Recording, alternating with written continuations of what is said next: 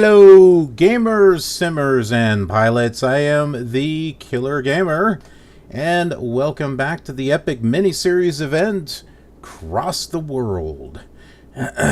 Unlike the World Tour series, which I have on the channel, this is where we're going to be crossing the world with longer flights and with the same aircraft, one that you all voted for.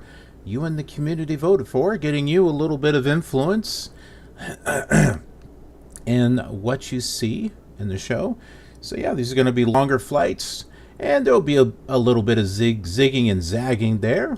But for the most part, we're focusing on actually going around the world, and not so much exploring every little facet of it, which is what the World Tour does. And it does it with all the simulators that have world coverage. That is, some of them don't. But let's go ahead and talk about what we're doing for part 6 of our Cross the World tour.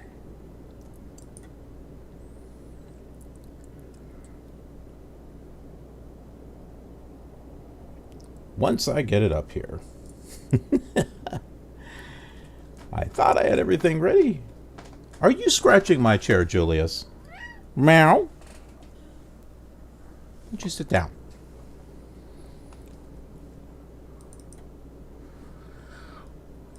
One of my other boys, Julius, might be making a guest star appearance. We'll have to see. I just clicked a button I didn't want to click.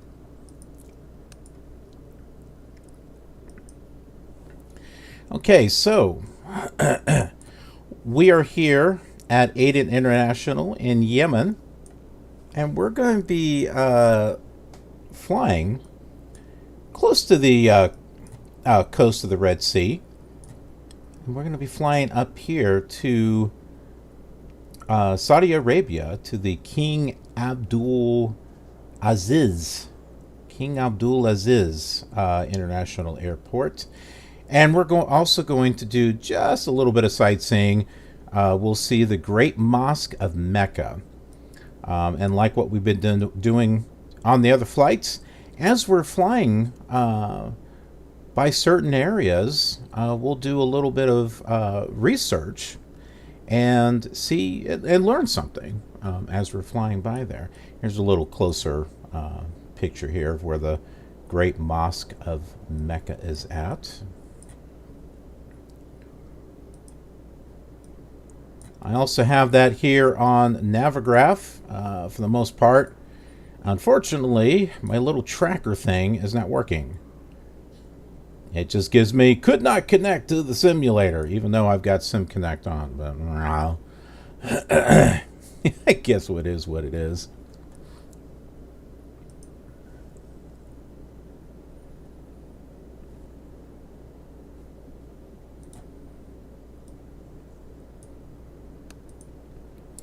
Also, we'll do some fun stuff during the flight, where I'll kind of talk about the Christmas and what I got for Christmas.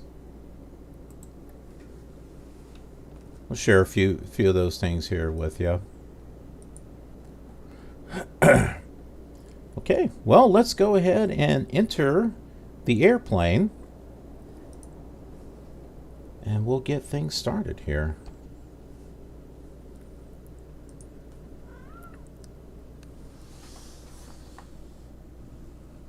Of course you're by the door. You can't decide what you want to do, can you, Julius? No, I want to go in. No, I want to go out. You can stay over there by the door.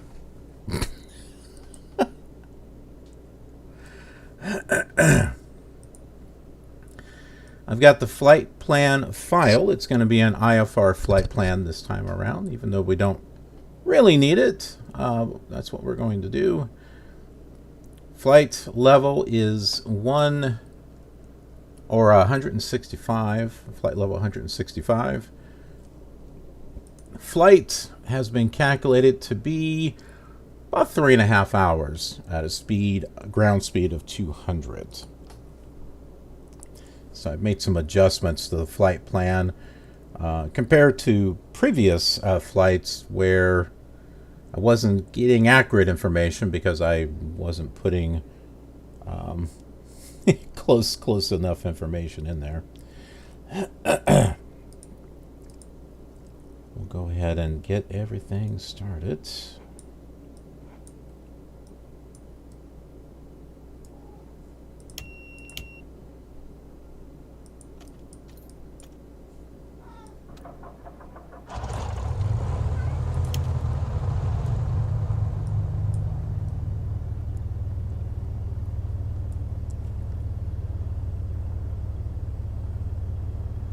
Everything is on.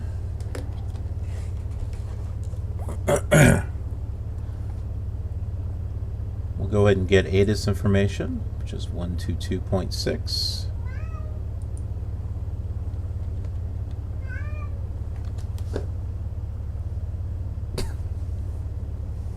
I don't know if you can hear him.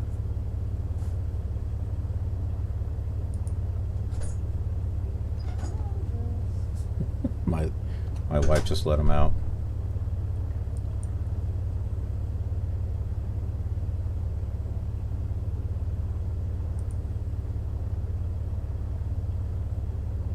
Huh.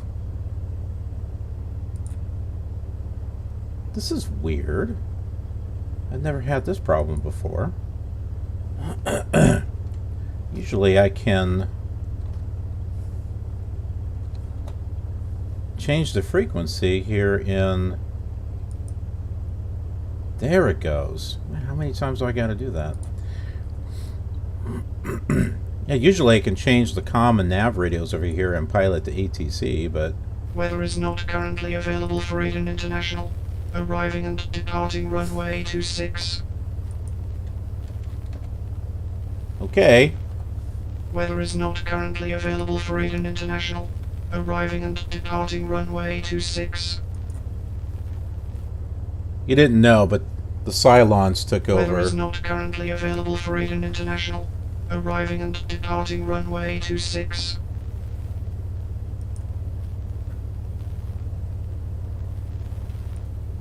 Yeah, stop giving me ATIS information. I've already changed the radio. Why am I still getting static?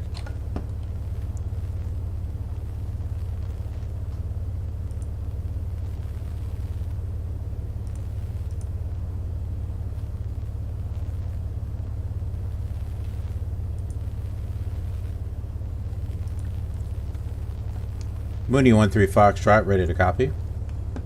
Mooney 13 Foxtrot is cleared to Oscar Echo Juliet November as filed. Expect departure runway 26. Climb and maintain 4,000 feet. Expect higher clearances 2 minutes after departure. Squawk 5235.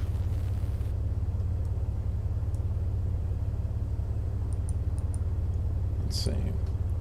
5, 3, 2, 5. 210 degrees, 8 knots. Copy, thanks. And it was 4,000 feet. Mooney 13 Foxtrot is clear to Oscar Echo Juliet November as filed. Climb and maintain 4,000 feet. Expect higher clearance 2 minutes after departure. Squawk 5235. Mooney 13 Foxtrot, read back correct. Altimeter 2992, let us know when you're ready to taxi. Oh, 5235. I got this a little wrong. 5, 2, 3, 5. Okay. That should be correct there.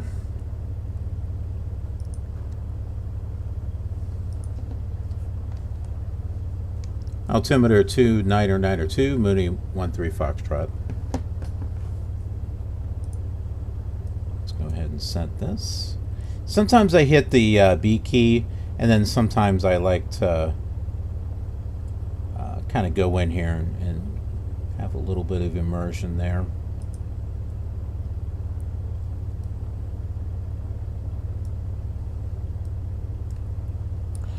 Hello there, John. Good to see ya. Thanks for joining me on this next adventure. A little bit later in the day than what I've done before, but oh, you know, with the holiday and everything, I just kind of wanted to kind of relax for the morning, and I figured some other people might want to relax for the morning and then come into the afternoon and do the flight. And plus it gives some other people a chance to join in the live stream that can't necessarily join in the earlier hours.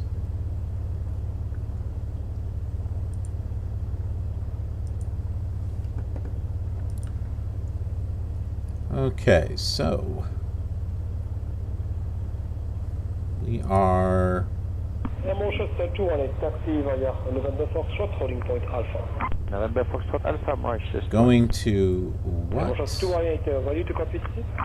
Wasn't it 26 or something like that? I think it was 26. 218, copy Mocha 2 route, Subat 1 departure, flight en route, flight level 180. Here's to Subat 1, flight en route, and level 180, Mauritius 20. Mocha 218, read back is correct. Line up 114, report ready. Line up on 4, we could already Mauritius 20. Mooney 13 Foxtrot, ready to taxi. Mooney 13 Foxtrot taxi to runway 26 via taxiways 1, hold short runway 26. Taxi to runway 26 via taxiways 1, hold short runway 26, Mooney 13 Foxtrot.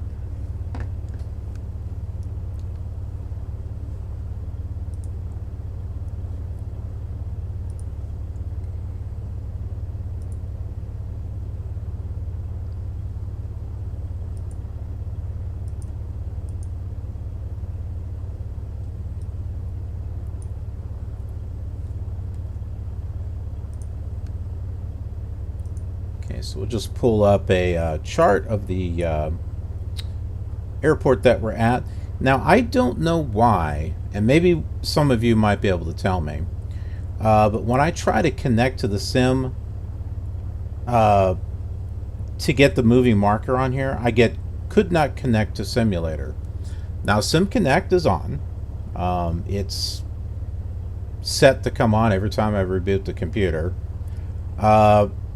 But it seems as though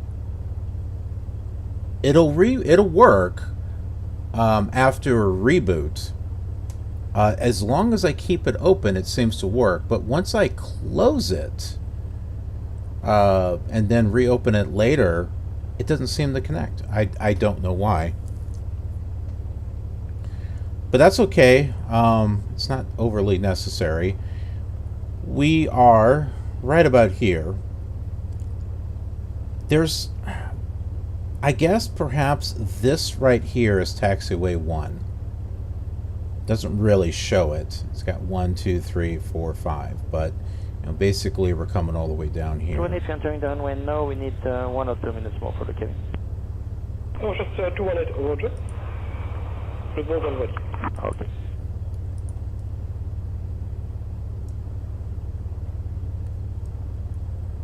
Go ahead and set this to departure heading 26.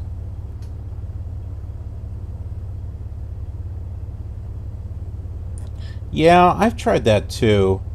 Closing out of Navigraph, closing out of SimConnect, restarting them up again, and yeah, it still happened.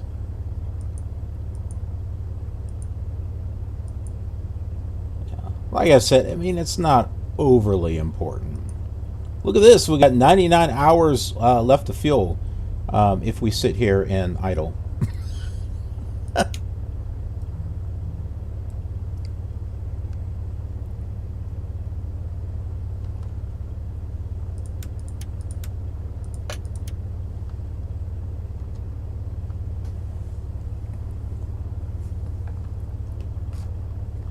Getting messages here.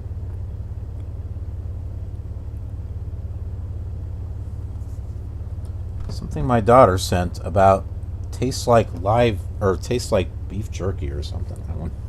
I don't know what it is she's saying.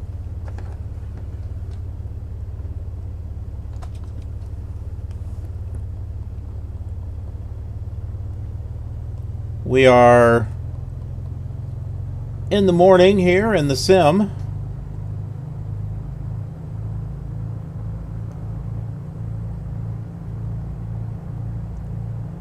We spent Christmas here, and now we're going to take off in the morning. How about that?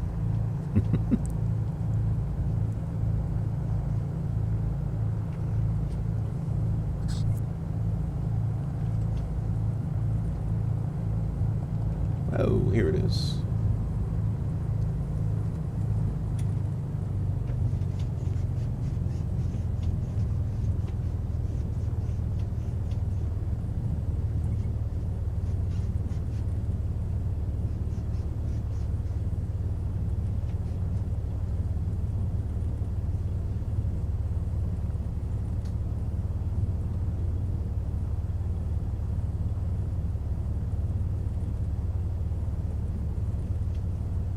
Oh, wow, yeah.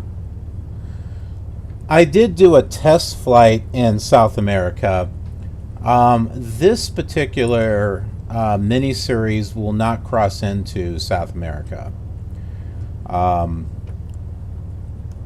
But when we do a sequel to this... Mooney 13 Foxtrot, contact tower on 118.7. Enjoy your morning. Then I am going to do that. Confirm flight number 320 on request. Say again, Edelweiss 71? Edelweiss 71. Confirm flight number 320 on request. A for Edelweiss 71. Edelweiss 71, roger, stand by. Are you fully ready, sir? We need another 5 minutes, Edelweiss. 71, roger. Tower on 118.7, Mooney 13 Foxtrot.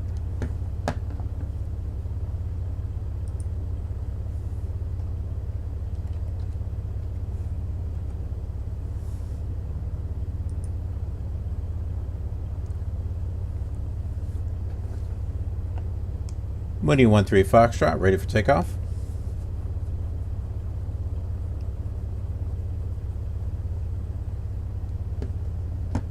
Mooney 13 Foxtrot, wings are cam, cleared for takeoff. Runway 26, maintain runway heading until above 1000 feet, then turn right heading 343 to intercept course. Clear for takeoff, runway 26, maintain runway heading until above 1,000 feet, then right to 343, Mooney 13 Foxtrot. It won't take long to get to 1,000 feet. So let's change this to 343 right now. Should be right about there. And I got the tooltips off, so yay.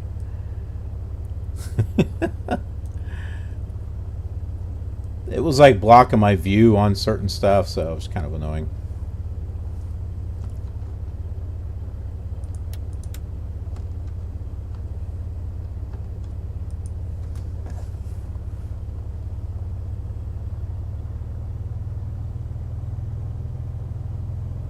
Oh, wow.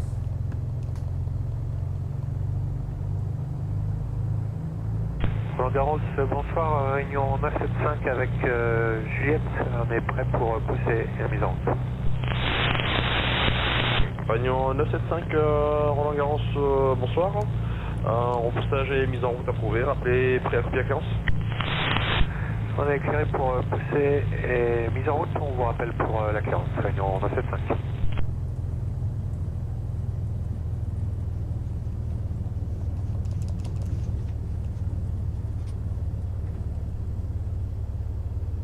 Alrighty, everyone.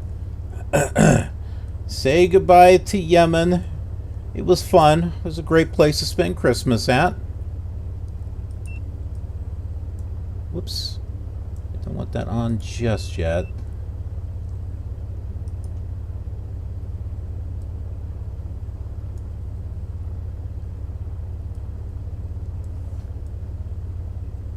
And if anyone wants to join me, I am on the West USA server.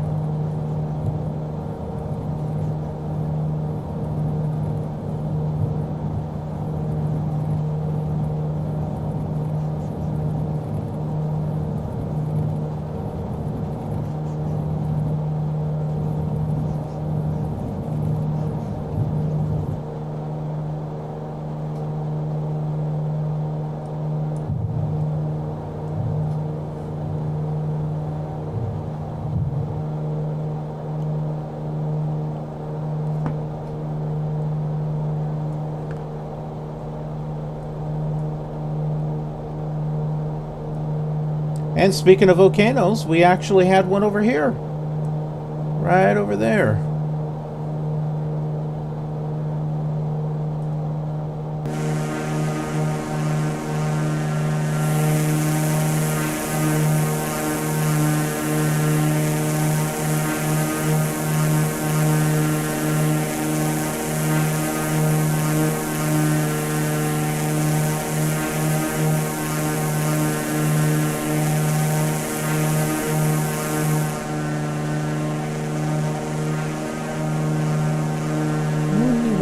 Foxtrot climb and maintain 8,000 feet.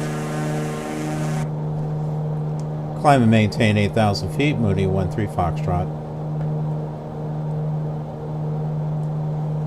Mooney 13 Foxtrot contact Sana Sunteron 132 decimal 2. Have a good morning.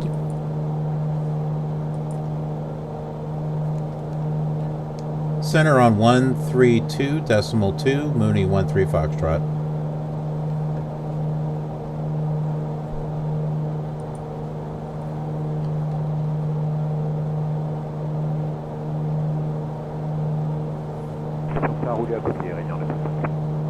Réunion 975, piste 12, départ omnidirectionnel, virage à gauche sur 2 buts, montée au niveau 300.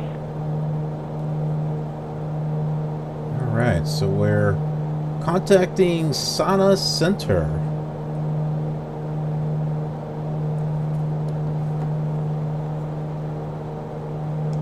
Center, Mooney 13 Foxtrot, climbing to 8,000. Mooney 13 Foxtrot, good morning. Radar contact.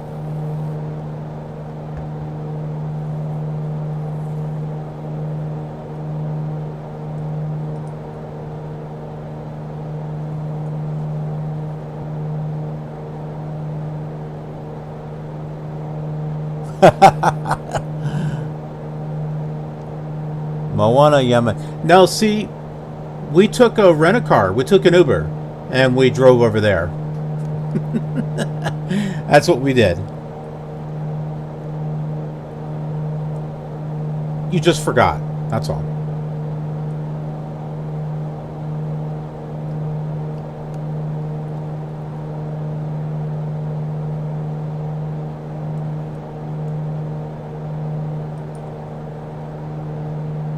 Oops, wrong one.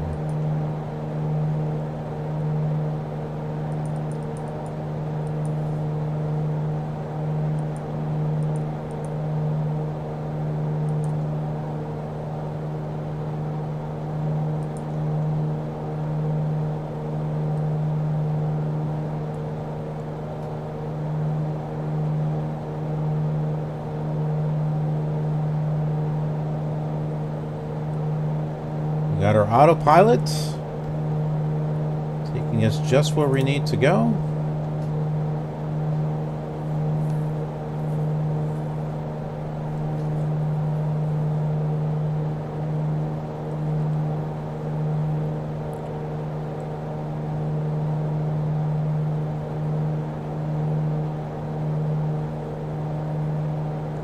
Got a ground speed of 194. That's not bad.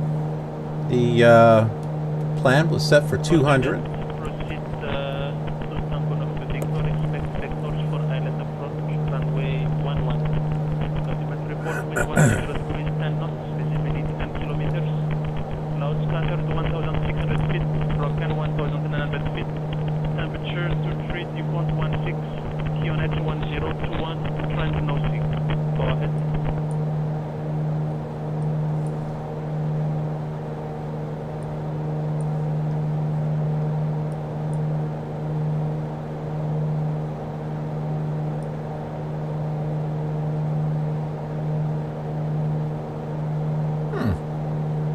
I don't see Moana on the map.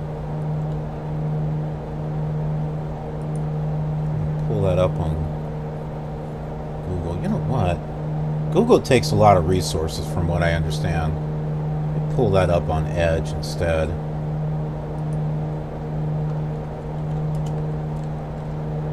I need to get Firefox installed on here too. I like to have more than one browser, so I usually, well, Internet Explorer, comes with Windows. I use Chrome most of the time, but I also like to have Firefox, so I like to have alternate browsers to use for it, because sometimes when it doesn't work on one website, it will work on another.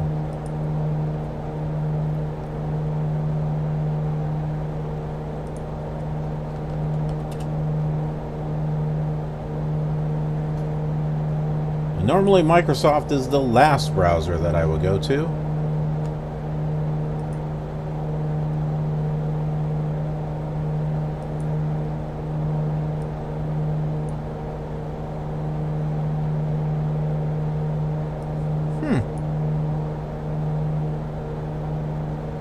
The town that you mentioned must be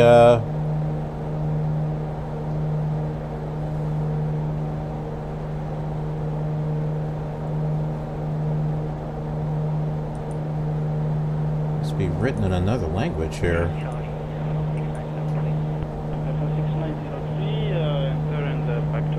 Let's see if I can pull it up here.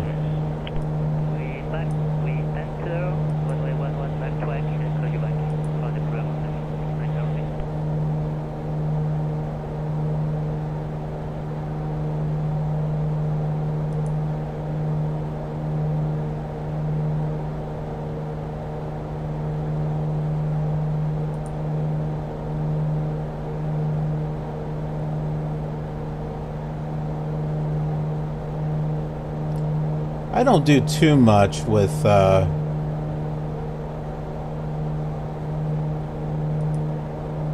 extensions and stuff.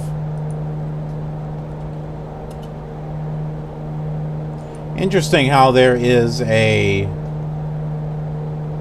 little city called Mocha.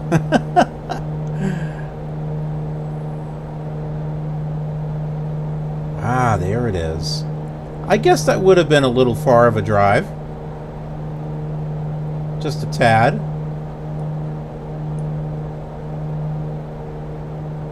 Let's see where it's at now.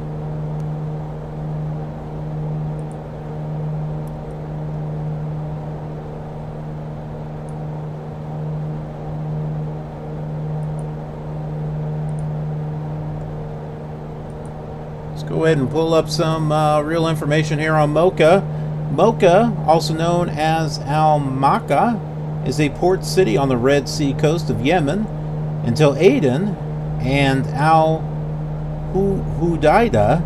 eclipsed it in the 19th century. Mocha was the principal port of Yemen's capital.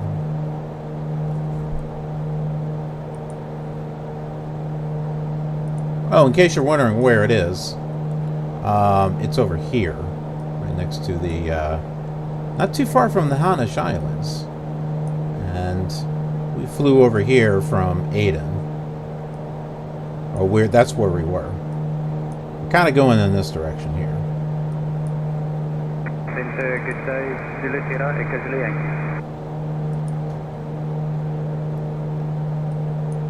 Now pulling up some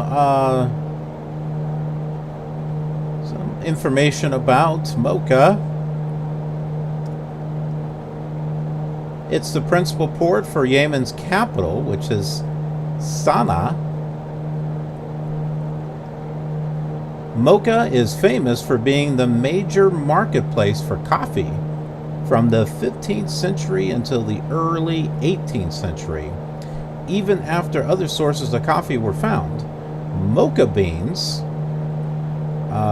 continue to be prized for their distinctive flavor and remain so even today. The coffee itself did not grow in Mocha, but was transported from places inland to the port in Mocha where it was shipped abroad. Mocha's coffee legacy is reflected in the name of the Mocha Latte and the Mocha Pot. Not that kind of pot. Mocha Pot coffee maker. According to the Portuguese Jesuit missionary who sailed the Red Sea in 1625, Mocha was formerly of limited reputation and trade. But since the Turkish assumption of power throughout Arabia, it has become the major city of the territory under Turkish domination. Even though it is not the Pasha's place of residence, which is 2 days' journey inland in the city of Sana'a. Mocha reached its zenith or peak in the 17th century because of the trade in coffee. Expected weather there, June, July, we're looking about 101 or 103 degrees tops.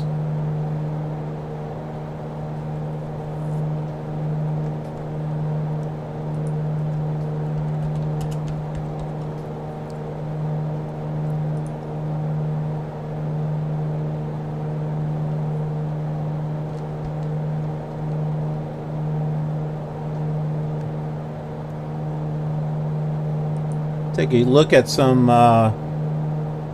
pictures here of Mocha. See some of that here. Make some of this larger. Woo, that's pretty large.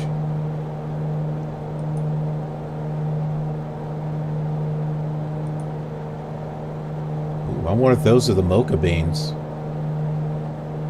Well, they're all kinds of colors, aren't they? Mooney 13 Foxtrot, climb and maintain 2,000 feet. Climb and maintain 2,000 feet. Mooney 13 Foxtrot. I almost said Mocha 13 Foxtrot. Mocha 13 Foxtrot. Huh? Say again with your correct call sign. That was good. All right.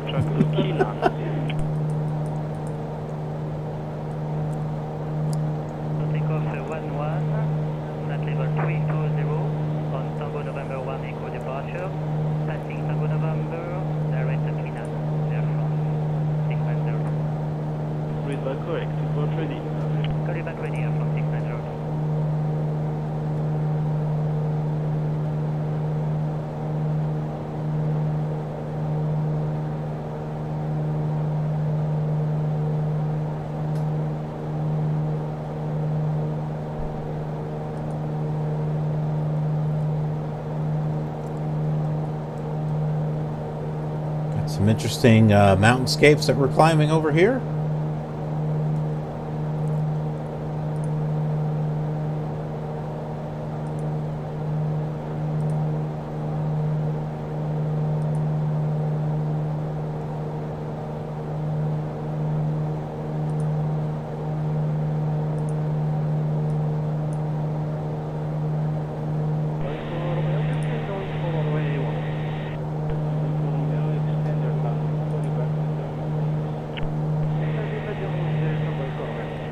About halfway to Sana'a.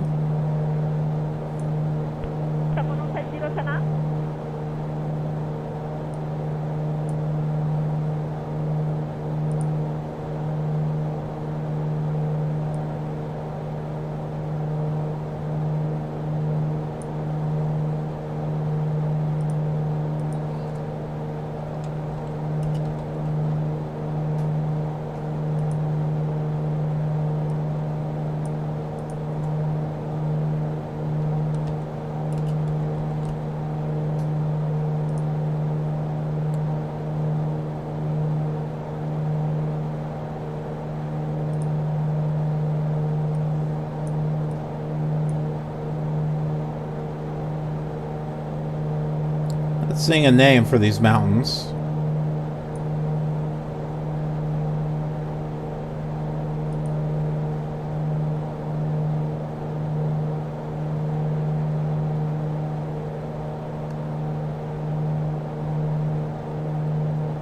We are 30 miles from Taiz, T-A-I-Z. 6903, 8000, climbing 320.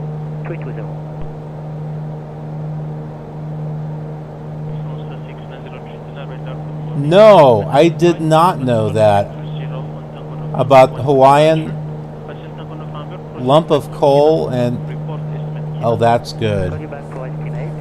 I wonder if by chance, if there were any controllers on VATSIM, if they actually did that too.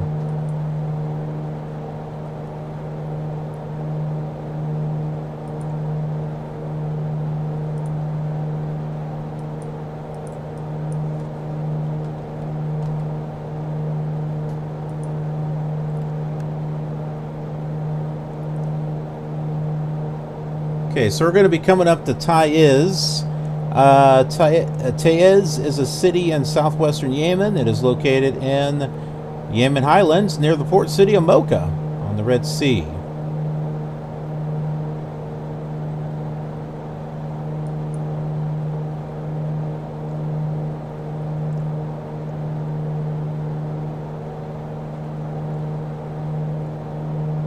I'm not sure if this is current, but it says ongoing campaign as part of Yemen's civil war.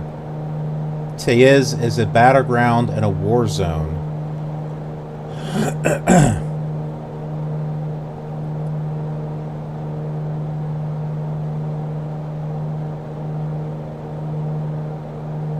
Now it does say 2015. I don't know if that's continuing to go on or not.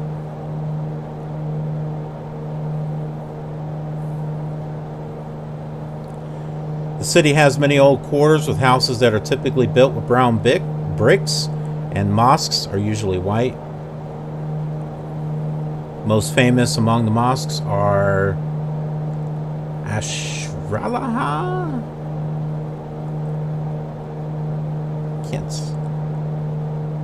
Not really familiar with that. They are also known for coffee production, and it's considered some of the finest in the region in the early 20th century. And it's a major part of the economy. But also mango, pomegranate, citrus, banana, papaya, vegetables, cereals, onions, and quat are also grown in the surrounding landscape. It's also known for its cheese, which is produced in the rural areas. And they also have cotton weaving, tanning, and jewelry production.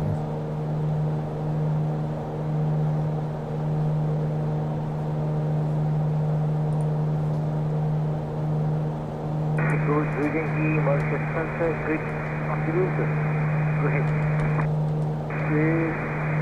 Listening to flight level 250, request further descent, just for position Pasar and Ipsos next at 1021. Because no active.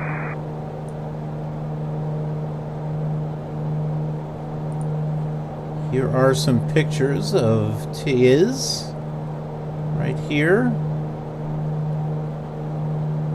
Oh, this is neat.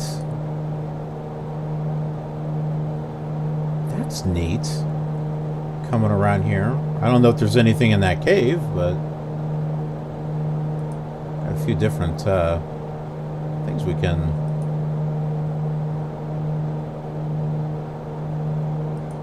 put in here.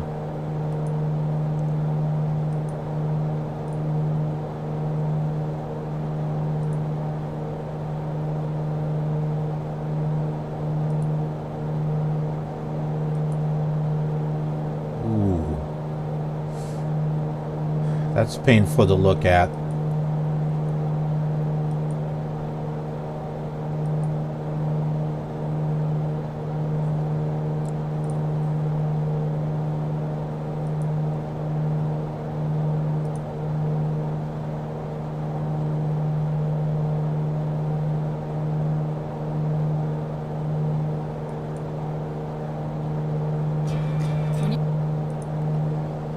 If America's not careful,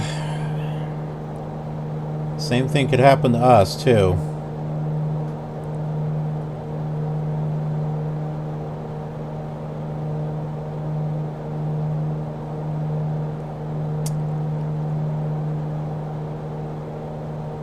Mooney 13 Foxtrot, climb and maintain flight level 165. Climb and maintain flight level 165, Mooney 13 Foxtrot.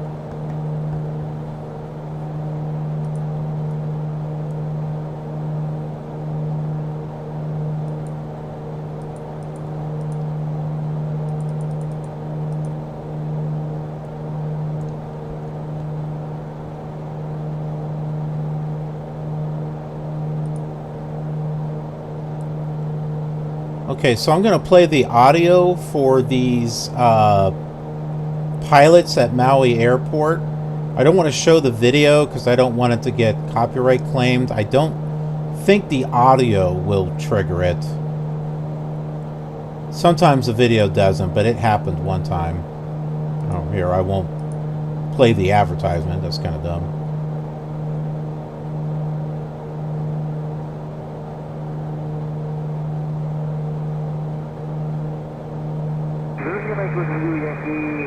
Clear direct Foxtrot to expect Taiz in Yamaha 14, no delete. This is level 60. Direct Foxtrot, ILS, runway 14, descent to flight level 60, clear. We'll turn chatter off there and see what we got. Maui clearance, United 1722 heavy. Gate 29er, looking for clearance to San Francisco. We have lumps of coal. That is VATSIM, I think. VAS Aviation? United 7. Maybe not. Heavy, Roger. Thanks for lump of coal. Verify you're requesting flight level 390. Affirmative. Flight level 390 primary. Flight level 370 secondary. Roger. Standby. 37 request.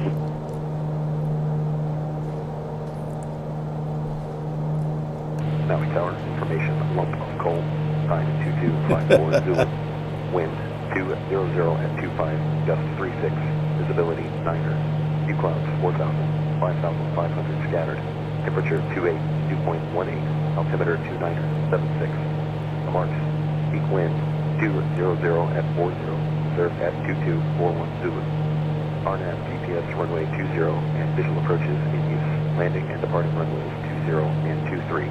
Airmet Zulu, update 5, Airmet Tango, update 7, Airmet Sierra, update 9, valid. For more information, contact Honolulu Radio.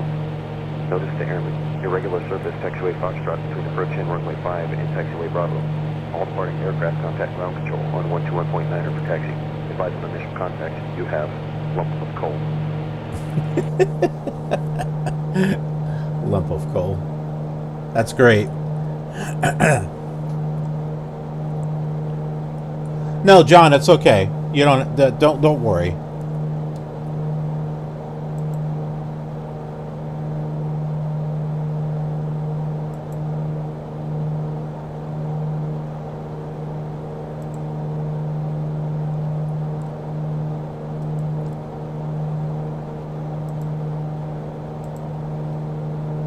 For my viewers on YouTube, there is the link there that you can click on. Because we got chatting on Twitter as well as YouTube, and any links from one will not transfer to the other. You'll see them on the screen, but I'll need to transfer it if that's the case.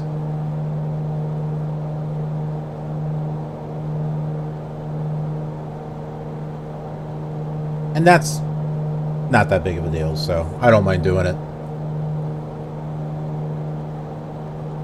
Okay, so Taiz, we are coming up to right now.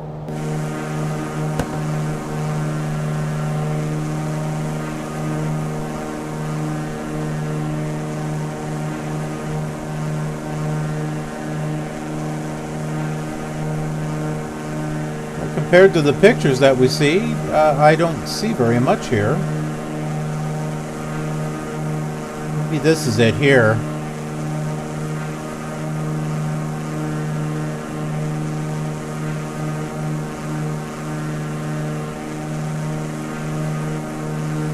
Yeah, I think this is the main part of the city right here.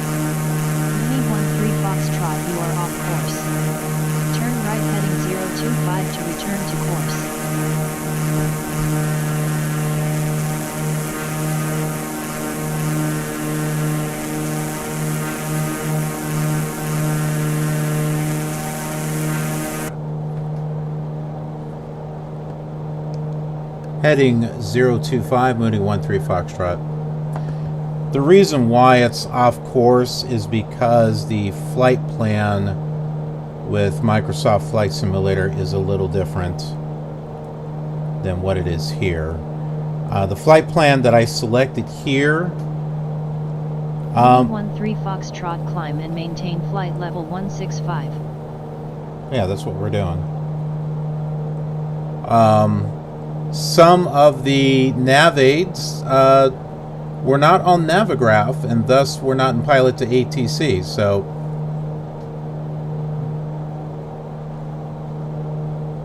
it shouldn't be of any surprise.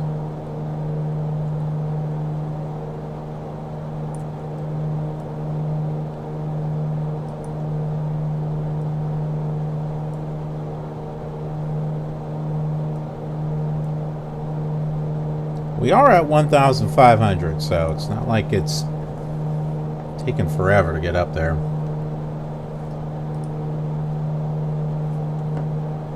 Climb and maintain flight level 165, Mooney 13 Foxtrot.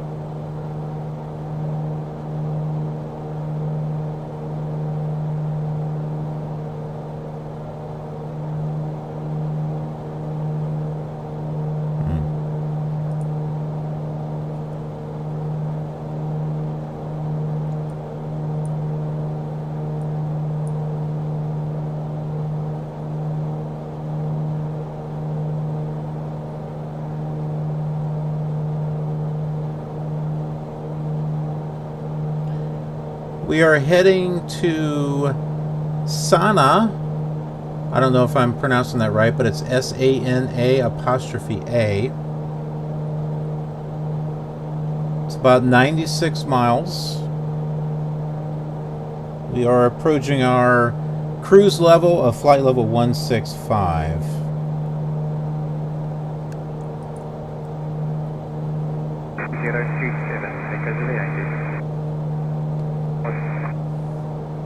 Right. I might be able to get Sana in here, so let's take a look.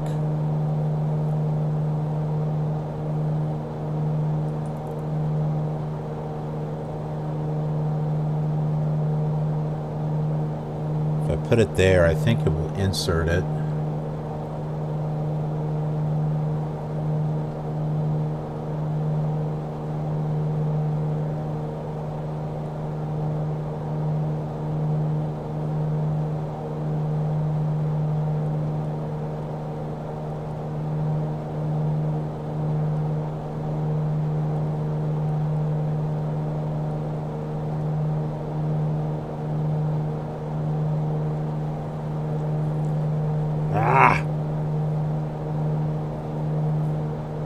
Seem to be working there. It's not coming up with the nav information. It should, unless this nav aid is not in Flight Simulator. That would not surprise me.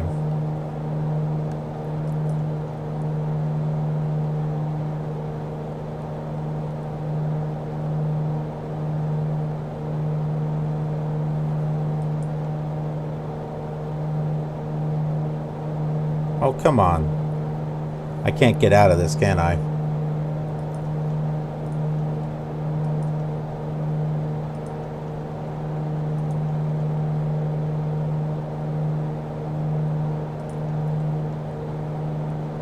There we go.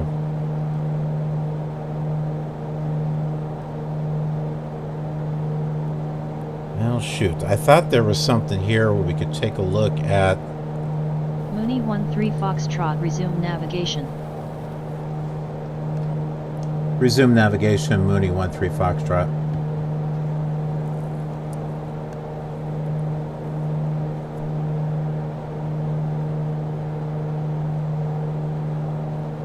Pilot to ATC does say our direction should be 360 degrees.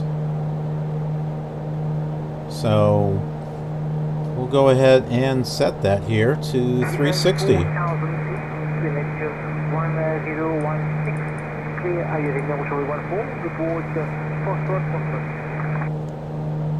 Comes in handy.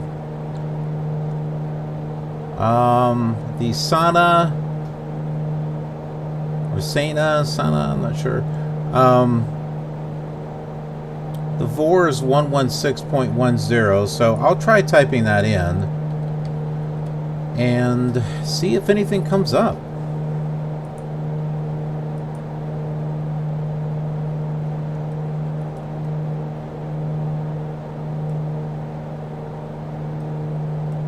Yeah, I got that tuned in here.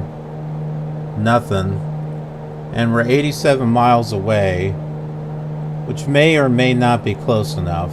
But if I were to hazard a guess, I would say that this VOR is not in here. You know what we need? And I really wish Asobo Studios would have thought of this, because a lot of people use Navigraph. They should have come up with a feature to import Navigraph data into the Garmins and stuff. X-Plane has it. You can update everything with X-Plane. They need to be able to do that with Flight Simulator, so we don't have data that's like 20 years old. Presently maintaining flight level 390. Expected time of crossing at 14. Report sighting and crossing possible.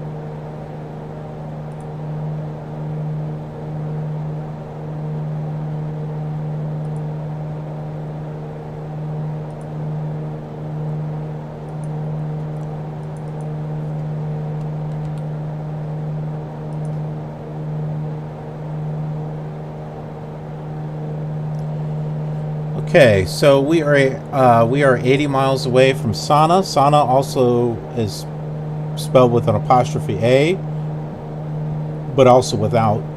It's the largest city in Yemen and the center of the Sana Governorate. The city is not part of it, but forms a separate administrative district.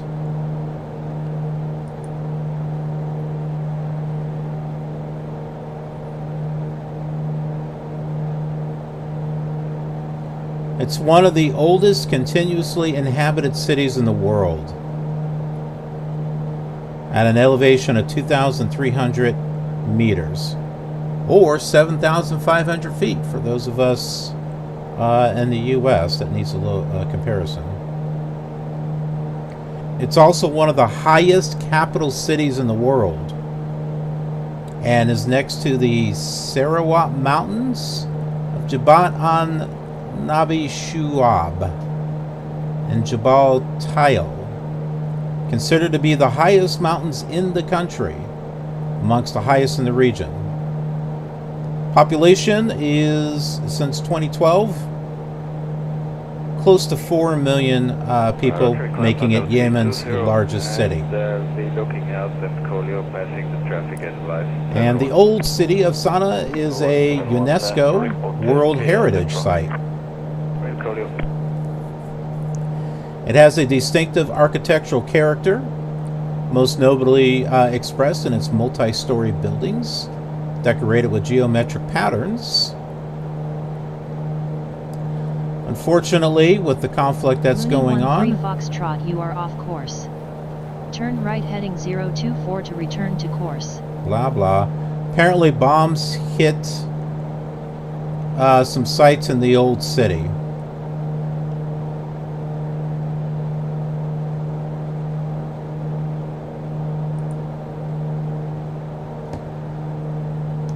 Heading 024, Mooney 13 Foxtrot.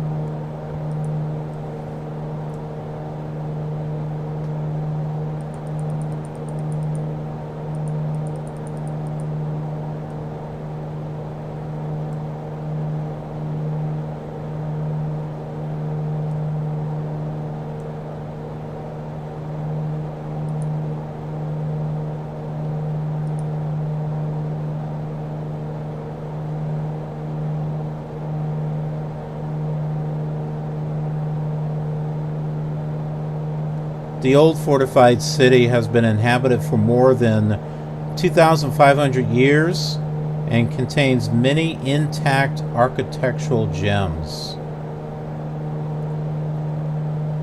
The oldest partially standing architectural structure in the old city is Gumden Palace. 193 MSFS 140.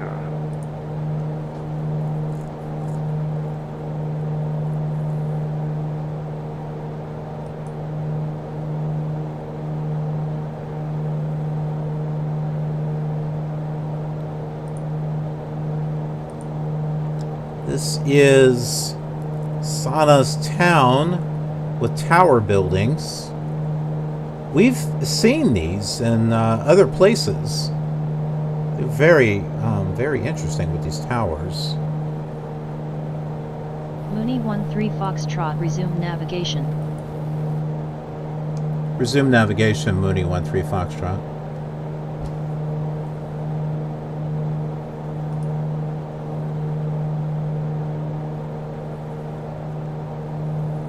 It's the palace is mentioned in many pieces of Arabic poetry, with poets singing about its beauty.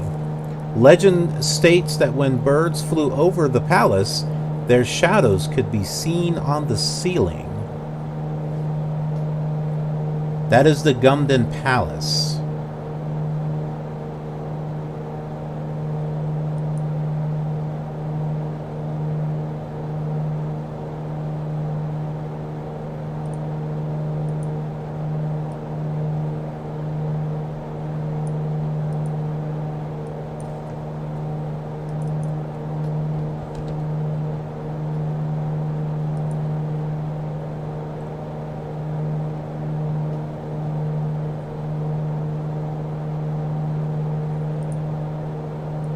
Here are some pictures to share with you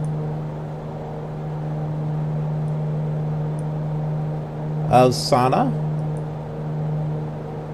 Look at the architecture.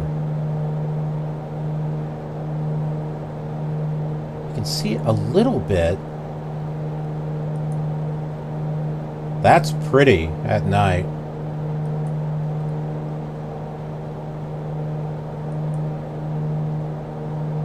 Into 4,000 feet, 1016. Yeah, a little modern building here. Oh, is that all? Nope, there's some more here. So here's some more of those towers.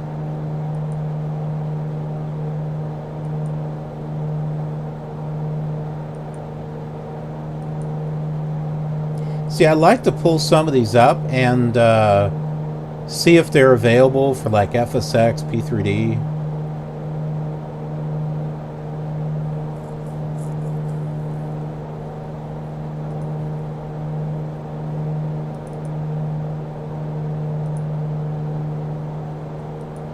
was that? It was the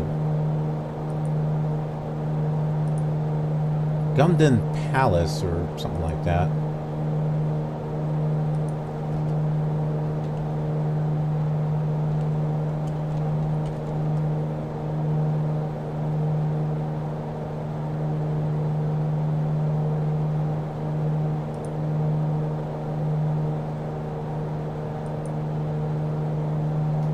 Mooney 13 Foxtrot, you are off course.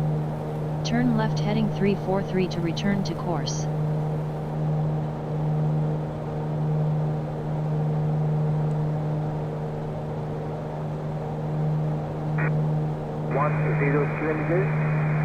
GHUMDAN. Cloud contains 1,700 feet, temperature 27, viewpoint 23, unit 1013.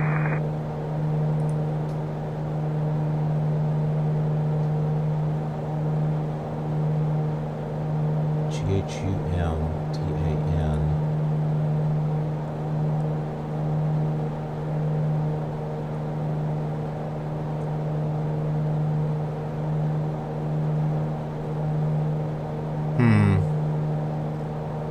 I'm not seeing any pictures of the palace. Not sure. You know, someone from Yemen might be able to tell us. But I look up the Gumden Palace. Maybe this is it right here. That does look like a palace. And if so, that is cool. That is pretty cool.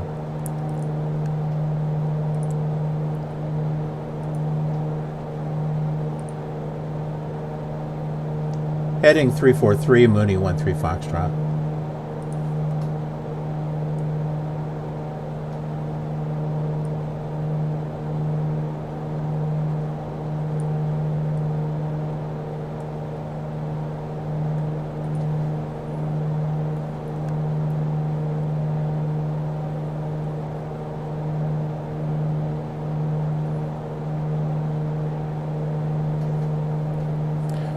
You know, interesting thing is that X-Plane 10 and 11 have generic churches in little towns and cities too.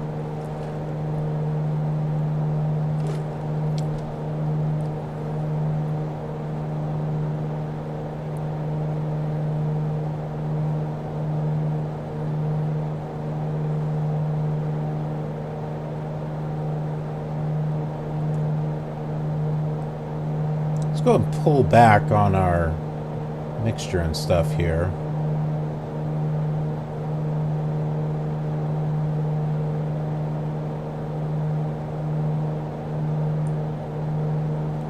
But the only thing that the tooltips doesn't do is tell me the percentage. That's okay. I can live without that. Confirm the QNH 1016 or 1013.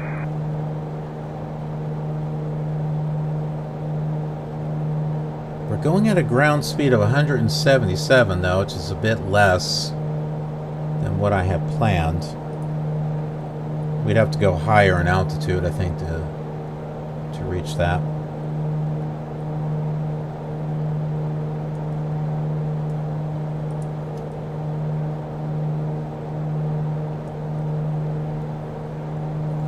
Hey there, Travis.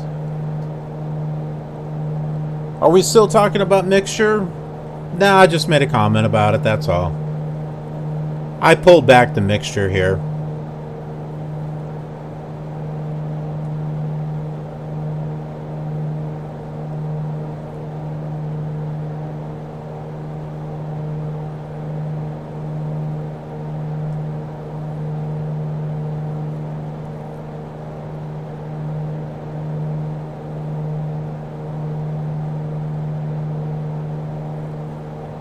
Great to have you here, Travis.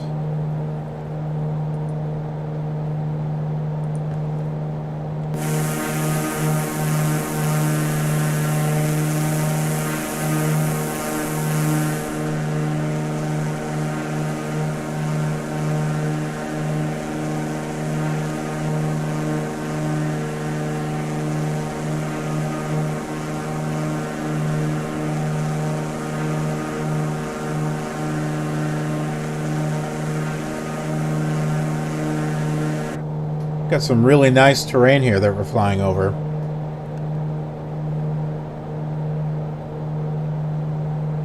Yes, that I do know about the mixture. That was something that I learned way back in Flight Simulator 2. That's why I had always thought that the leaner you make the mixture, the less powerful the engine is. That's always been in my mind through each of the flight simulators. Foxtrot, resume navigation. Resume navigation, Mooney 13 Foxtrot.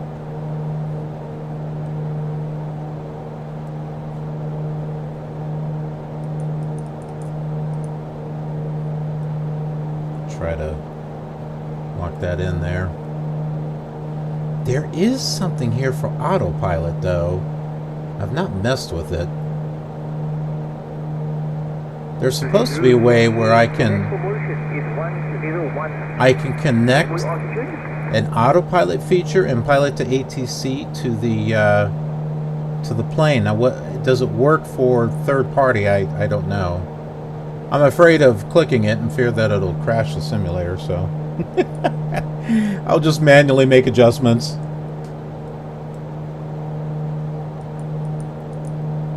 We're pretty close on course here, so we're good.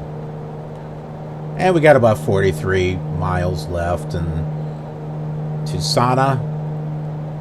And then we'll be heading to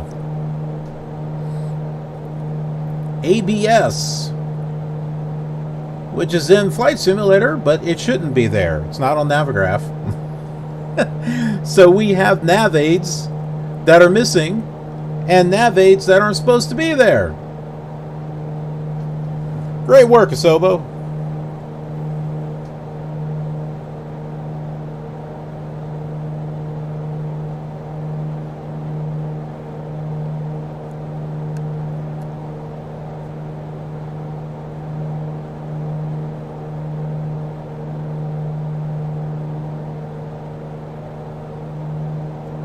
So, Travis, what is considered a lower altitude?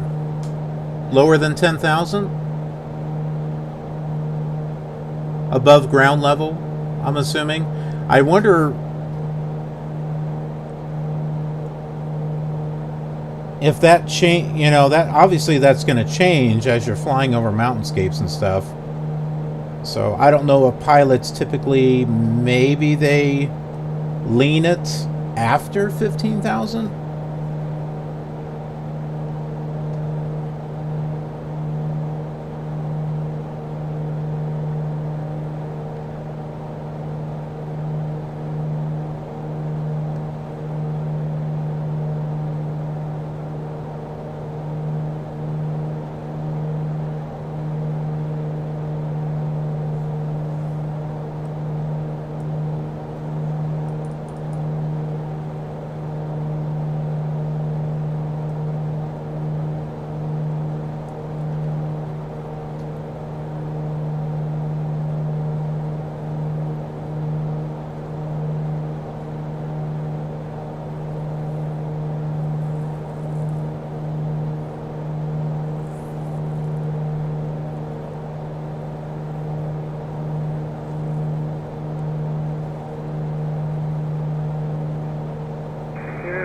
And reporting flight flight level 90 now, you can see Yankee. 1181, you can see Yankee.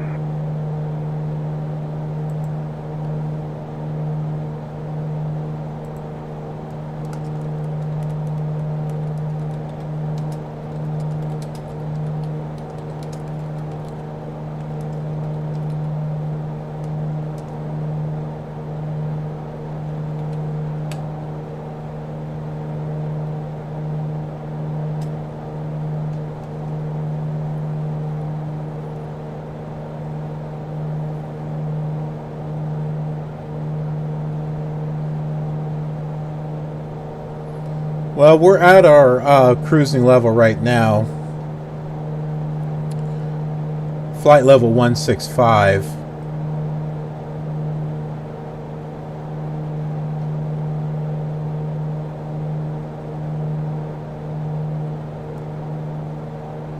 keep our ground speed around 176. I'd like to get it up to 200, but we're going to have to climb higher for that. Whoop. That's definitely too much.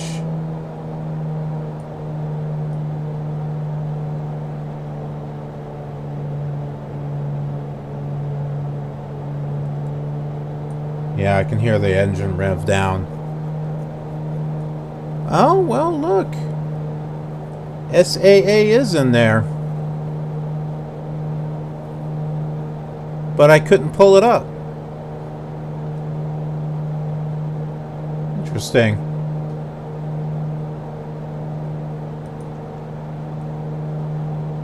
Well, this will help.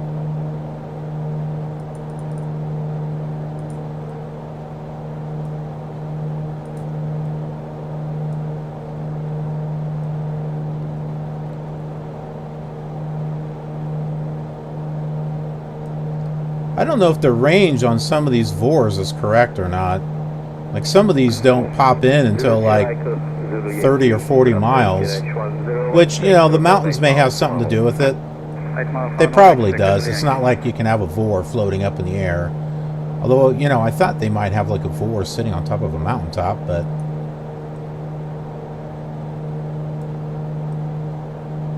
guess it is what it is.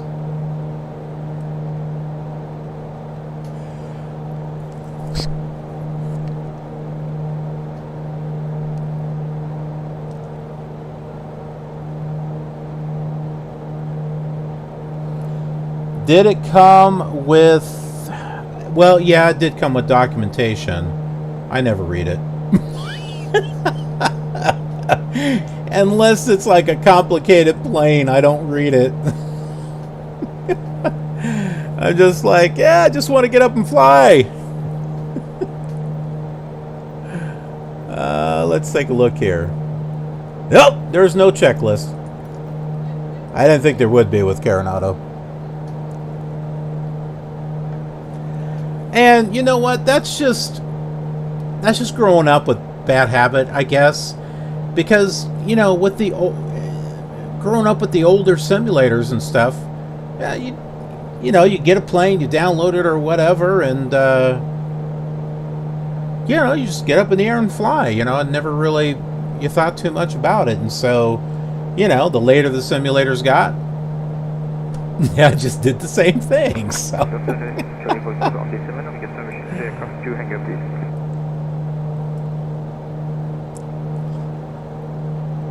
But still, let's entertain what you were talking about here.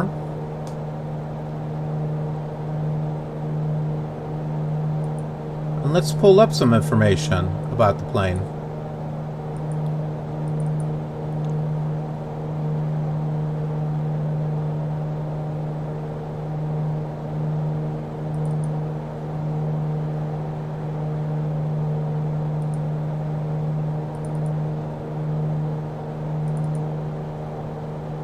I still can't get that Megs Airport mod to work.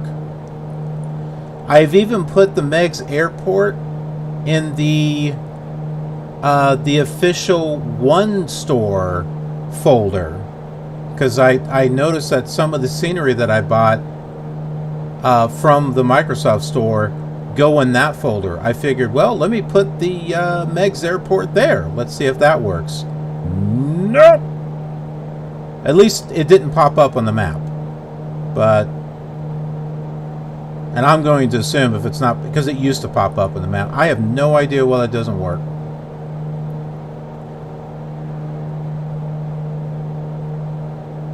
Okay, where are my Carenado planes? There it is.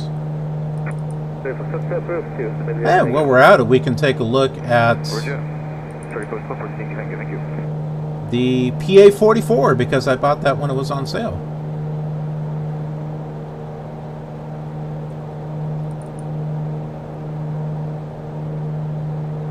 Okay, altitude, pre-selector, copyrights, emergency and abnormal procedures. Yeah, we don't worry about that. Normal procedures. Reference speeds, performance data. Well, let's look up normal procedures here, and let's see what we got. We got, what, 18 miles until we get to Sana?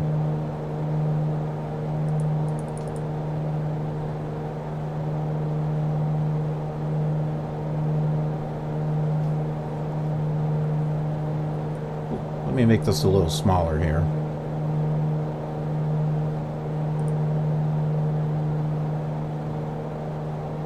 Let's not cover up the entire screen. Okay, normal procedures, speeds, normal climb out, 80-90 knots. Best rate of climb, 105. Yeah, that's pretty standard, especially when I arm the altitude thing. Landing approach, 10 degrees, 80, 33 degrees, 75, or 76. Alright, so I'll keep that in mind. Maximum recommended turbulent air penetration speed. Whatever. Takeoff or landing, 13 knots. Crosswind velocity. Pre-flight inspection. Yeah, here's some checklists here. Blah, blah, blah, blah, blah. Blah, blah. Before starting, blah, blah, blah, blah. Engine start, blah, blah. Flooded engine start. Yeah, I don't think that's going to happen here. Before taxi, yeah. See, this is for people that have a, you know, that actually have a plane like this and just want to, you know, go through the checklist and stuff. You know, unless you like to role play and stuff, but.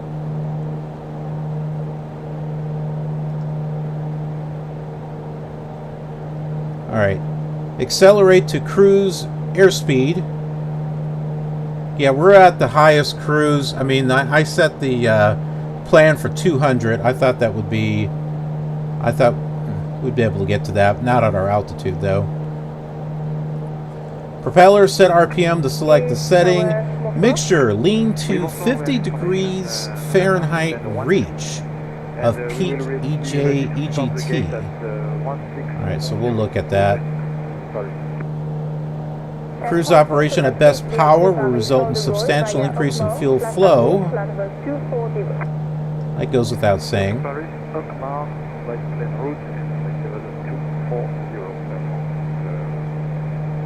So it's talking about 50% rich. Oxygen system, that's optional. So you don't really need oxygen. And then here's all the descent information here. Propeller, 2400 RPM. Mixture, peak EGT.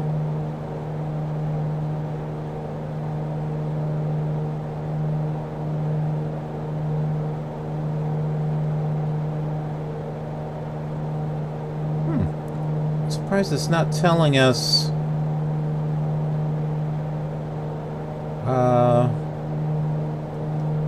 All right, I'm gonna turn this off here because we're approaching Sana. Where's all my EGT stuff at? Hell if I know. Oh, this is probably it up here. Here it is, EGT. 50%. That's probably what this mark here is. The blue mark. I bet that's somewhere around 50%. So we're lower than 50% actually. Well, this is 1650. What, I guess about half of that. That'd be like 800. Like 825, not 1325.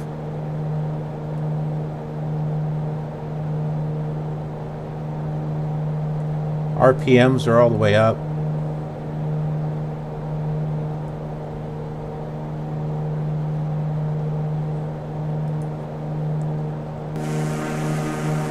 Ah, there's the airport for Sana.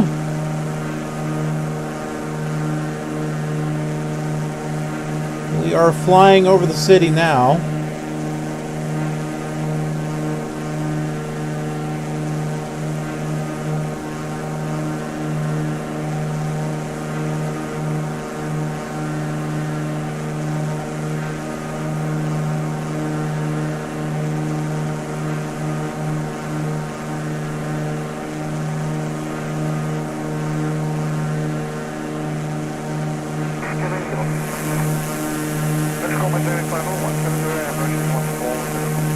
There's a stadium back here.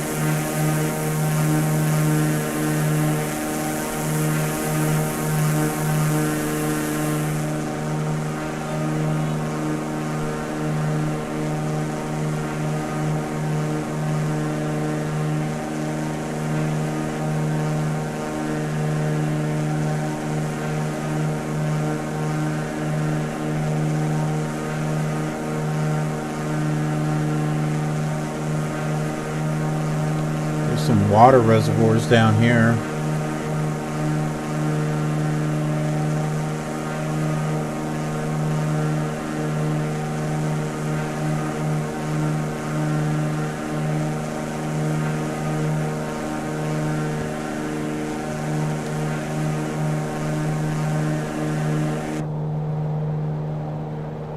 Okay. This is where we make our turn here.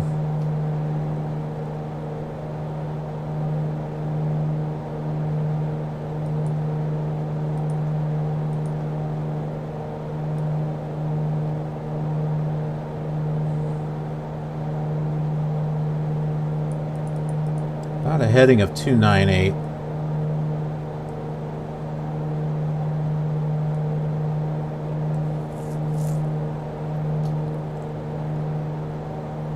Yeah, it is. It is really nice.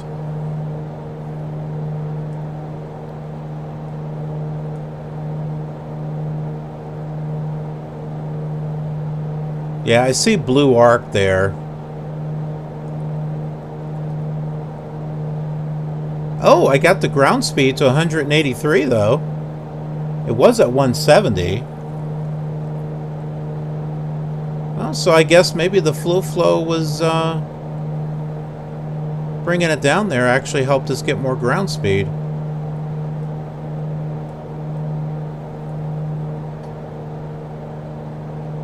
Alrighty there, John. I hear you.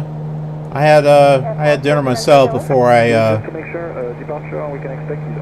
logged in or started the stream.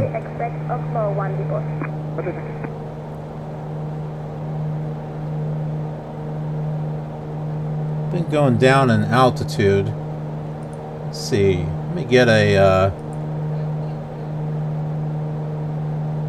current altimeter setting here. Okay, well there isn't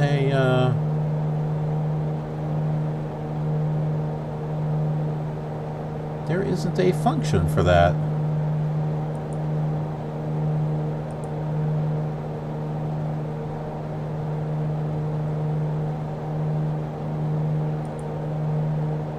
Huh. It's under information. Got it, okay. Mooney 13 Foxtrot, you are off course. Turn left heading 279er to return to course. Heading 279er, Mooney 13 Foxtrot.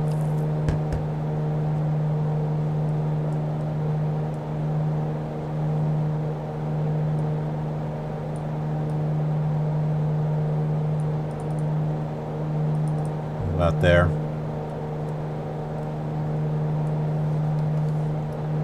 Altimeter for Mooney 13 Foxtrot.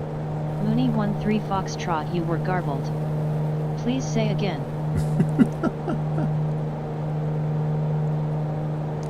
Altimeter for Mooney 13 Foxtrot. Mooney 13 Foxtrot, you were garbled. Please say again. I'm saying exactly what it says that I should be saying. Do I have to actually say altimeter for Mooney 13 Foxtrot. Mooney 13 Foxtrot, current altimeter is 299er2. I guess I am supposed to say that. When it says say, I thought it was telling me you need to say this. No, apparently I have to say the word say. I guess because I'm telling them to say. Mooney 13 Foxtrot, resume navigation. I got 299er2. It's not too far off. Resume on navigation, Mooney 13 Foxtrot. Mooney 13 Foxtrot, this is Sanaa Center on 132.2. Please repeat your request. Oh, jeez Louise. I'm not making a request, I'm just confirming what you gave me. Resume own navigation, Mooney 13 Foxtrot. Mooney 13 Foxtrot, this is Sanaa Center on 132.2. Please repeat your request. Resume own navigation, Mooney 13 Foxtrot. Mooney 13 Foxtrot, this is Sanaa Center on 132.2. Please repeat your request. Ah, shut up. Start up approach runway 11, wind 110 degrees, 9 QNH 1017, squawk 4654, report for taxi. Okay, South Blue runway 112, 1017, 4654, box, ready for taxi, speed 00.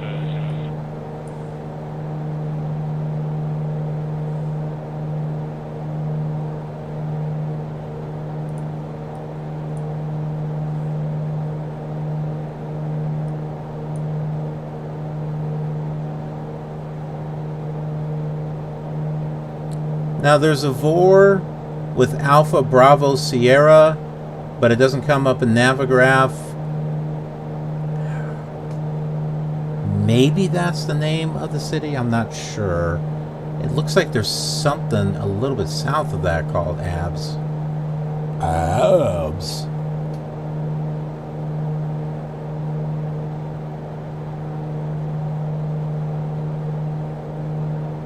Oh, great. Thanks, Travis. I'm glad you're enjoying this. And this is great for some retro flying, too, you know, if you want to follow the same flight plans with, you know, some of the old simulators, or follow it on P3D or FSX. You know, they're great little comparisons. You know, you could have my video on off to the side while you're flying one of the other simulators. Or, you know, fly it in X-Plane.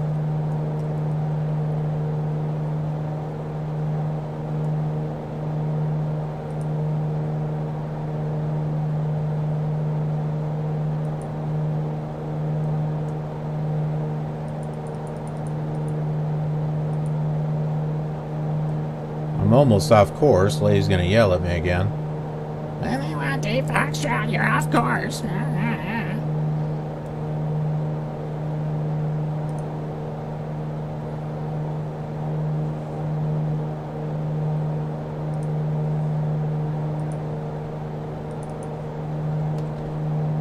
Oh, they do have a little town called Abs.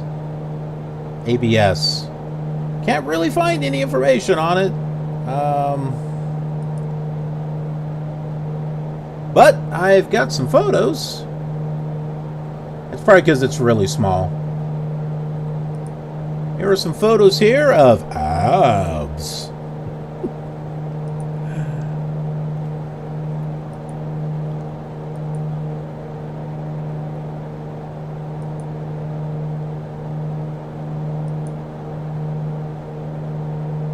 Some huts or something there in the background. Oh, I can just click this here. Moo! Actually, lambs.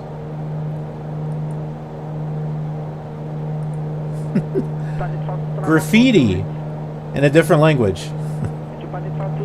Not something I really thought of, but there's a lot of fans there. Wow, that is a traffic jam. What a mess. One lone building there on a mountainside. I think this guy was drunk and about ready to fall over. He was... This is where I bought my alcohol, man. Whoa! I say that because that actually happened to me one time. When I was in the Army, I went to Paris, and I drank a little too much, and I had my camera, and it's like the whole world moved. Like, I didn't feel like I was moving. I thought I was going straight, but the whole world just went like this. Next thing I knew, I had feet to ground. Oh my goodness.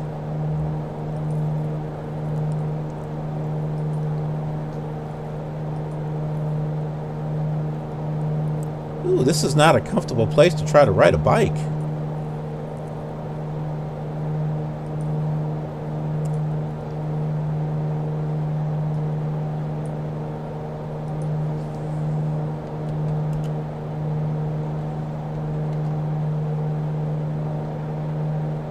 Oh, there's some videos in abs, although they're not very fun videos, unfortunately. They're kind of depressing. We won't talk about that one. Oh, I found some information about abs. Okay. Oh, this is so sad.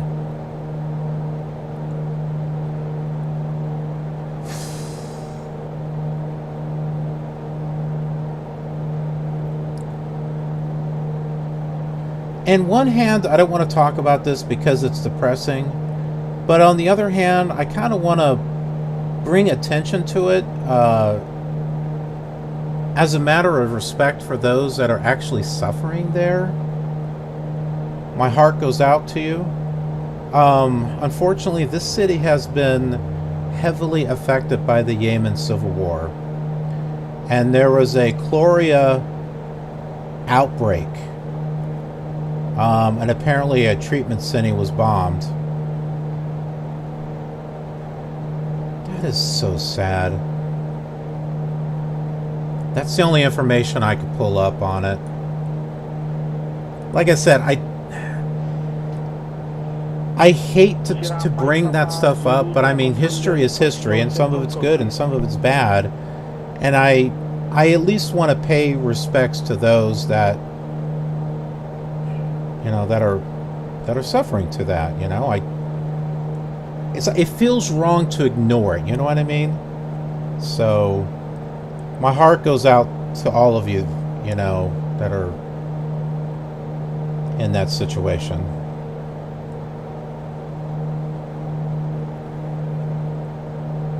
Ray Kit. Hey, that's cool, man.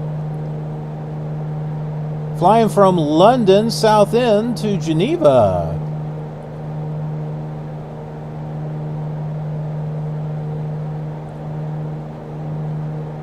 Oh, you bet. Well, thanks for coming.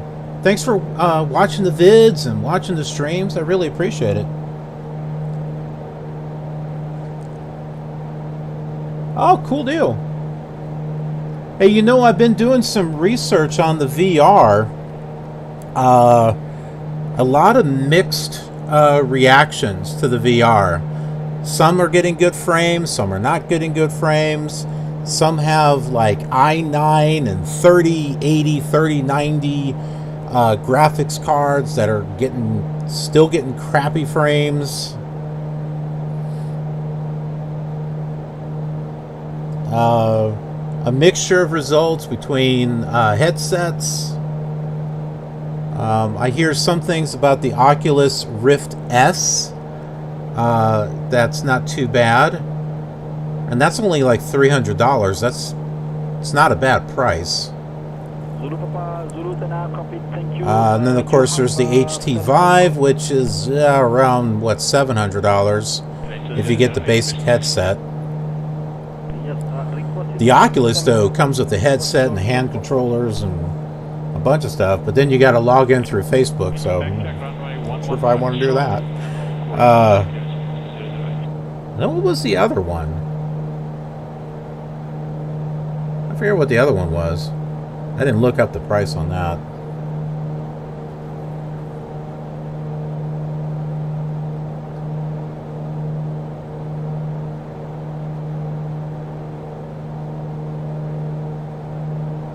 The Oculus Rift S, that's cool. Yeah, well, from what I understand, you could do VR and P3D, and also X-Plane. And some say the VR is still better because you're able to reach up and click the buttons and stuff. Expedite climb to flight level 165.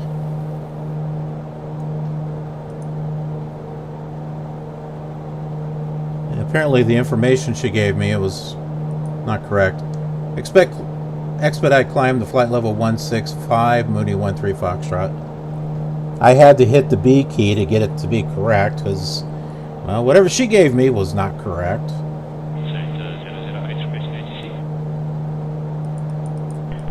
008 Batal, copy clearance, flight level 360 via Taiz, after ground runway 11, Ikram 1 equal departure. And really, I want to get a headset that I can use on Flight Sim, P3D, and X-Plane, because I use all three simulators. Well, of course, you know that, and all the old ones too. So, and I think the Rift S works on all three.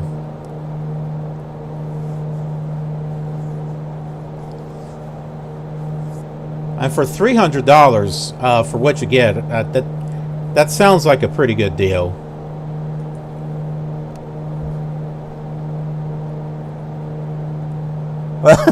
RJP, I'm fine. The whole world was. Yes, that's exactly how it felt.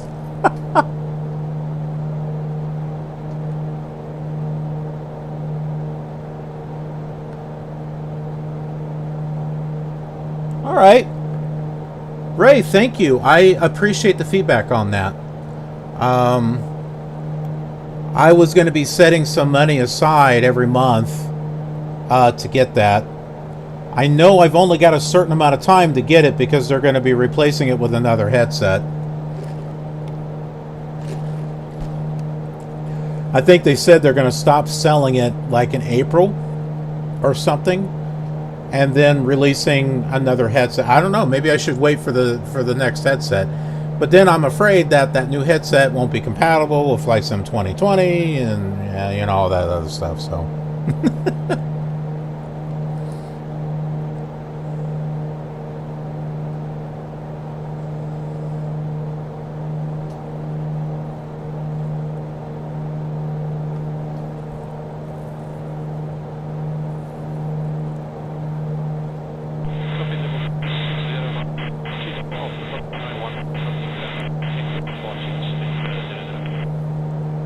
Oh, with the Rift S, can you still have what you're seeing on your monitor?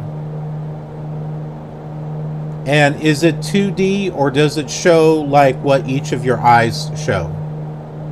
I'm just curious because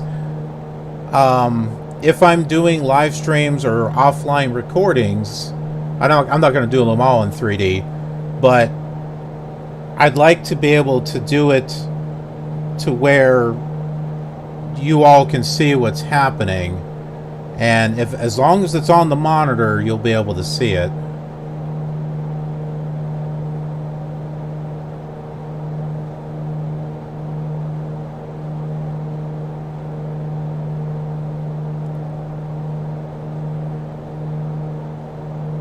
No, yeah, I know that, but I'm just saying. You got the headset on. Yeah, I understand the whole 3D part of that. I've got like my phone, my Android. I have a Note 8. I have the Gear VR for that. So I've used them before, so I know the experience. I'm just saying, will it also be on your monitor? So that way, you know, I can record what's going on while I'm, you know, flying with the goggles on. I've read mixed. That reason why I'm asking is I've read mixed things. Some people say it blacks out the monitor. Some say it doesn't. I've seen people recording to where you see two eyes, and some where it's just one screen. So.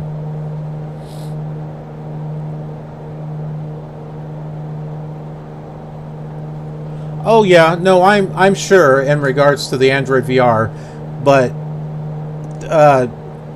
what I saw was amazing. One of my favorite things that I liked about the Gear VR, and I don't even use it anymore. But you know, I might use it here and there. I love the theater part where you could put the goggles on and then like it's like you can sit in a theater and watch a movie. That was cool. I like that. I watched the original Star Wars trilogy that way, and I watched the despecialized version. So it was like a high definition version of the original trilogy. You know, Han shot first. The Ewoks dance at the end, you know, the way the trilogy used to be. Even the first one, it was Star Wars. It was not Episode 4 A New Hope. It was Star Wars. Yeah, the despecialized version is worth it.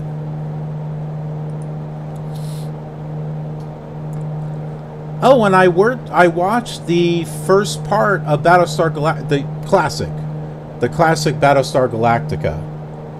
I had watched like the first part of that, and that was cool too. Seeing that on a virtual big screen.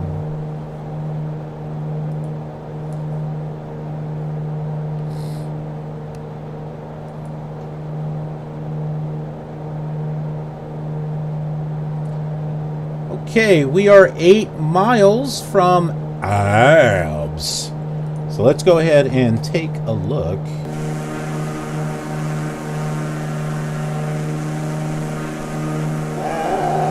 Don't really see much here.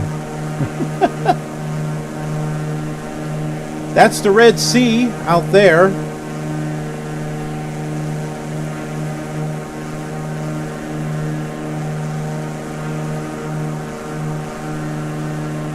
Yeah, I think it's a really, really, really small town. According to the map, the Vor is located right about here. And I'm going to assume the town, if it's a town, is like right here. So you can kind of see a little bit of it right over here. I don't know if that's an airport. Let me see. Yeah, that's an airport. Alpha Bravo Bravo Sierra, it looks like, I think. I don't know, I can't read all of it.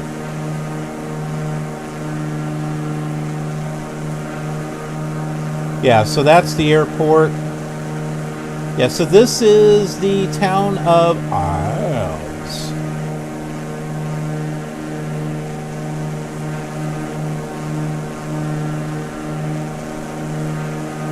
We've got some cloud cover now. We've gone from clear skies to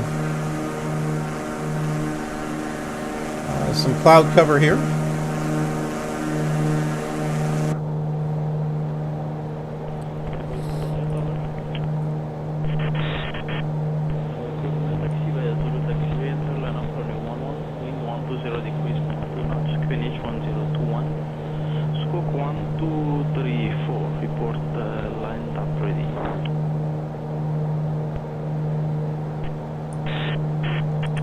And pretty much where this is coming from, I've got my Rex Weather Force on.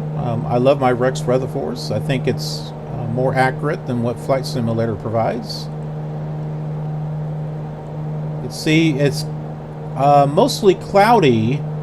Weather is coming in from Prince Abdullah bin Abdulaziz. OEJN, although our airport is OBEJN. Yeah, OEJN. And what Rex does, it will take it'll take the information the closest that it can find, but then it uses a I don't know, like mathematical stuff, trying to say, oh, if you're this far away from it, then it tries to extrapolate what the weather might be in between stations and stuff. So that way, as you get closer to that station, the weather starts to reflect more and more of it. Mini 13 Foxtrot, you are off course. Turn right heading 346 to return to course. Okay, that I can do because we're back onto this again. Yeah, we had an interesting thing. So like this VOR was here, ABS, or but it's not in Navigraph, which means we have a VOR that shouldn't be there. Maybe it was there at one time, but it's not now.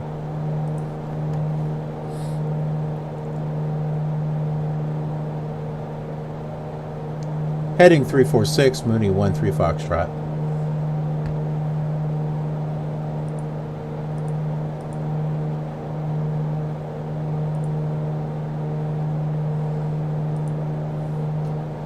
I'm not worried about that heading. I've got the autopilot on, so it'll connect up with this. So basically my flight plan here is not the flight plan that is in Pilot to ATC. At least part of it wasn't. I added in, well, it's some of the, like two of the VORs, it came up. 13 Foxtrot, resume navigation. Yeah. Resume navigation, Mooney 13 Foxtrot. Mooney 13 Foxtrot, this is Sanaa Center on 132.2. Please repeat your request. Ah, piss off. If you can't pay attention to what I'm saying, then you don't deserve a response. How about that? Yeah, so there was like two waypoints that were coming up unknown on Pilot to ATC, so I took those out and then I put in the VOR for Sana, SANA', which I'm glad I did. That's like the capital of Yemen. But that was not in the original flight plan.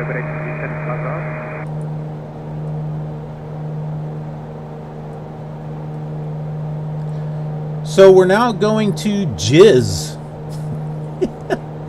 G-I-Z. It's actually Jazan. Jazan. We'll go ahead and tune in the nav as well. 117.7.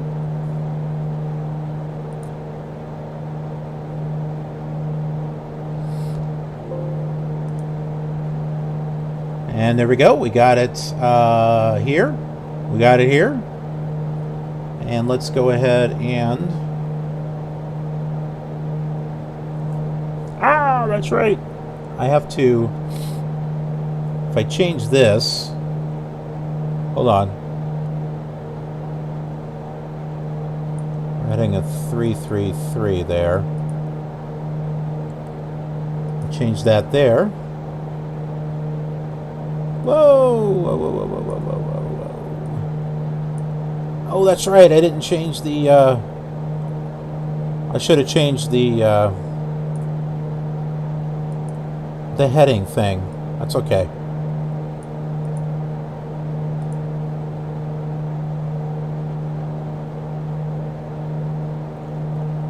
Yeah, so we can do a couple of different types of navigation. We've got the Garmin here.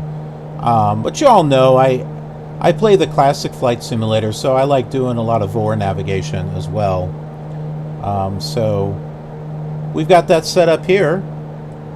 And the nav on the autopilot is set up, so it'll take care of everything right here.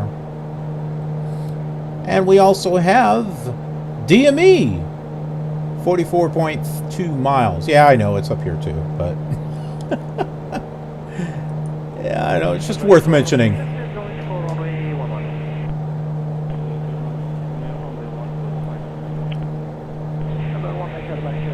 Ah, one monitor set up to 3. I've done that. I'd actually like to do that here with the i7. I can kind of do it If I move my monitors a little bit more this way, I can put in another monitor here. But I also got the i5 sitting right over here, and I've got it hooked up to 2 monitors. So, but I got widescreen monitors here, here, here, there.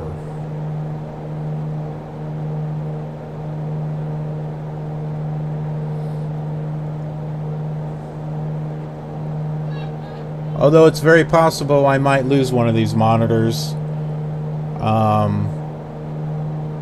It's unknown right now if my wife's job is going to continue past January, and one of these monitors is from her work. She was given 2 extra monitors. She only need... Wait a minute. No, she's using both of those monitors. Yeah, that's right. This is the monitor that she did have connected. Okay, forget that. I won't lose my monitor.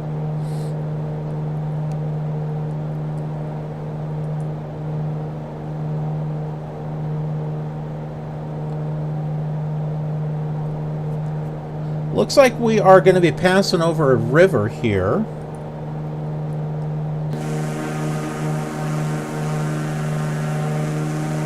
Somewhere.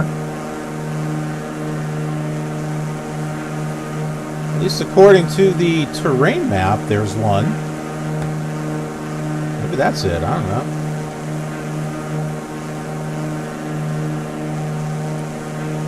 You see that? See, there's a river. There's a river right there.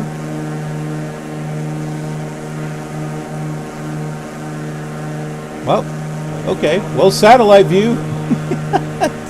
Maybe it was a river at one time.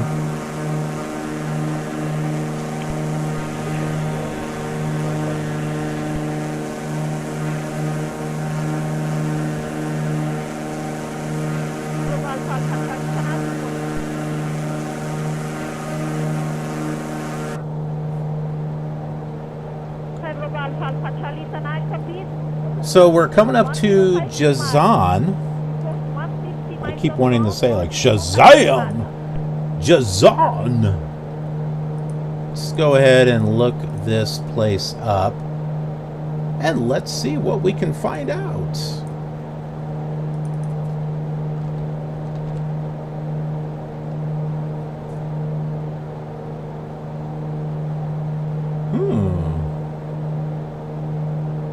Oh, you know what? I think we crossed over the border into Saudi Arabia. Yep. We are now in Saudi Arabia, folks. The border was just a little bit behind us.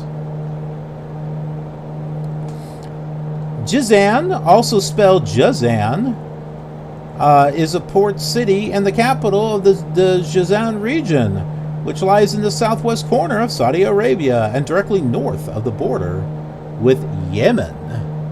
And that's where we are.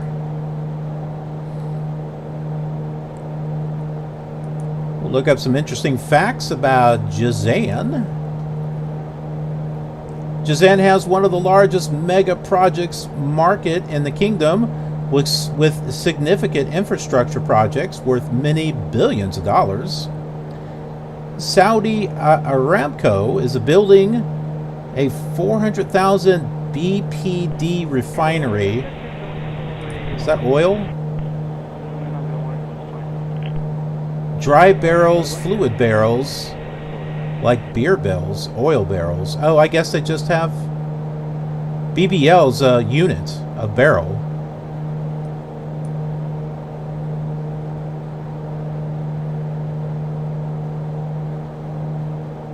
Associated terminal facilities on the Red Sea near Jazan.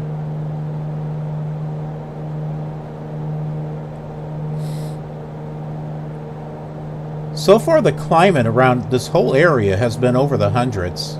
Mooney 13 Foxtrot, contact Jeddah Control on 132.4. Good day. Jeddah Control. Other than that, I mean, not finding anything, but let me see if I can find some pictures here. Center on 132.4, Mooney 13 Foxtrot.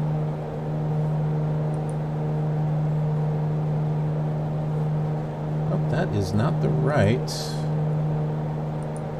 thing here. 132.4.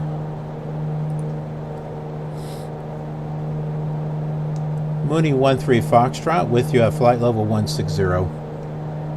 Mooney 13 Foxtrot, good morning. Radar contact. It's actually 165, but who's counting? Who's counting? Not me.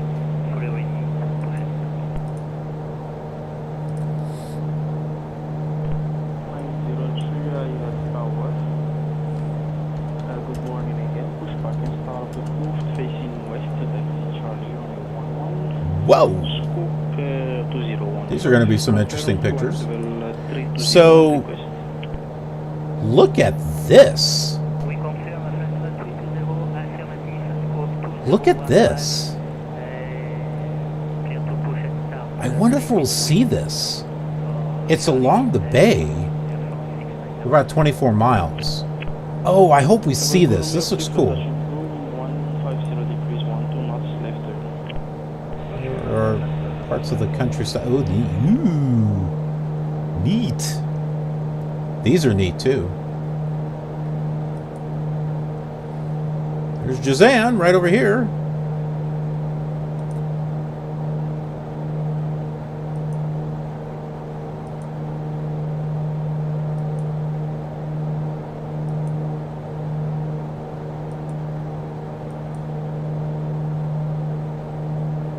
This is really neat. You know what this reminds me of? This reminds me of that city in Final Fantasy 8. I think 8, yeah. I forgot the name of it. That's what this reminds me of.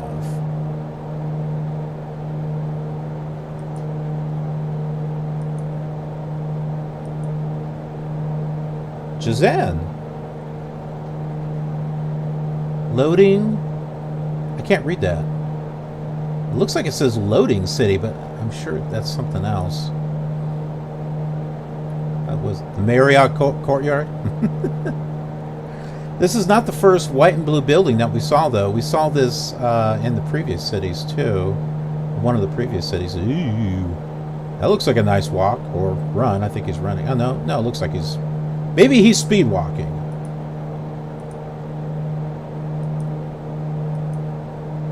Oh, a lot of map stuff. This looks like one of those refineries, possibly.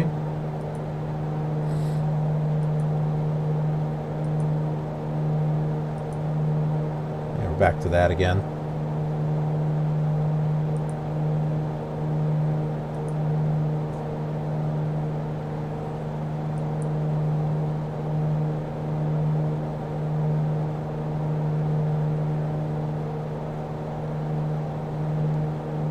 Oh, maybe that sign that had city on it, I think it said economic city.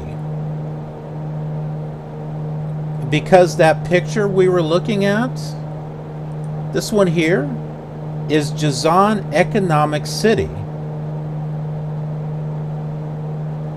Oh, cool. I hope we see that, because it looks like it would easily be able to be generated in Flight Simulator. Just based off of satellite data and stuff. So I hope we see that.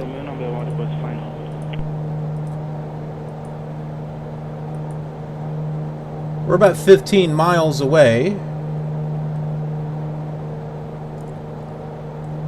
I'm going to switch this back to GPS here. And we'll fly... external here and see if we can see the Jazan Economic City. I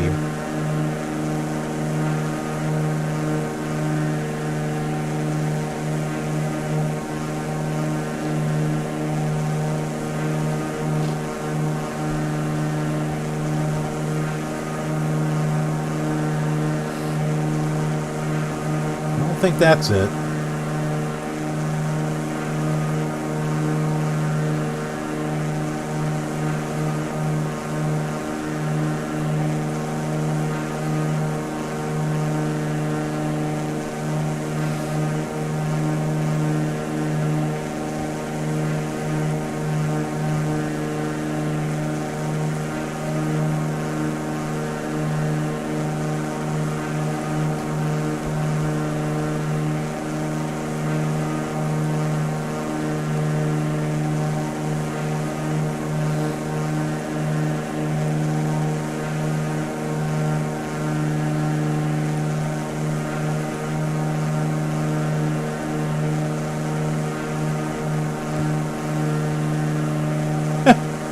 Somehow they got moved down there.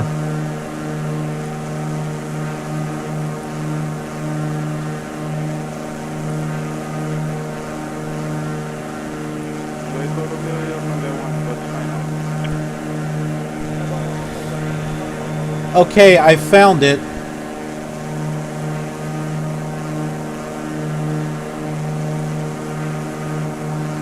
It's the refinery and Aramco. That's the picture that we saw. This is where it's at on the map. So you'll see this little, I don't know, hammer shape or whatever. And it's right up here. And here it is on pilot to ATC. We're practically going to be flying right over it.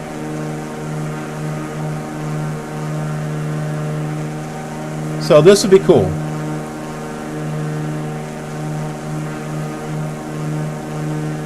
Matter of fact, it should be right here.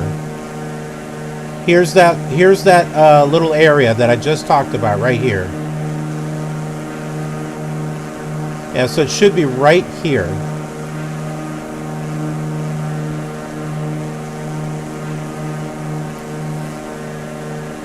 That looks like the Jazan airport right there.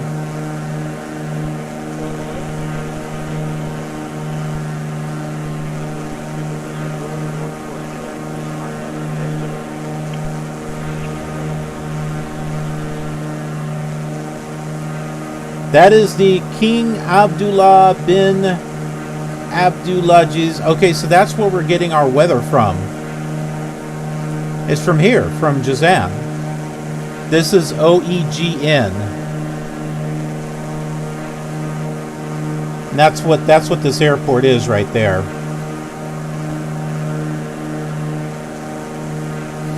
And this is where we've been picking up our weather from Rex Weather Force. And it was mostly cloudy, if you remember that. Yeah, well, yeah. It looks mostly cloudy here. We only got like one layer of clouds, but I mean, this kind of looks like P3D clouds with active sky.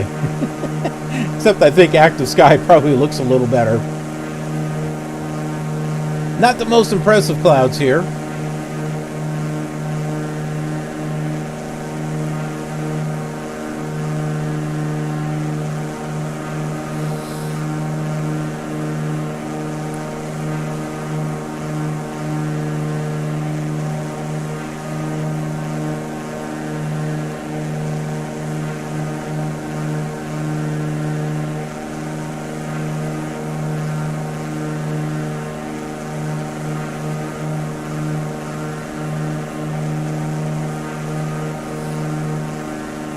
So just a little reminder, this is the picture that I've been referring to, the Jazan Economic Center.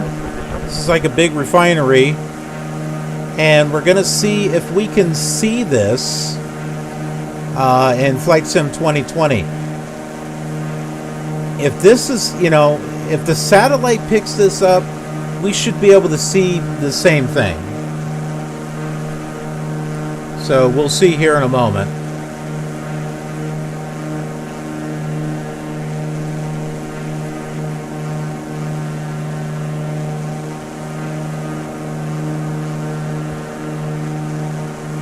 Kind of look down and take a look at some of the other scenery here. There's a roundabout.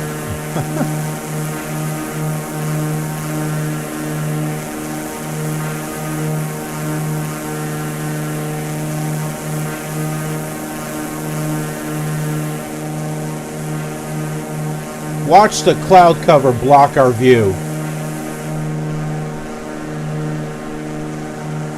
If that happens, I'm going off of autopilot and we're going to go in a little closer because I want to see this.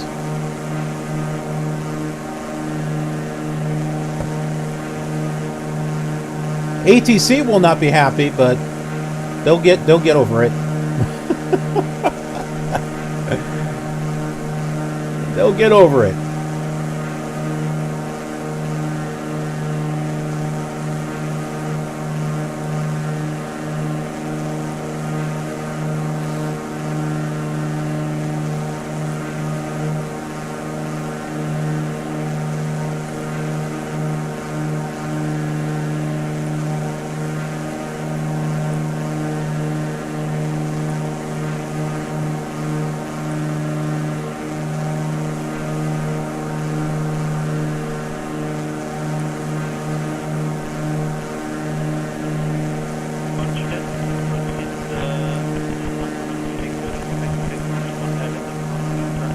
looking at a satellite view, having a hard time trying to find something that matches. May not be in here.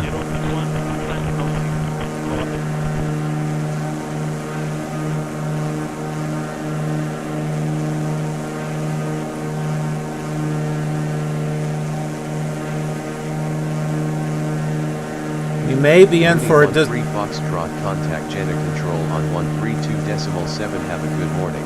We might be in for a disappointment.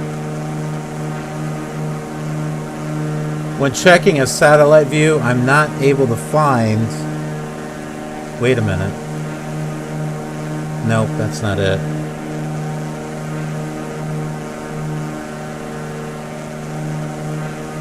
It's like I can't find anything close to it. But it should be right in this area.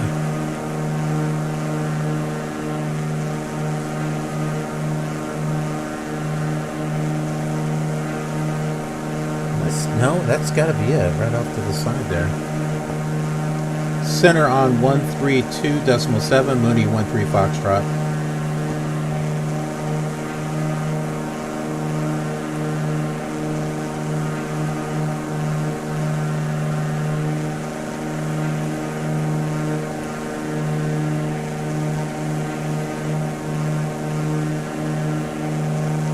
Center Mooney 13 Foxtrot with you at flight level 165. Mooney 13 Foxtrot, good morning. Radar contact. I think this guy's gonna he's gonna continue to bother us.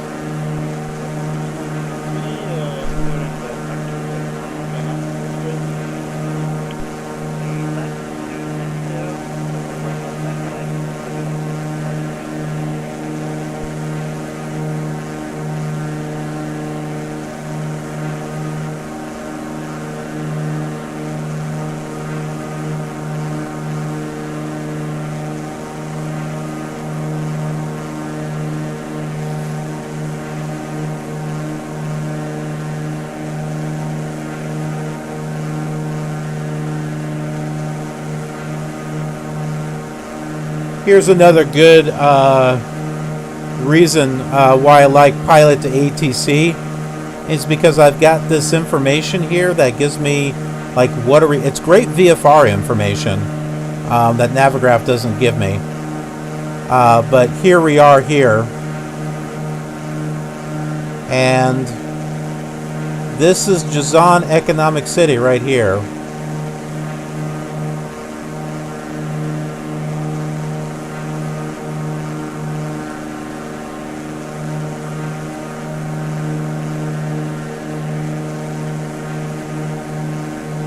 I'm going to alter our heading here just a bit.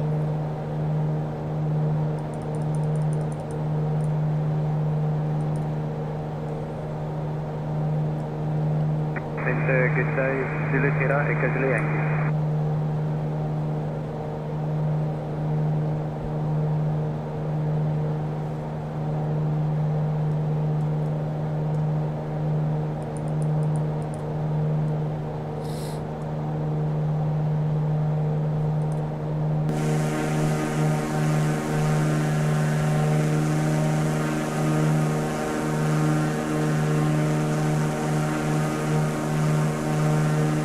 So we're coming up to the Jazan Economic City.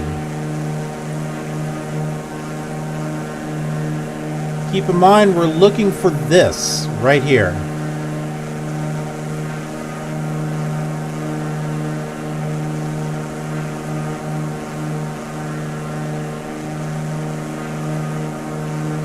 It looks like it should be right here, but...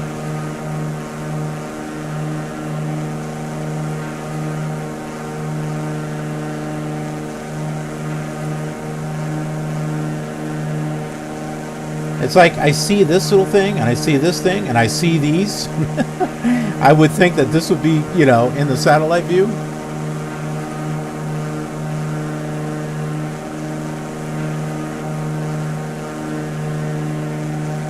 Yeah, definitely not going to be over there.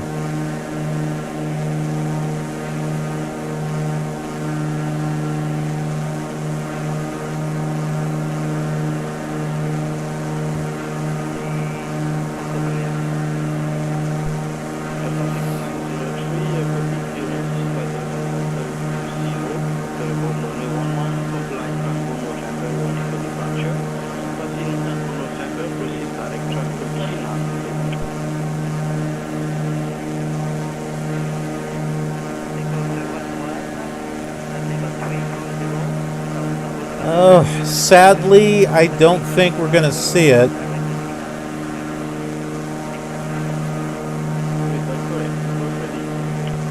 That's a real bummer.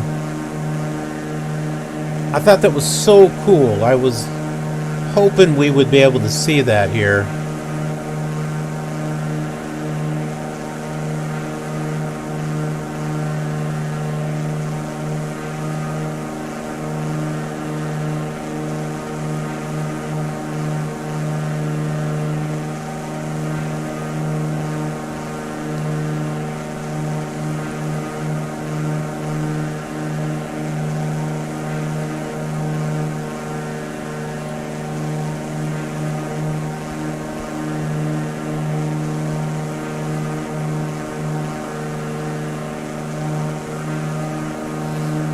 This is it up here.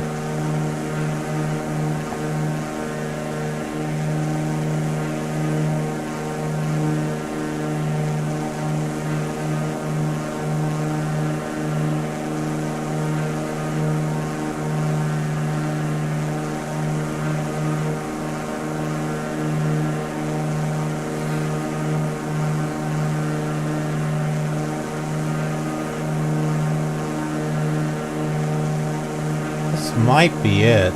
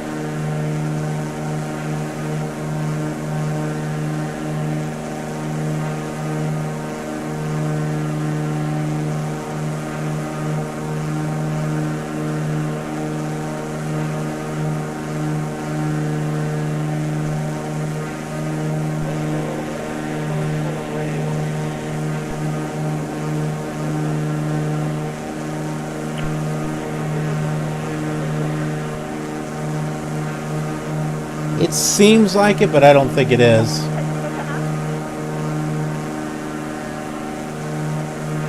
I mean, supposedly the Jazan economic city was back that way, but it definitely didn't see what we saw on that picture.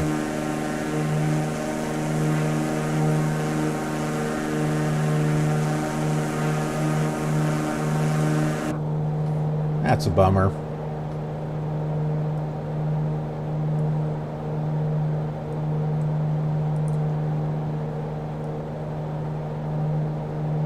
All right, we'll head back on course here.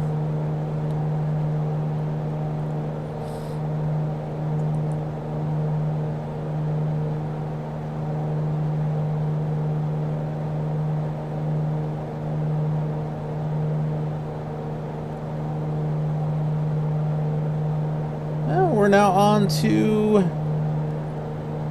the last part of our flight here, which is going to take us to the airport. But we're going to see the Great Mosque of Mecca.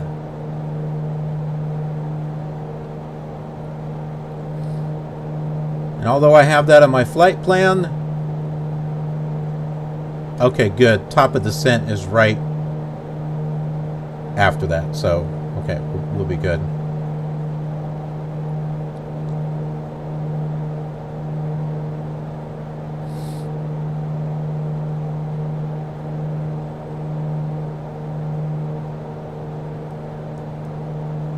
I think I'm gonna keep this. Even to approach good day, Air France 6903, 8000, climbing 340. Manual heading here.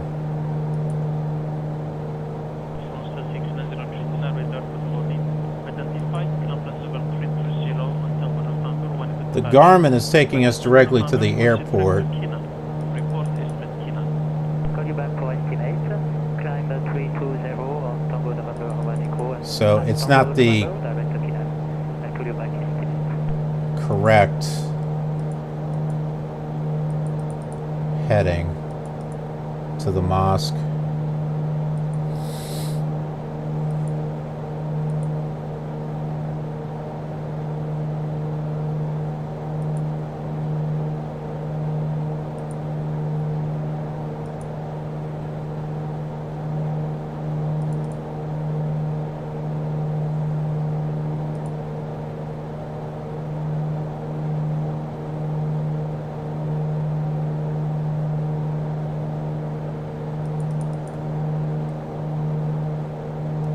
Few fine-tune adjustments there.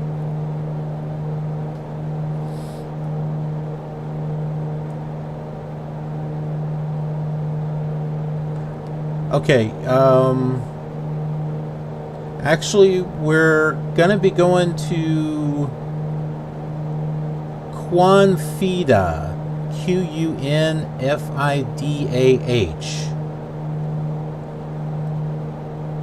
I'm not sure why that didn't show up here. I may have put that in manually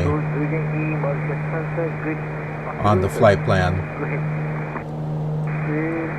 It's 113.30, although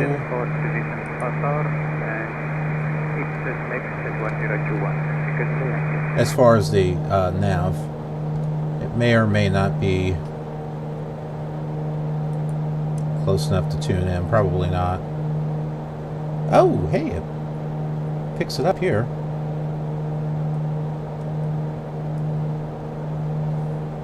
Yeah, so it picks it up here.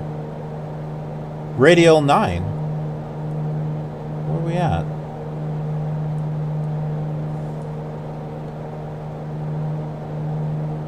We're not at a radio of 9.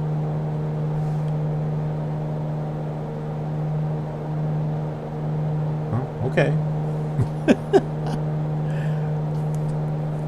Or is that negative? That's a negative 9. That's about a negative 9. Okay, no, we're on the right course.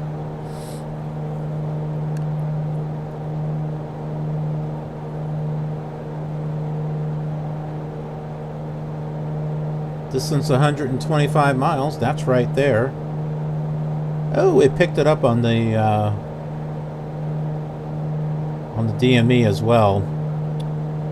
Okay, we're stuck on heading. That's good.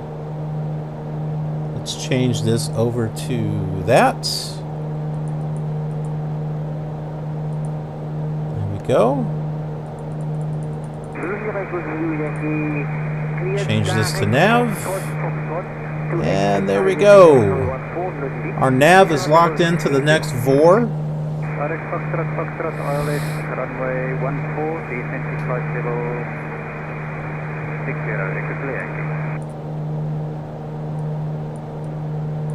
It should take us to the VOR, but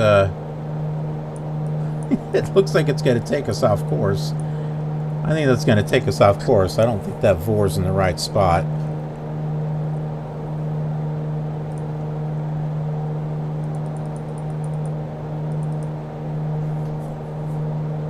I'm trying to compare our flight with the moving map on Pilot to ATC, and this VOR is not giving me the right direction.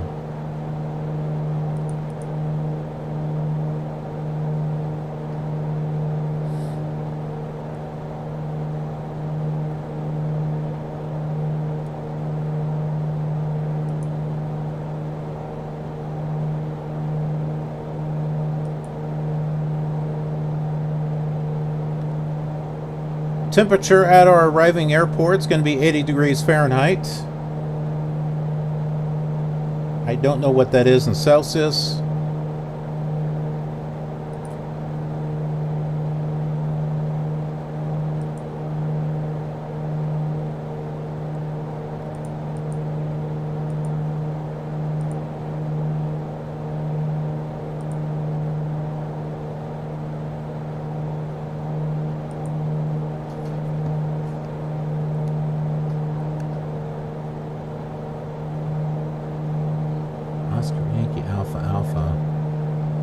It's not. Oh, here we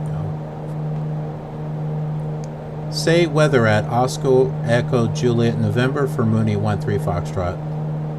Mooney 13 Foxtrot, please repeat weather request with airport code. If I could say it right. Say weather at Oscar Echo Juliet November for Mooney 13 Foxtrot. Mooney 13 Foxtrot, weather at Oscar Echo Juliet November is few. Visibility is 4 miles. Winds are 144 at 7 knots. Cloud coverage is 4,000 few. Current altimeter is 2982.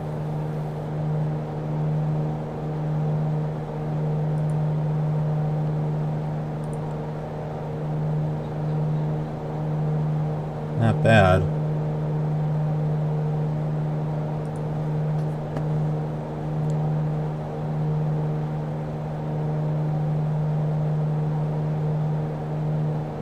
Say weather at Oscar Echo Golf. Weather at Kilo Oscar Echo Oscar is OBC. No, I don't. Visibility is 0.75 miles. That's not what I want. Winds are calm. Cloud coverage is 200 OBC. Current altimeter I'm looking at G and I'm thinking, George? No. Say weather at Oscar Echo Golf November Mooney 13 Foxtrot. Mooney 13 Foxtrot, please repeat weather request with airport code. I just did. It may not let me do that.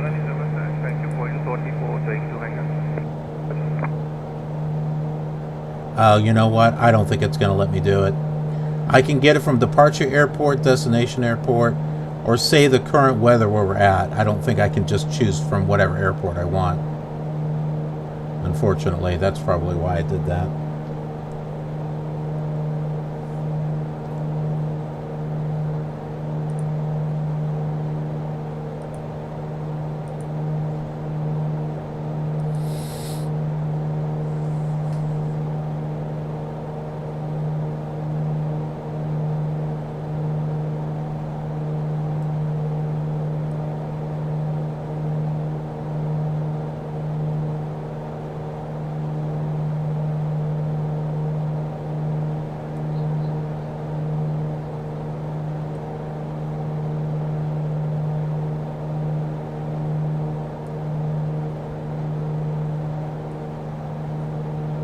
Move over here to the co-pilot seat.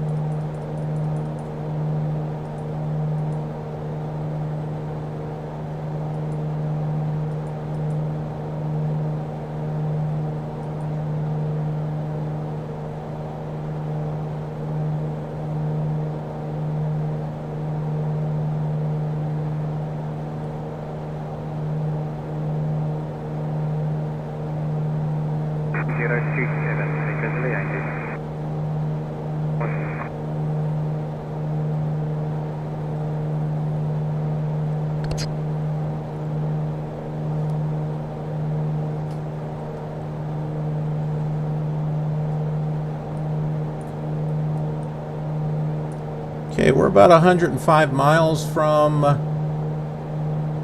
Qunfidah. Let's go ahead and look up some information about that before we get there.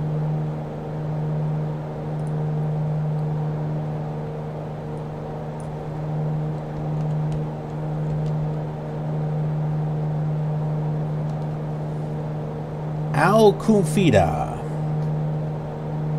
also known as Qunfidah. See here. It's the 4th largest in the Mocha province.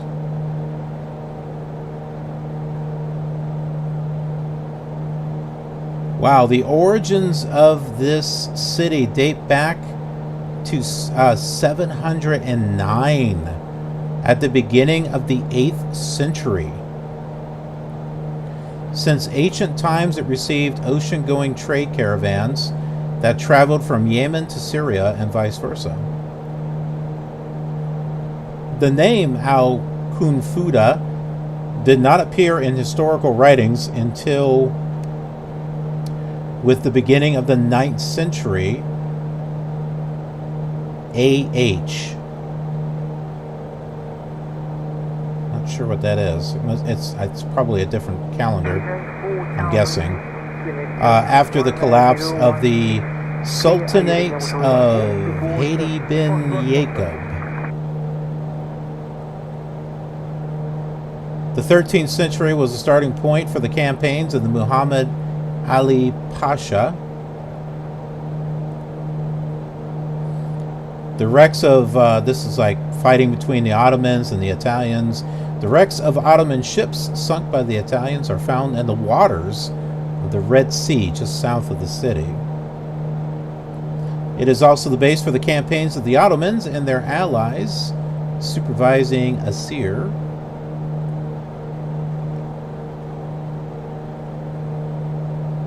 The harbor was also receiving pilgrims from south of the Arabian Peninsula and pilgrims from Southeast Asia.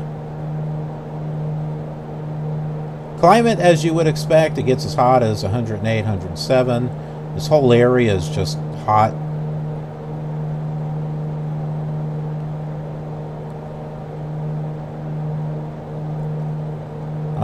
There is the Al-Qura University, which has got engineering, computer science, medicine, and health sciences. Technical and Vocational Training Corporation. It's got a few different universities and academic centers. There's the Al-Qunfidah Regional Airport, which actually is recent. On December 5th, 2018, Prince Khalid Al Faisal laid the foundation stone for establishing Al-Qunfidah Airport to serve the people of 3 regions in Saudi Arabia. The location for the airport is 25 kilometers north side of Al-Qunfidah. Well, 2018. And we know the database is a bit old here for Microsoft Flight Simulator, so it'll be interesting to see if that airport is here. I bet it's a Navigraph, but is it here? Oh, the airport will officially open in 2021. But if they laid the foundation for it, there must be something there. So, okay, so it's not going to be a Navigraph.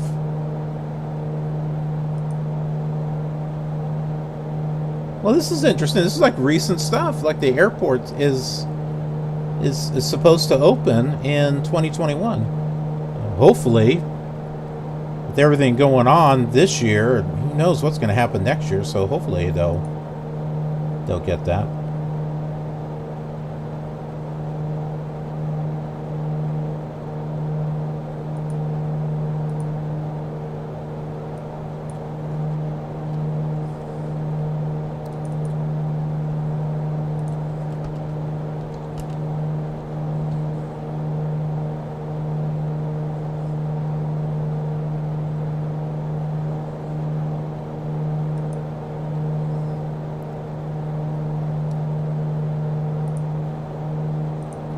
Got some pictures here of Qunfidah.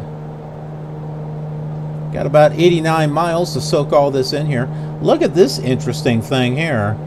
This little piece of architecture. The little gold ball on top there. That's interesting. Ooh, I love this as a photograph with design. I can tell whoever took this knows how to take photography and knows about design, because this right here leads you into the picture. This here acts like a frame, a border, to kind of keep you in the picture. This is where the focus is at. Also, this helps bring your eye in here in the center where the focus is, right here. So this is well designed. Good composition. Good composition. That guy knows how to take pictures.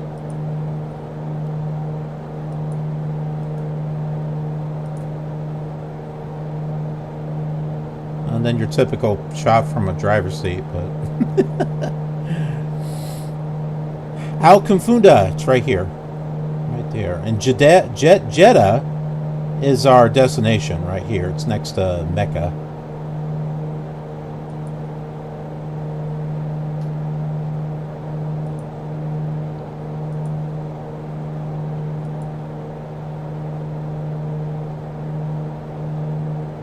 I don't think that's at that airport. Who knows? They may have a... Well, it says officially open. Maybe this is an unofficial flight at the airport. Or maybe this is an airport close by. It said it wasn't going to be open until next year. Oh, kitty!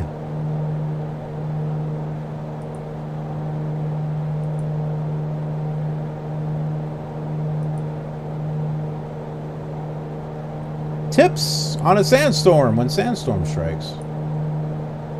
Ooh, that's neat. Ooh, that plane does not look like it's in good shape.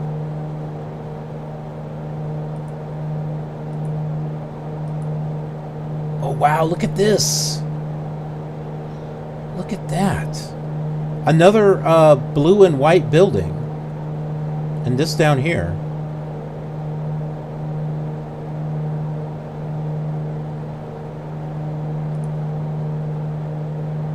Well, this looks like a completely different spot now. So, oh, this is in Jeddah here. Looks like the same spot. Yeah, there's that building.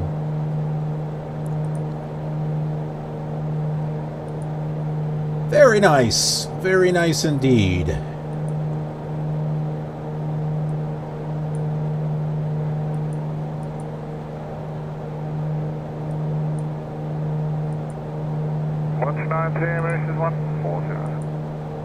Yeah, although there's a VOR there at Qunfidah, no airport is coming up in that area, so yeah, it's not on Navigraph yet.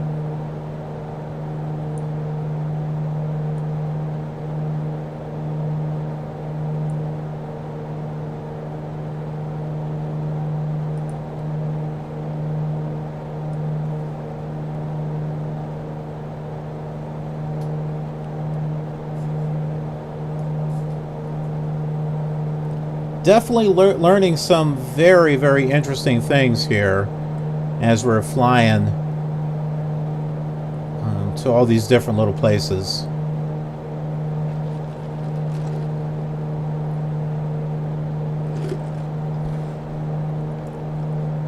Very educating experience too.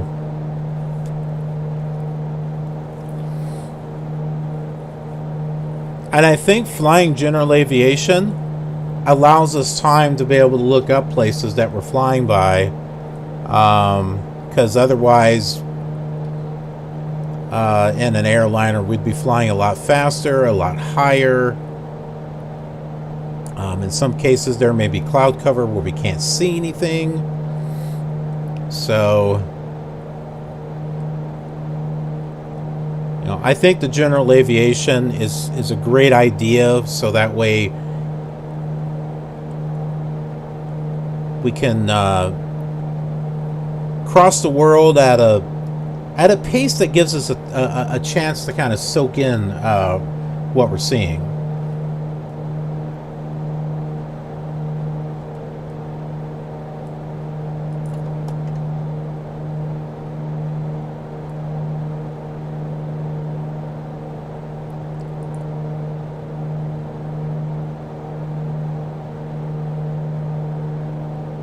We got 73 miles to go until we get to the city.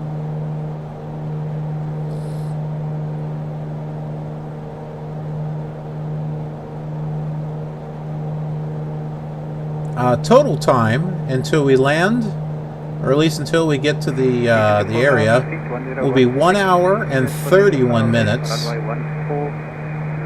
Total distance to fly is 275 miles. That's what we have left of our flight.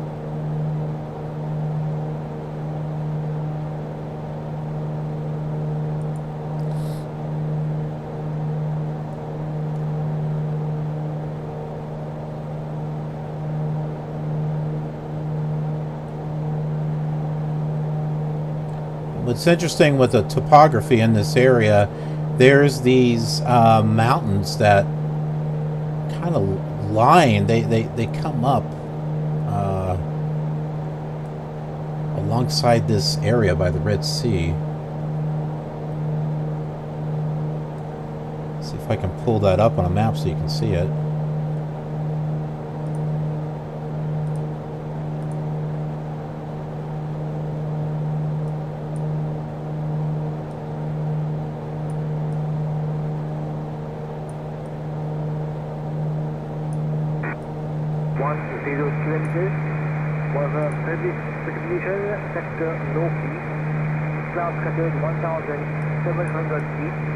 Oh, it's not going to show me on that.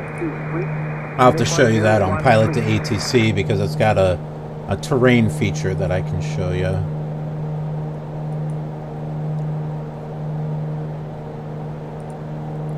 So here we go. You can see the mountainscape here.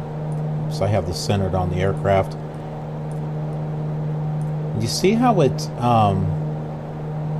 like all along this area right here,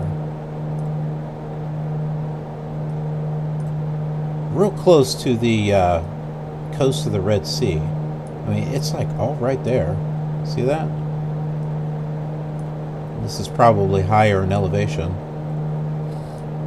There you go. At least you can see where we're at. Yeah, there we are.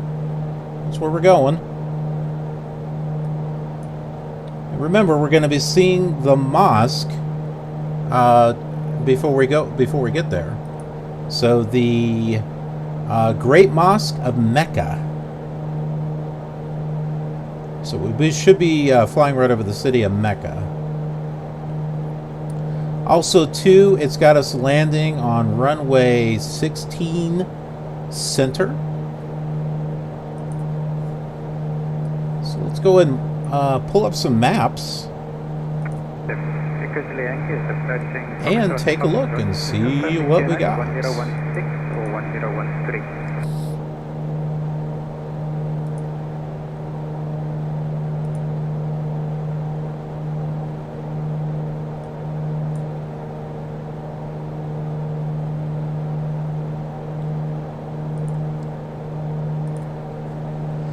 Okay, so here is the airport diagram. We got 3 runways here. There's center. This is the one that they're going to have us land on. Looks like this one's going to have an ILS as well. General aviation is over there, but hey, you know, we're more special than general aviation. We'll park over here by the terminals. Just because. Yeah, so we just basically land and make a left. Make a left. We'll head in over here. Approach charts. Mooney 13 Foxtrot, contact Jeddah Control on 125.35. Have a nice day. Why? I'm just going to wind up talking to you again. So here is the ILS. To keep in mind, 109.7 is the ILS. 156. We should be coming in about 1,700 feet there. And it looks like about 2.5, maybe about 12 miles out from 2,000. I think that's about right. At about 210 knots max. Well, that won't be a problem. We're not going that fast.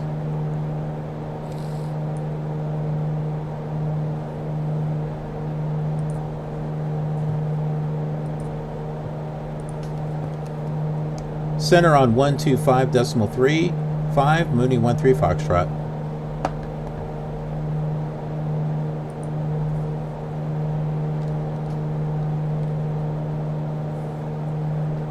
You guys want to bet on whether we have the same person or not?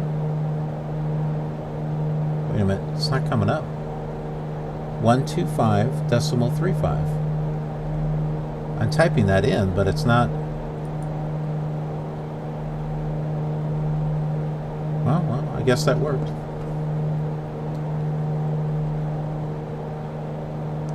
Center, Mooney 13 Foxtrot at flight level 165. Mooney 13 Foxtrot, good morning. Radar contact. Told ya! The next position is 1016. Report altitude.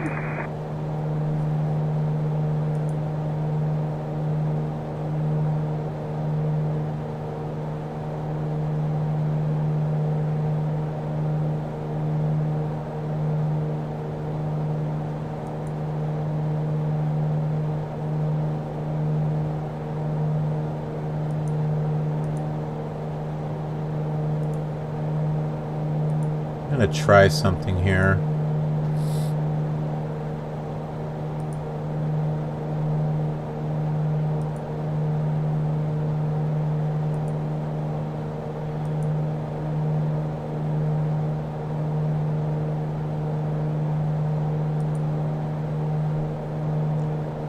There's a way I can put specific voices in for ATC Center, and there's like 4 of them, which is why I'm surprised it's not giving us a different voice.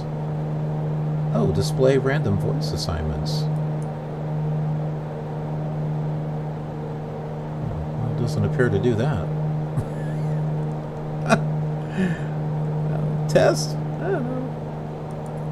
It doesn't seem to do anything. But anyways, I've got 4 different voices selected, so we'll see if it picks any of them. I've got Kepstrel Charlie. This is Kepstrel Charlie. I will be your first aid center controller for the flight. You can kind of barely hear him there. This is Microsoft Helena. This is Microsoft Helena Desktop. I will be your second ATC center controller for the flight. Microsoft Mark. This is Microsoft Mark. I will be your third ATC center controller for the flight. And then Kepstrel Lawrence. This is Kepstrel Lawrence. I will be your fourth ARC center control flight. Boy, he needs to speed up.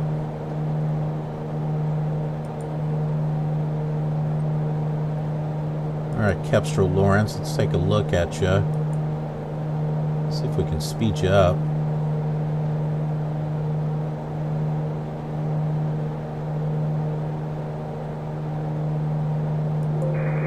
1016 and reporting flight. Oh, it's over here. Flight level 90 now. Echoes Yankee. Let's speed you up to, I don't know, 5. 1191 Echoes Yankee. Voices for this flight. Okay, that was too much. This is Kepstrel Lawrence. I will be one of your random voices for this flight.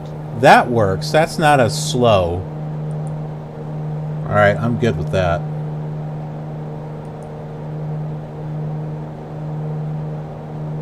Meanwhile, we got 45 miles to go to Qunfidah.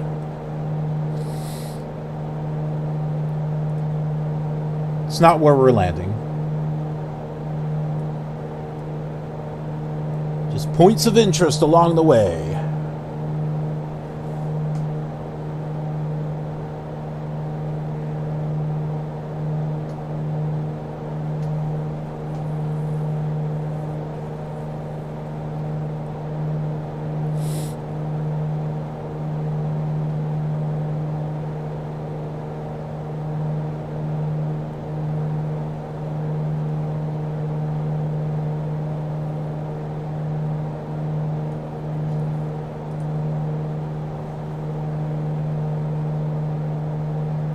Hope you're all enjoying the flight.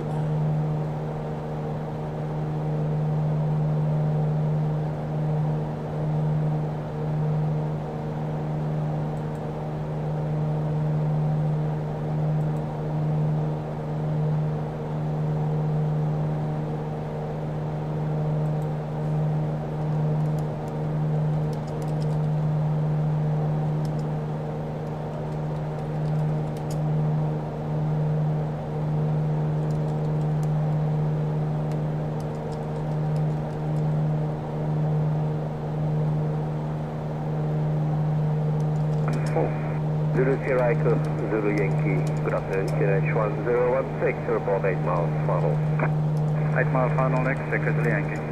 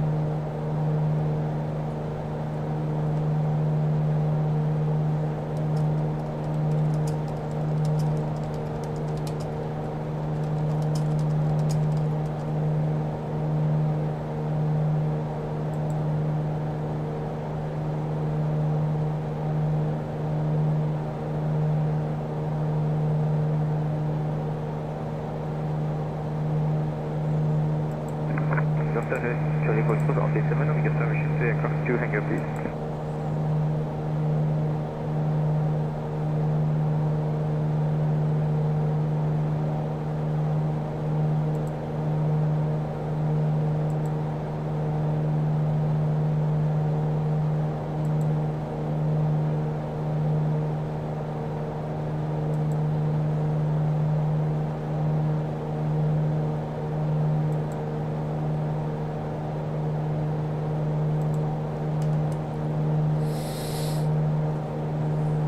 Kind of a quiet night tonight.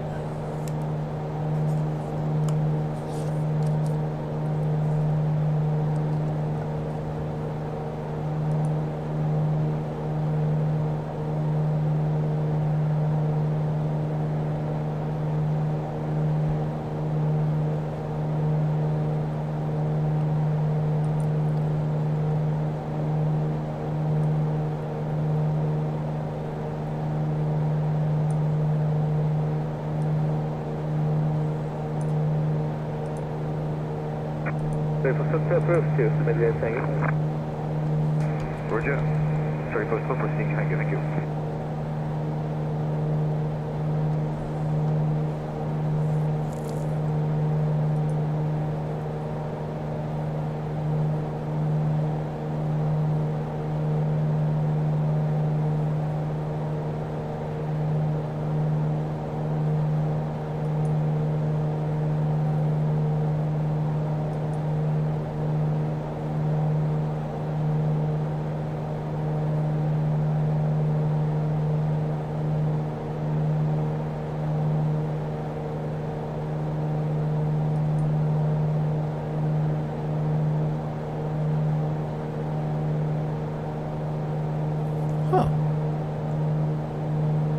Works for X-Plane 10, that's cool.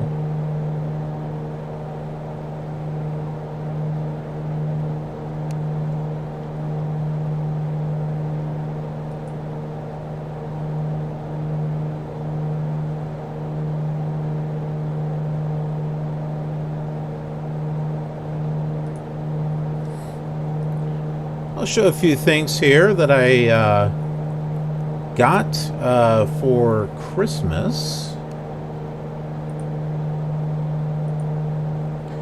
I got the C-172 RG retractable gear Cutlass 2 X-Plane for X-Plane. And I'll be able to use this in X-Plane 10 as well as 11. This is my favorite Cessna, is the retractable gear. Because this was used in the older simulators, dating back to Flight Simulator 2, I think. I don't think 1. I think it had a Cessna, but I can't remember if it had a retractable gear or not. It may have. And so this has always been my little favorite little Cessna to always go back to, because, you know, like to raise the landing gear. And plus, look at this. It's all classic gauges and everything, and nav radios. No Garmin, no glass cockpit, just all old-fashioned, old school, classic stuff. Love it. I've got one of these for FSX as well.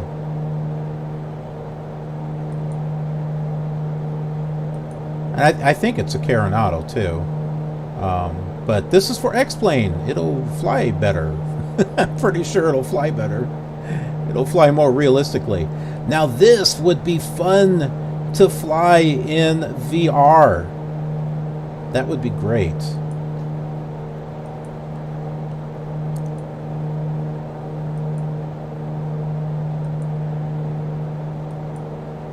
This is probably the livery I would use, is the red and white.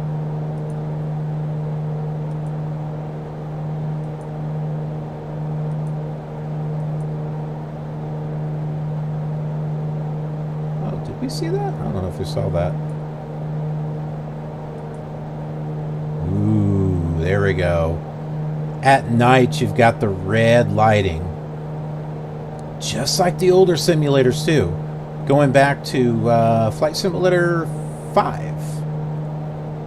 Flight Simulator 5, at night, you have the red lighting.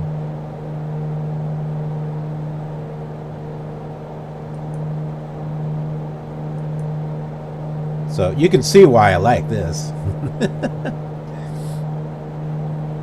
Now, another one that I want to get, I didn't get it on this time around, but I'd like to get the PA-28181 Archer. And the reason for that is this is the actual first plane that I flew in Flight Simulator, which was for Flight Simulator 2 for the Commodore 64. It had a PA-28181 Archer. It did not have a Cessna, so that one was a little bit different, and it did not have retractable landing gear either. So really, the first Cessna, the first plane I had that had retractable gear, was actually Flight Simulator 2 on the Commodore Amiga, which did not have a Piper. That one actually was a Cessna, but. Here we go for the dash again. Classic gauges.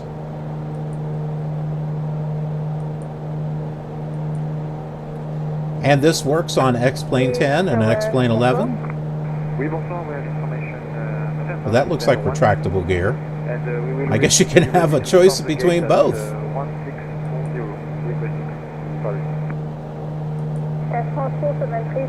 I'm okay with that. I like choices.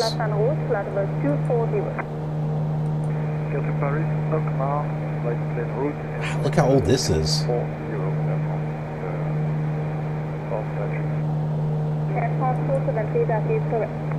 Nice little red lights here when you're flying at night. That's like purple. Like reddish purple. I kind of like that.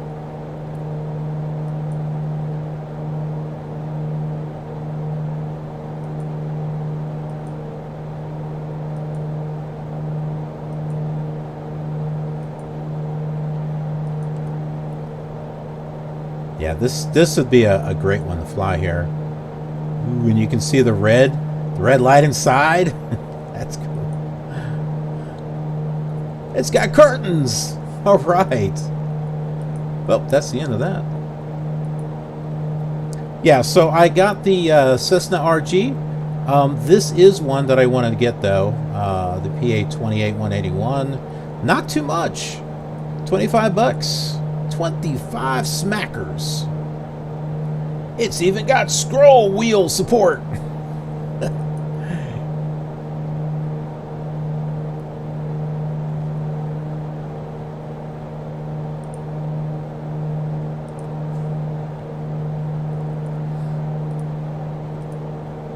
And we are approaching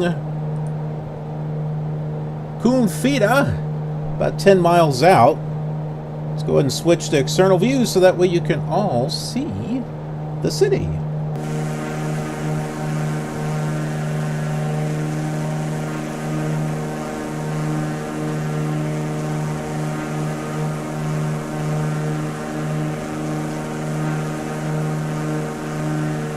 should be coming up right about here. It should be it right here. Oh, you know what? I am gonna have to turn this off. Switch it to heading. That way the plane doesn't get confused.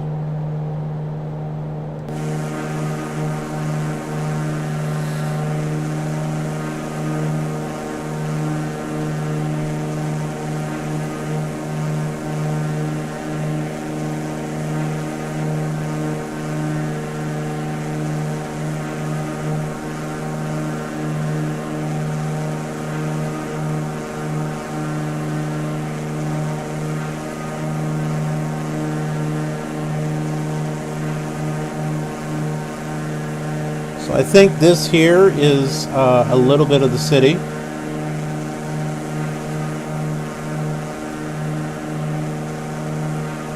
Down there.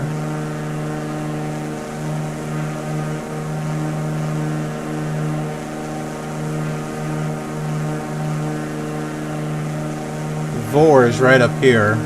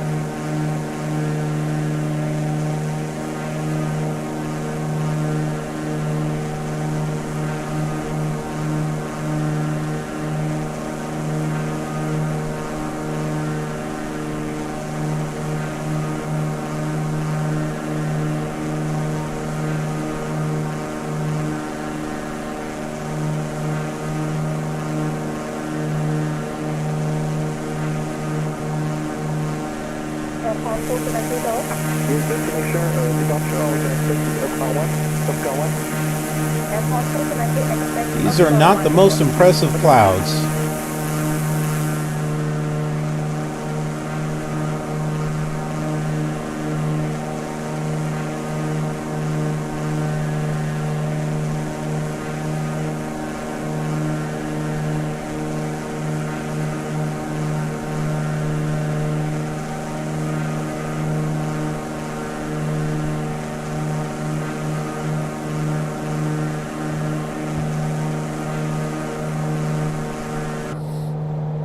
Alrighty, folks, we're on the last leg here.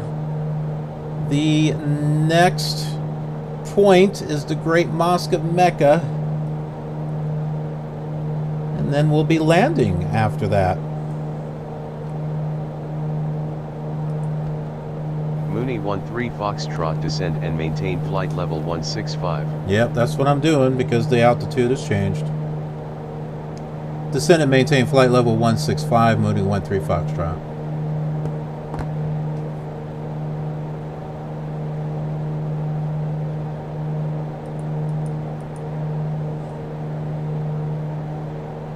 So our current heading is going to take us to the Mosque of Mecca. I don't know if we're going to really be able to see it at the altitude that we're at. I think I might ask for descent before we get there, maybe to 5,000. Should give us a chance to actually see it.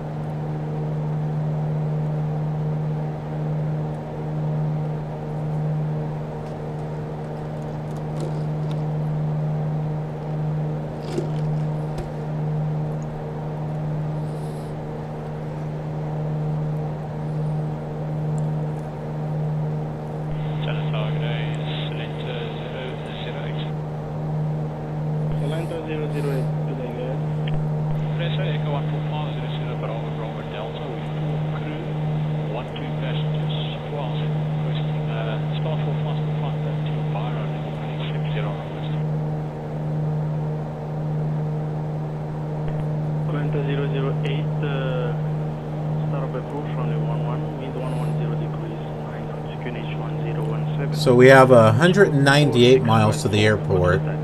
135 miles to the Great Mosque of Mecca.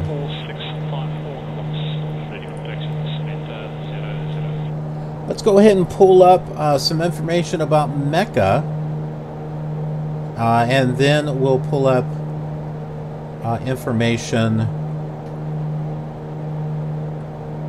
on the mosque.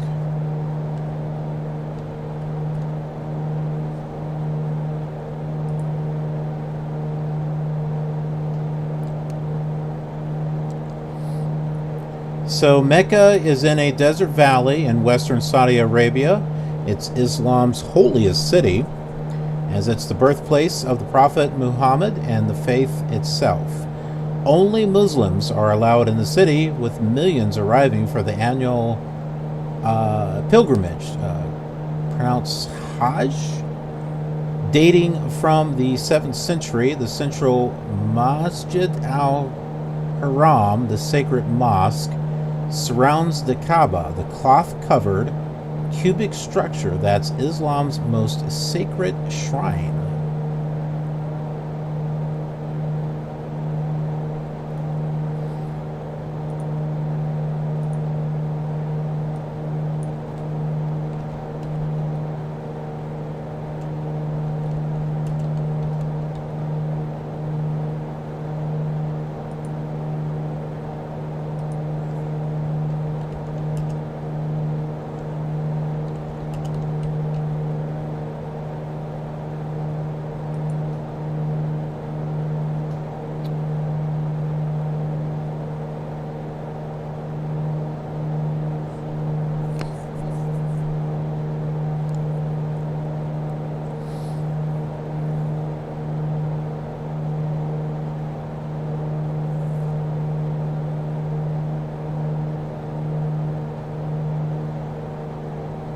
As you can imagine, there is a lot of information on Mecca. There's too much for us to go over.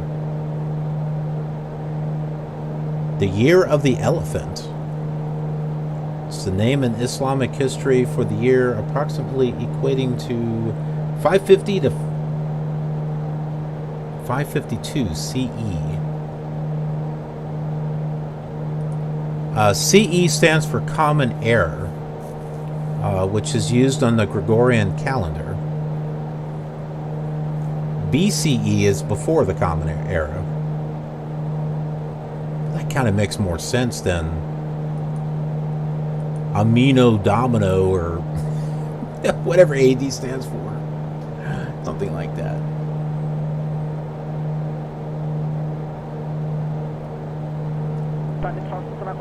Economy, camel caravans, said to have first been used by Muhammad's great-grandfather, were a major part of Mecca's bustling economy.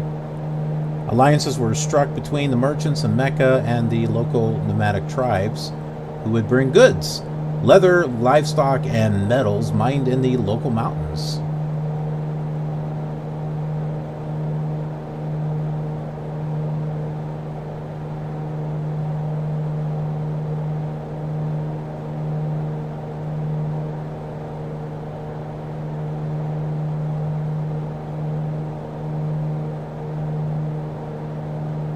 Ooh, it gets pretty hot here. More than what we've seen in some of the other ones. And longer, too. So May, June, July, August, and September. 5 months, it can reach as high as 120 degrees. Man! And October is 116. And I've said this before. Once it's over 100 degrees, hot is hot. You stop counting. It just feels hot. Doesn't matter how hot, just feels hot.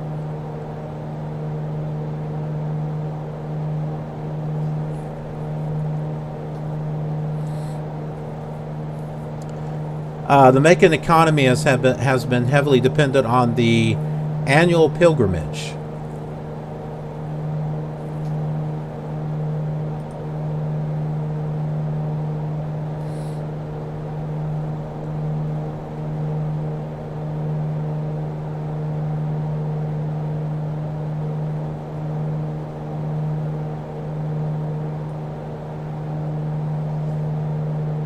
that is Mecca.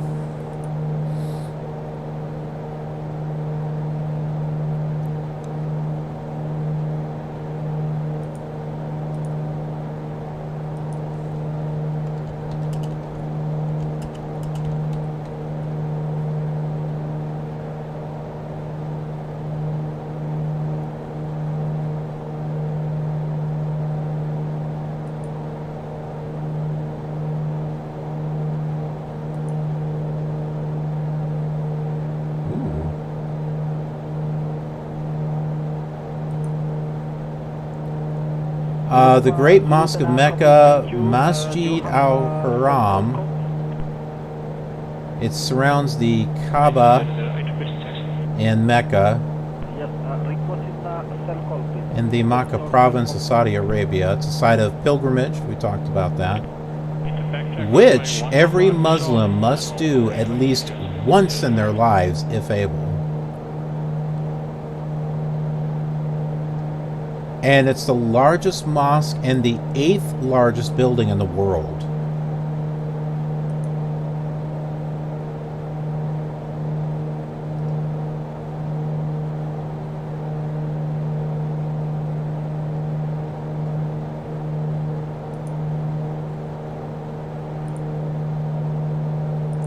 Here is a picture of the Great Mosque of Mecca. Look at that. This is an aerial view, by the way.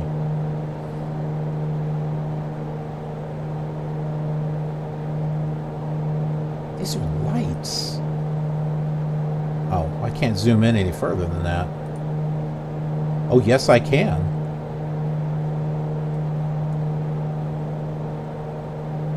Are those actual lights? Wow.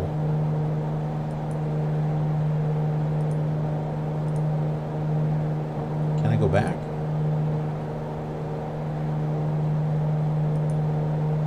I don't think that's going to tell me what we want.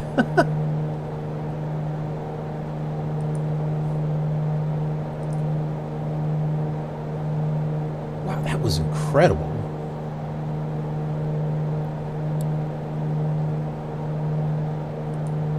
There's some more pictures here of Mecca. I think this might be within the Great Mosque right here. We'll find out when we get down there. Got about 110 miles to go. Ah, look at this. This is the Great Mosque. Ooh, wow, look at this. I can't wait to see this.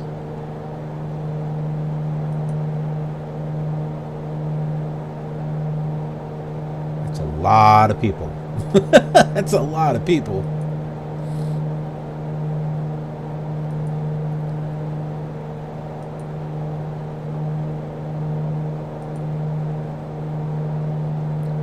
You see the mosque back there. These towers.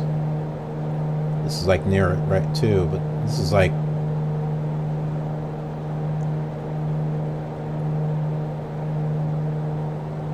a landmark. Like, if all you have to do is look for these and you'll find the mosque.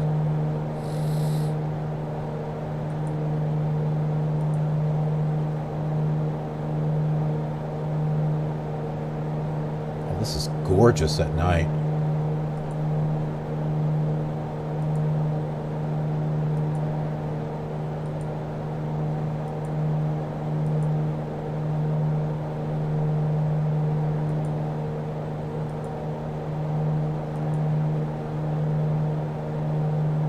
And this is neat. It's got these two towers, like on each corner, I guess. Like here, and over here, and over here, and over here.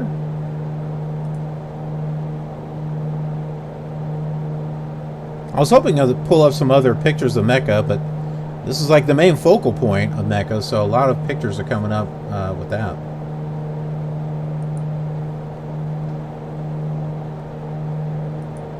Neat.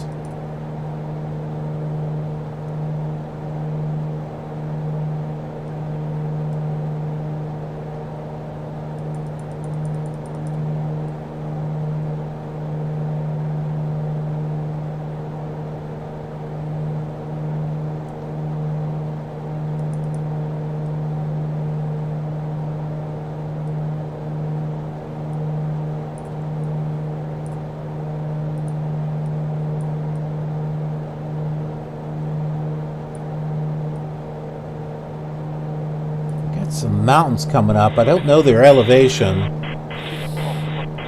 Mecca's real close to those mountains. This might be interesting. We're going to see that mosque, though. I don't care what ATC tells us. We're going to see that mosque. That looks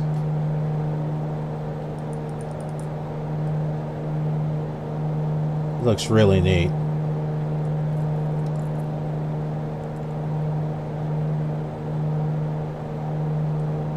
And I want to try to get in there close if I can, and we'll do an active pause and a picture.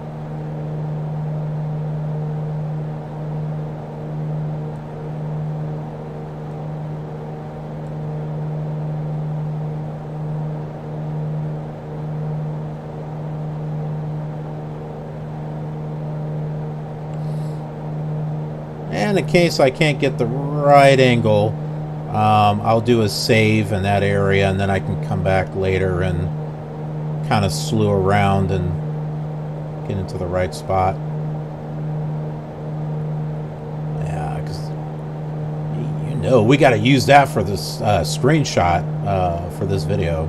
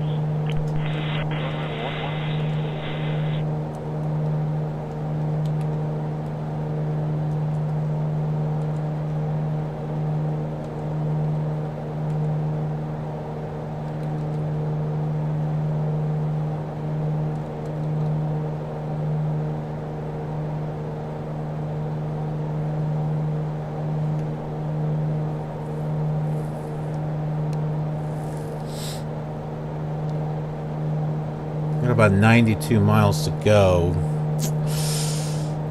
Ugh, this looks like the tallest peak right here. We're not flying that high up.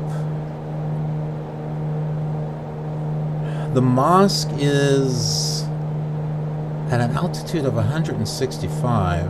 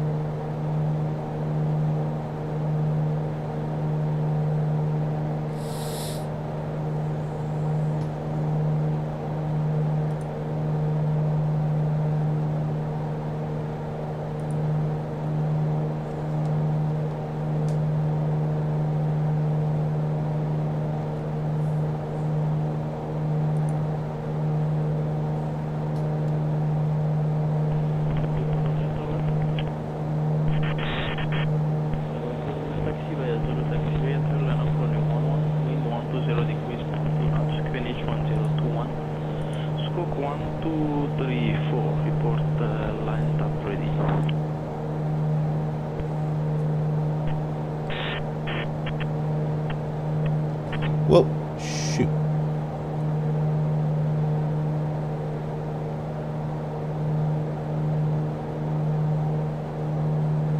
It's the one I want to change right here.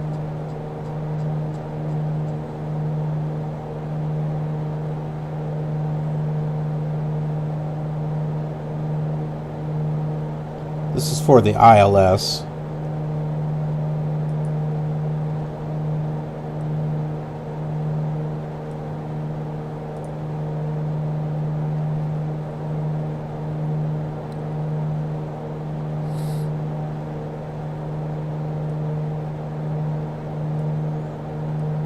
Looks like the weather's clearing up too. Oh yeah, that's right, because the weather's a lot clearer over there in Jeddah. I think that's the name of the city we're going to.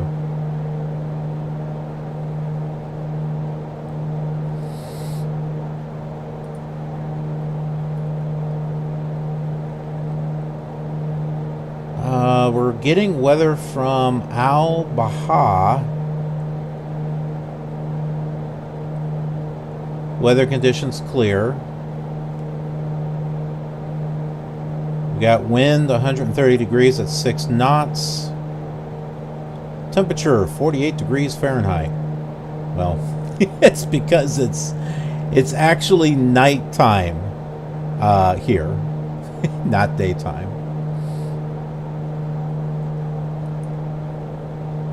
Ooh, but I wonder what the mosque would look like at night.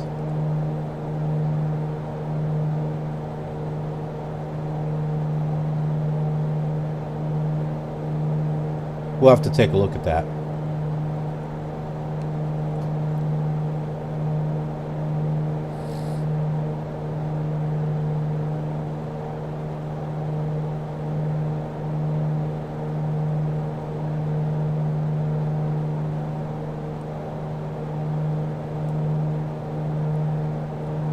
Got about 80 miles to go until we get to the mosque.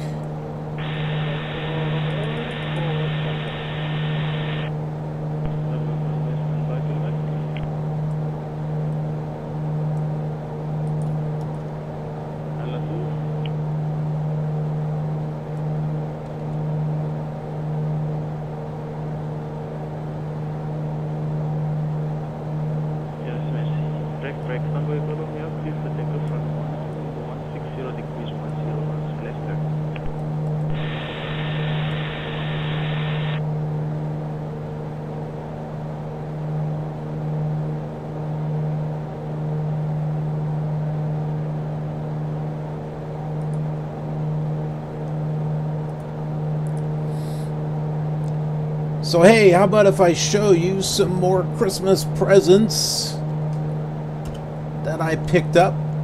Basically sales. Getting a little bit of bounce there.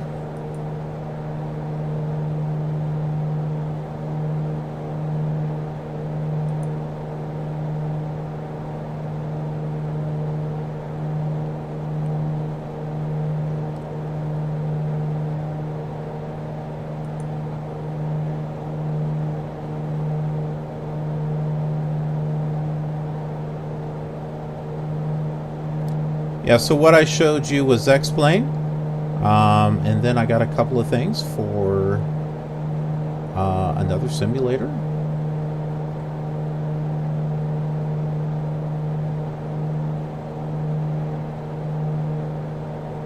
As soon as I can pull it up here.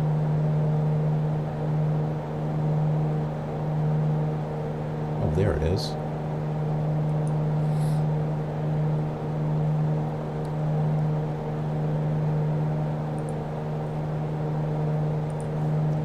Okay, so I got a couple of A2A planes, and I've been wanting to get a couple more. I've got a Bonanza, which is my favorite plane, but I've been wanting to get more because the A2A planes are beautiful.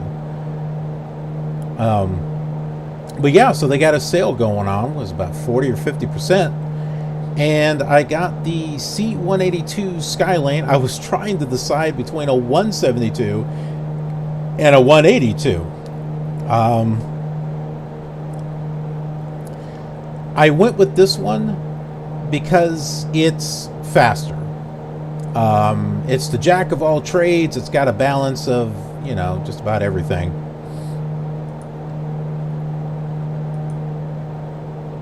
I thought this would go there. Apparently not. Okay. So here are some planes here. Ah, there we go. That's what I was looking for.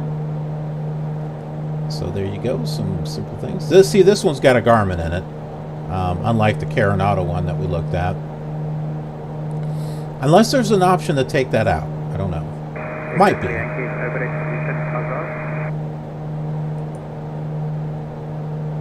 It'll be interesting to compare this with the Cessna that I'm getting with the with X-Plane, as far as how it flies and stuff. I wish it had retractable gear. Okay, so you can take out that Garmin. That's nice. I like that.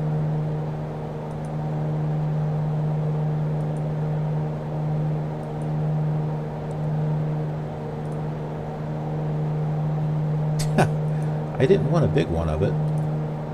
Okay, so yeah, I got this. And then I got this. A Comanche. I was deciding between this and then another one. But hey, for 30 bucks, not bad.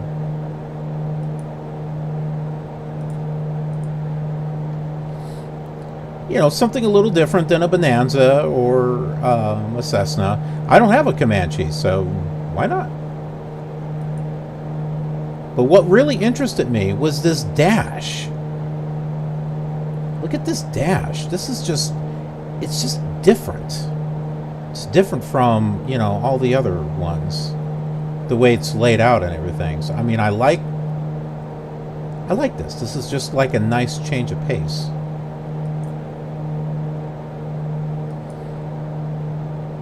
And I like this color. It's a unique color that I haven't really seen in any other plane. Oh, and I don't know if you noticed, but you can have the Garmin here or not. I saw that was an option. Oh, and the gear retracts too. That was another thing that got me to want to get this one. So I can raise the landing gear. Because that's always fun. See, look. Ooh. Nice red lighting inside.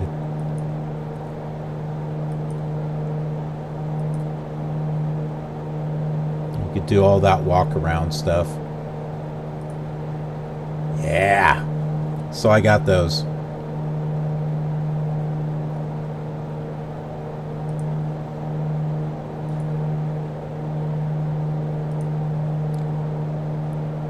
And for those Flight Simulator 2020 fans, I did get the Carenado PA44 Seminole, and there were a couple of airports, other ones that I got. They were really, really small. They were like $4 or $5. That's why I picked those up.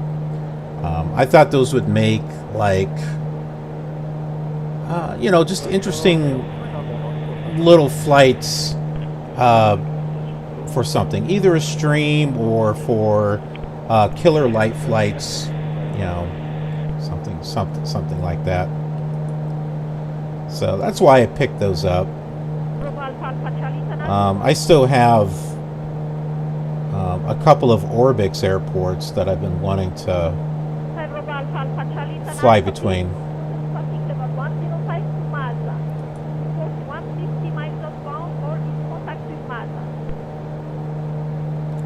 57 miles. We're going to need to start our descent, but it's that mountain right there that's... Let's see if we can descend here. Let's see if they'll give us the option. They'll probably say negative, but I don't know. Let's see.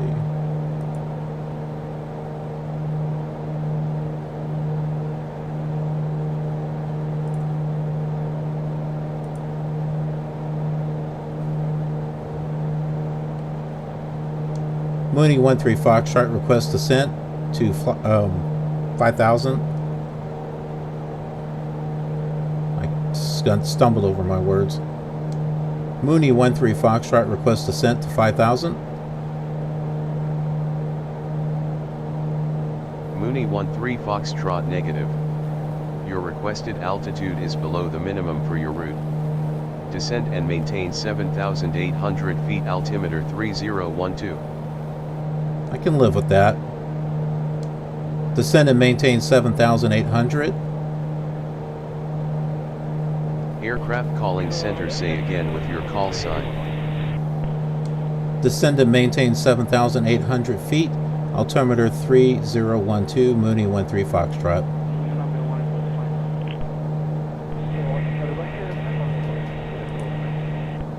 Alright, so let's go down to 7,800.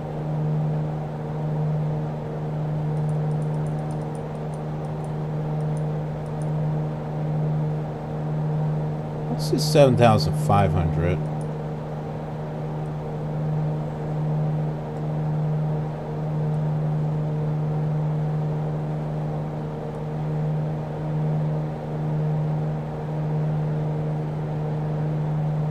I might have to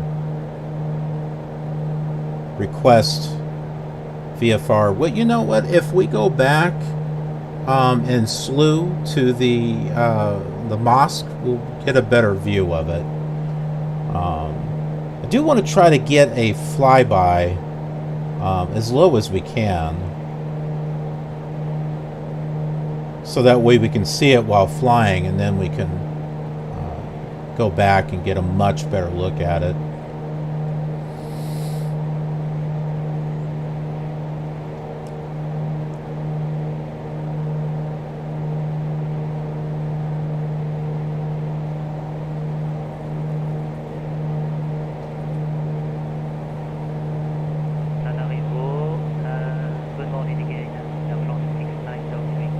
The Red Sea over there.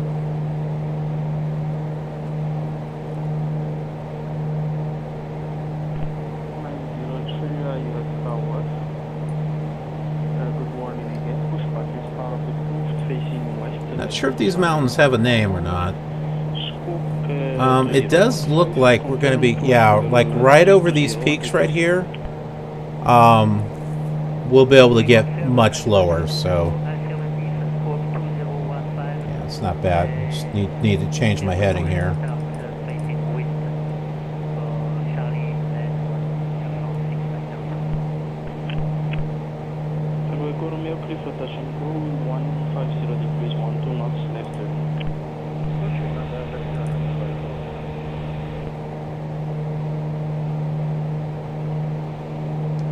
Mooney 13 Foxtrot requests descent to 3,000. Mooney 13 Foxtrot negative. Your requested altitude is below the minimum for your route. Descend and maintain 8,000 feet. Now he wants to give us 8,000 feet. Descend and maintain 8,000 feet, Mooney 13 Foxtrot. I'm still going to 7,500. I'm going to go whatever I want. We need to be at 2,000 for the ILS. So you know what? We're just going to go down to 3,000. That's what we're going to do.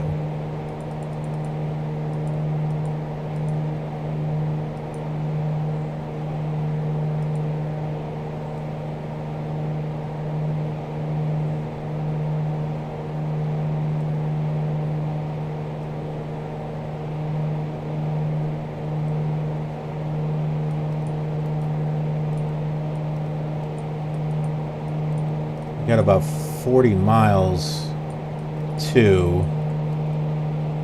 I'm going to go ahead and slow us down.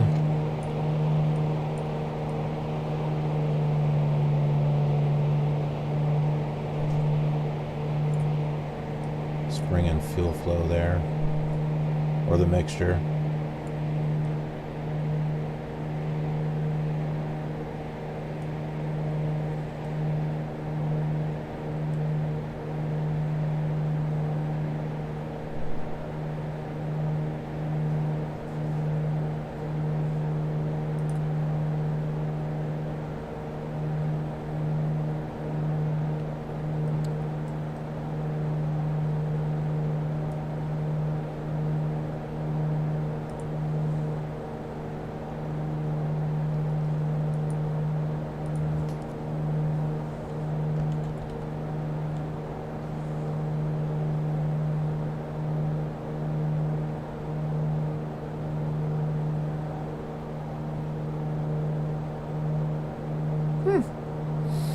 Orbix releases True Earth Canary Islands for X-Plane.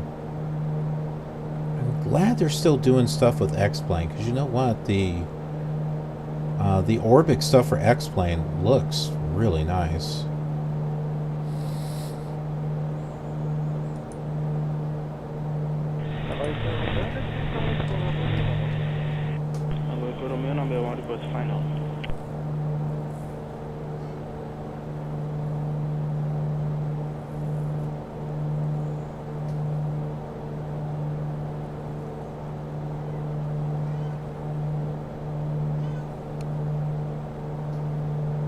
When did you come in here, Shadow?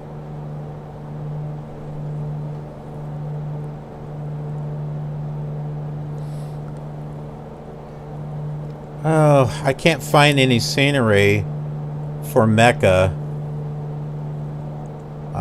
for the older simulators.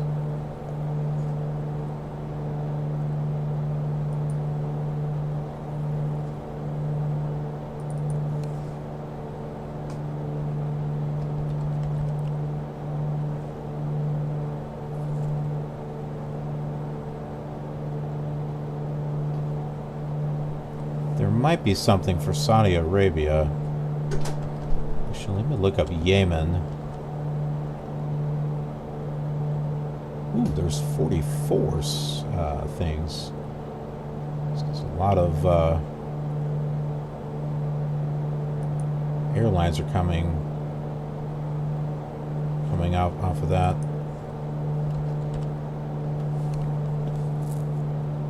And we go Romeo, your number 1 put final.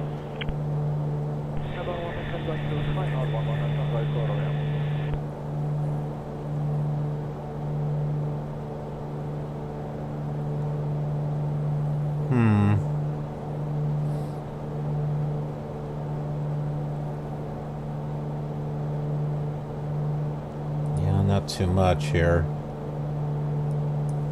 Let's see, Saudi Arabia. Of course, it's got to be 141 files.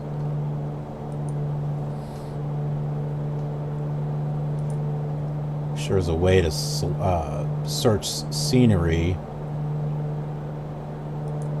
and just scenery for all of them, not just like FS-98. Oh my goodness. Well, for Saudi Arabia, there's 38 files that match for that. Oh, Jeddah. They have something for Jeddah for FS-98. They have the mile-high tower. They also have some extra stuff for the airport that we're landing at. A whole bunch of airports, air bases.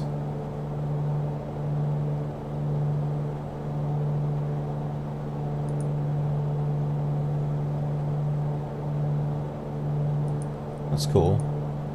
Yeah, let me look up Mecca here. Oh, nothing! They don't have the Great Mosque or anything for FS-98?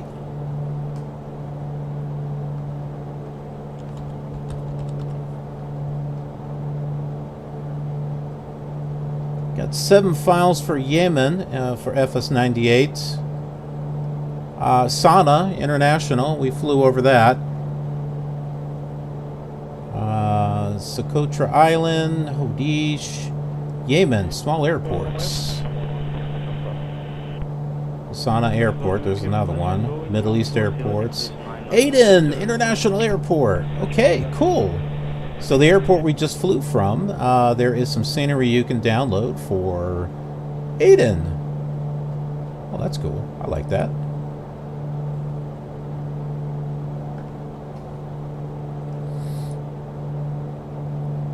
So, Flight Simulator 5. Not 4. 5. There we go. 4 is hard to find stuff because it doesn't have world coverage. Flight Simulator 5 does not have anything for Yemen. Let's take a look at Saudi Arabia. Let's see what we can find.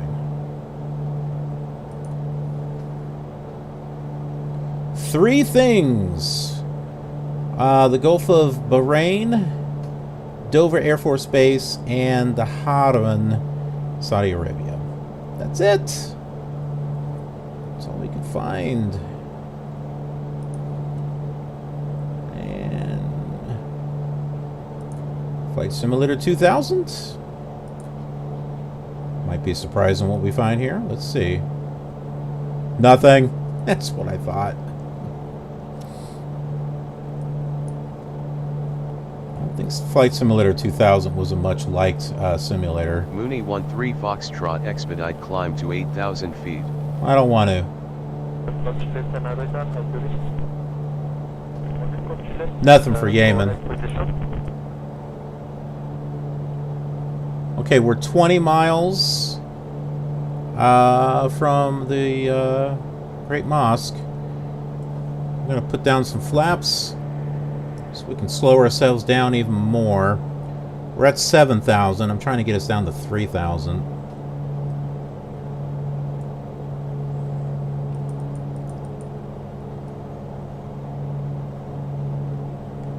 And I believe we're looking at the outskirts of Mecca right now.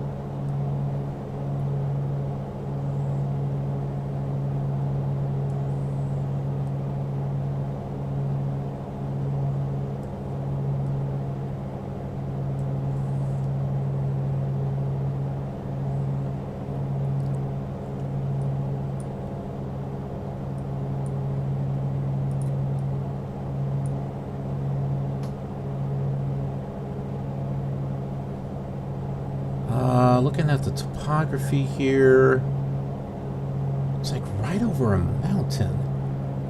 That's it. I see it. Right there. It's right there.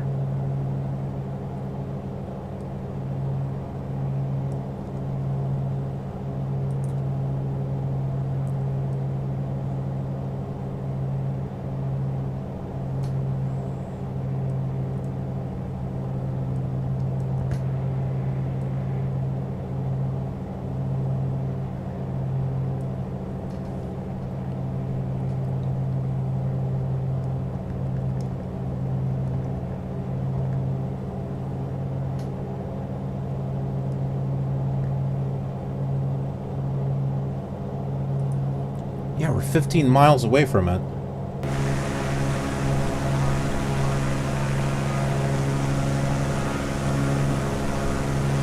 It's right there.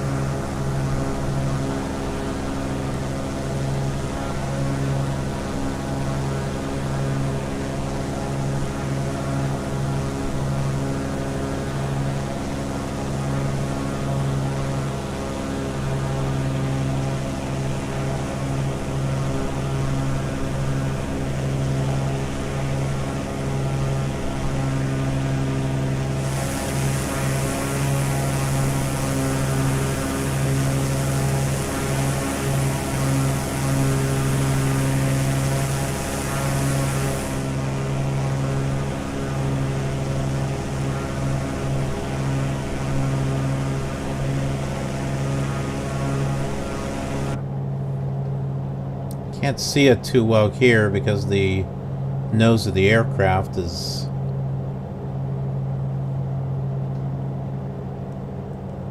kind of covering it. Let's bring this down to 4,500. Here we go. Enter and backtrack running 11 line up to course for 86 Whoops. See that?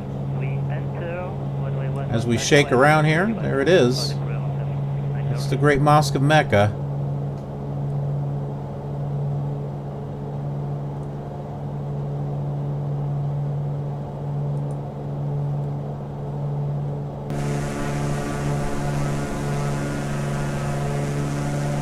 Mooney 13 Foxtrot, expect vectors to the ILS approach to runway 16 center at King Abdulaziz International.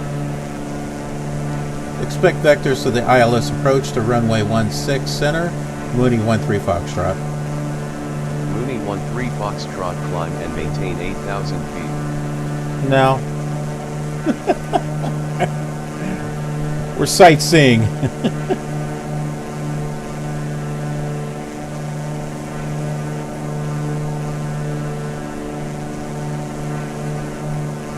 I didn't know it was up on the mountain there. Or is it on the mountain? It looks like it is. No, it's not. It's on the other side. That's just how big it is.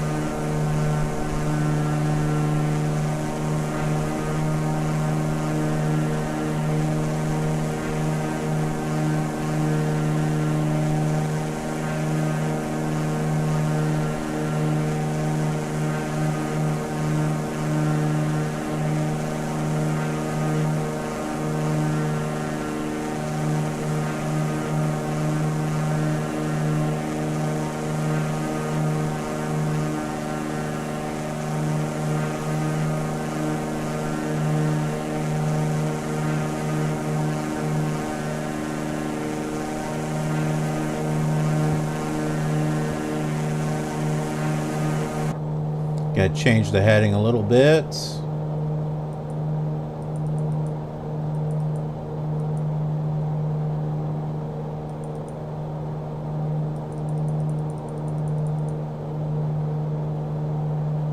That's a little too much.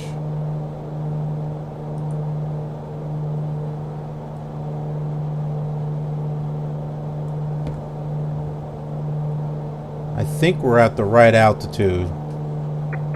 Good day, Zulu Kilo, Echo Zulu Yankee.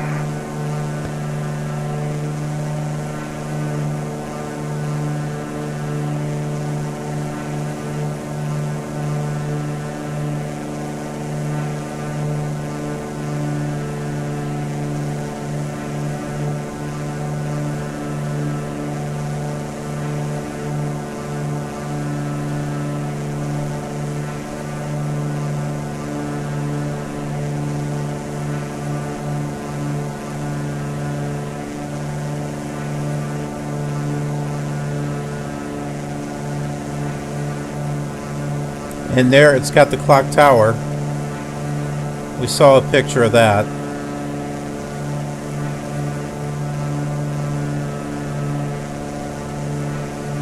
And I can see it. I can see the mosque right on the other side there.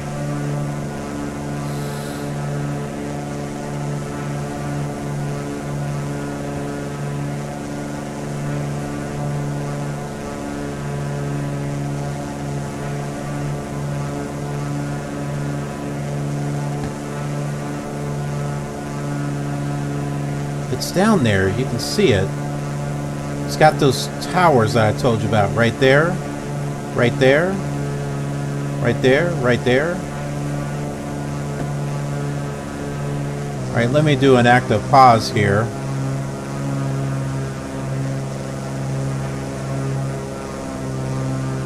Oh, that doesn't work.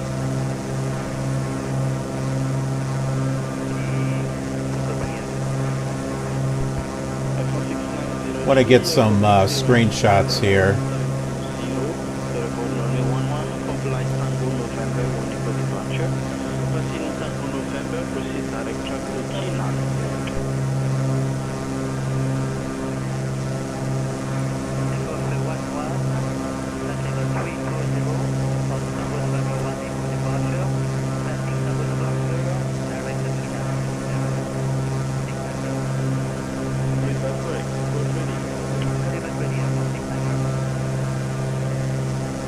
Okay, and I'm going to go ahead and save as well. Just put that in as mosque.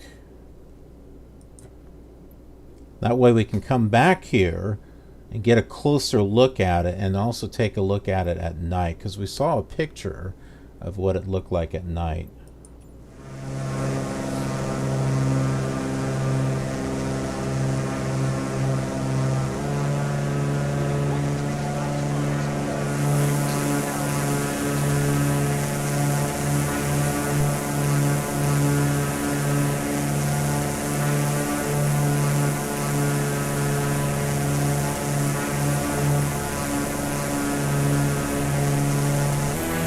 Gotta take a screenshot there too.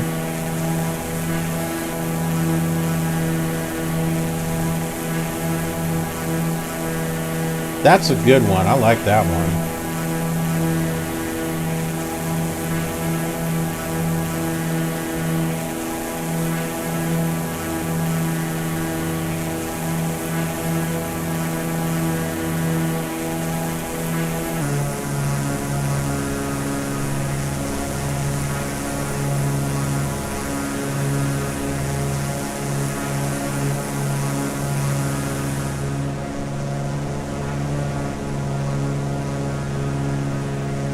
Awesome, that was cool.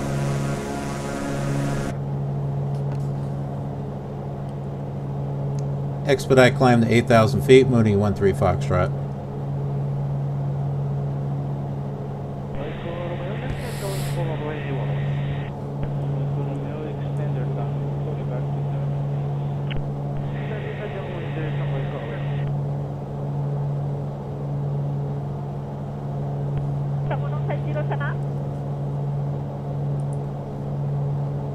Mooney 13 Foxtrot requests descent to 4,500.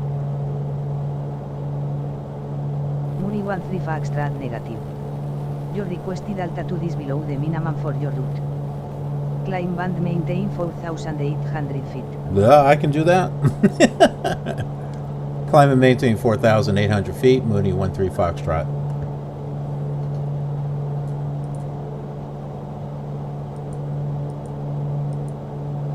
Mooney 13 Foxtrot, you are off course. Turn left heading 273 to return to course.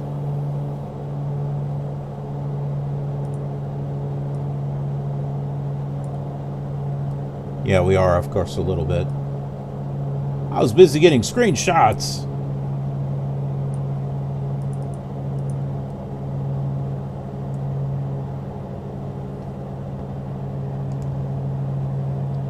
Heading 273, Moscow 13. What am I saying? Heading 273, Mooney 13 Foxtrot. It's Mooney, not Moscow.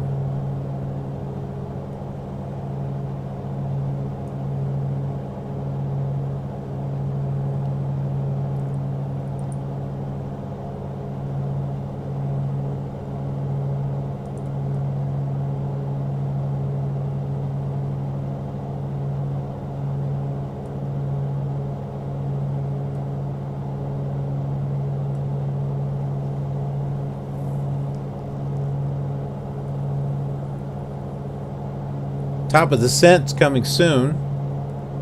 Should be just past those mountains there. Mooney 13 Foxtrot, contact head approach on 123.8. Good day.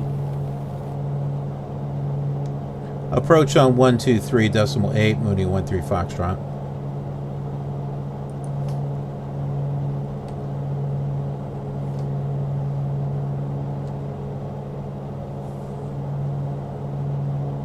That's the wrong one.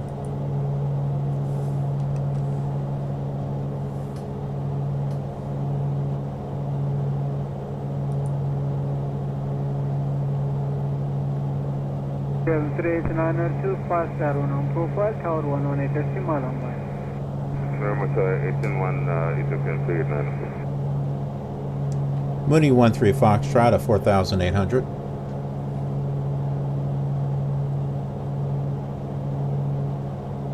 Mooney 13 Foxtrot, good morning. Radar contact. Turn right leading 300 vectors to the LS approach for runway 16 center at King Abdulaziz International, maintain 4,800 feet. Heading 300, vectors to the ILS approach for runway 16 center, maintain 4,800 feet, Mooney 13 Foxtrot.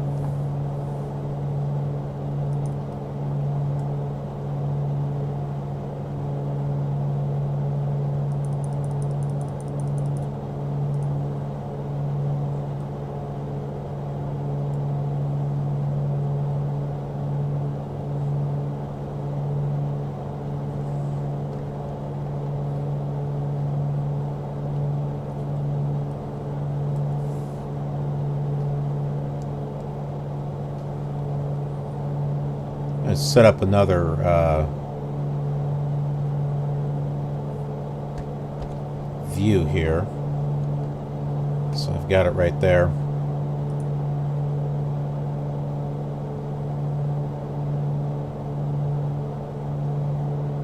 We got 27 miles to go to the airport.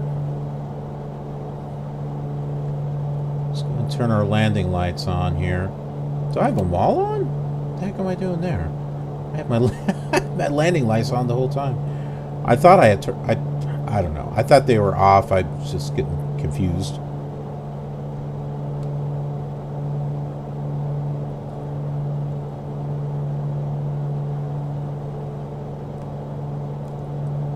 What speed are we at? 132. I'm going to bring down some flaps here.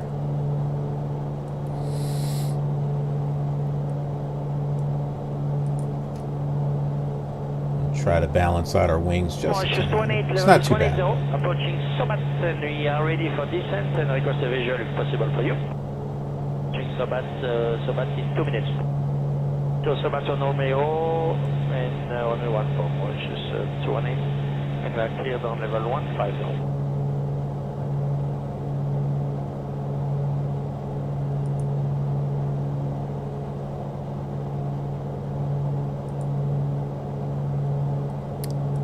ILS has tuned in. We have a signal.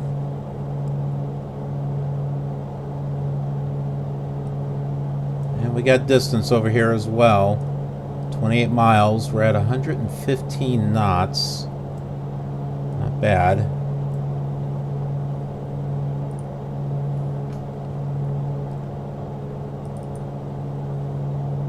Morning 13 Foxtrot, turn right leading 305. Turn right 305, Mooney 13 Foxtrot.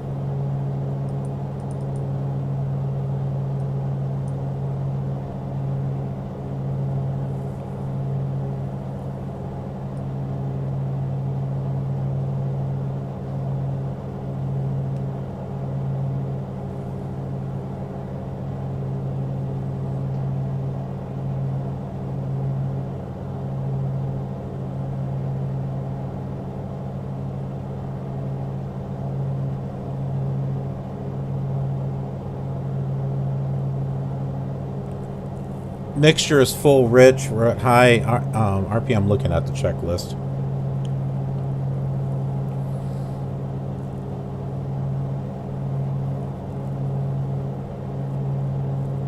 Fuel selector should be full as tank. That's interesting. Wing flaps takeoff position.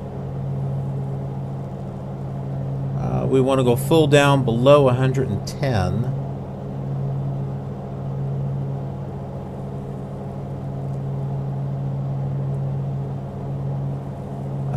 Landing speed. I don't see that.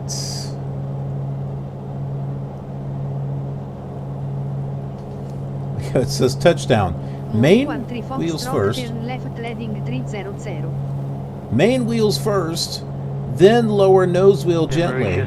749 is passing 10,000.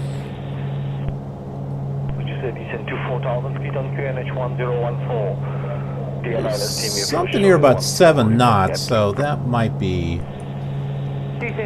our actual speed. QNH 1014, cleared island approach runway 14, next call position, Gap T, Mauritius 749. Heading 300, Mooney 13 Foxtrot.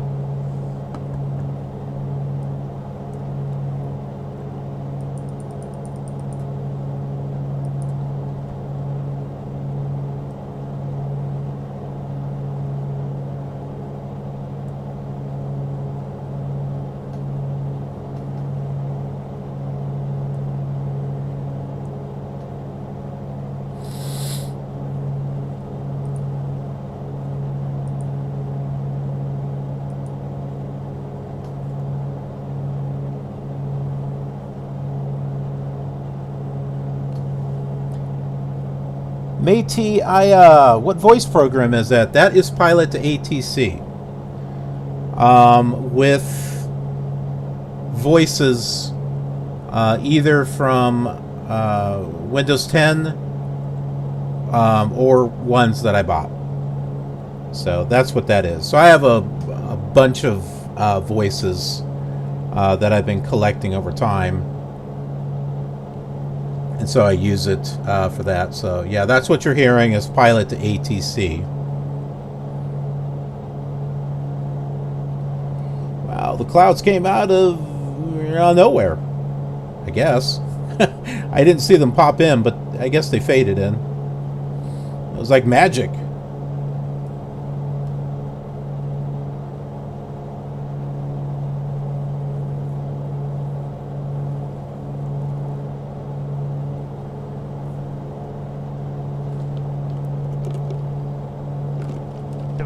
Position Gap E3 8,500 feet. Yeah, you joined us just in time. We're actually going to be landing here in about 22 miles. 22 minutes. Actually. 47 miles. Foxtrot descend and maintain 4,200 feet altimeter to 982 King Abdulaziz International. Descend and maintain 4,200 feet. Mooney 13 Foxtrot. Mooney 13 Foxtrot descend and maintain 4,000 feet. Okay, we'll make up your mind. Mooney 13 Foxtrot maintain 4,000 feet.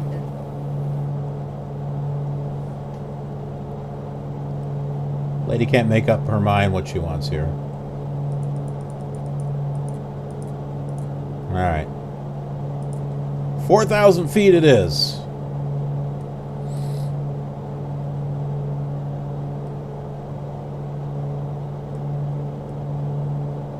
Got this. Let's pull this out a little bit more.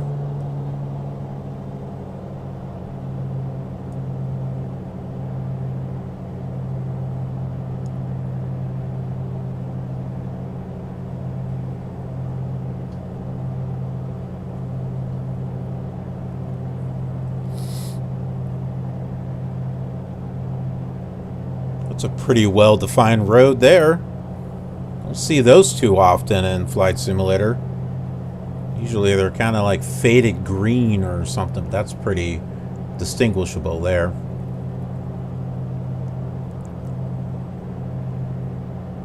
Anybody think it's hot? We could open up the window.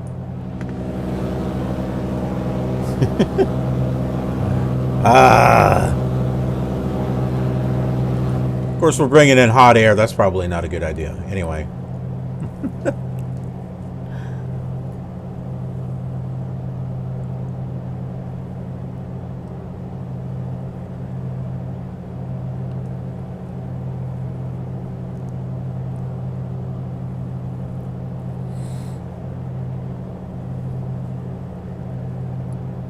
King Abdulaziz. That is where we're landing. Oscar Echo Juliet November on runway 16 center.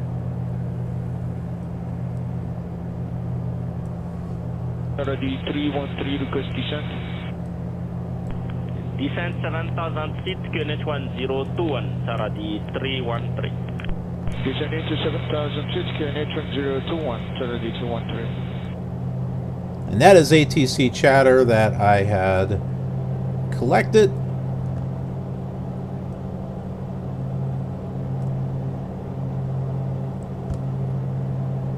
It's actually for the African content. Couldn't really find anything for the Middle East. And then some other parts of it is... or did I? Did I put generic? No. No, that's... Oh yeah, there's not that many generic ATC files for Africa. With the ATC XATC-Chatter program.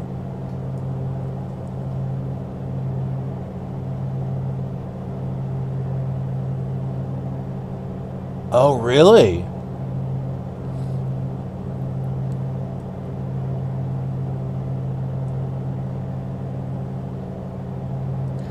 Yeah, you know what? It's going to be interesting because this Cross the World miniseries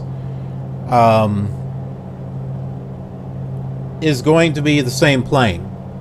And eventually, the idea that I've got is to go up north through along Russia, Japan and Russia, over into Alaska, down Canada.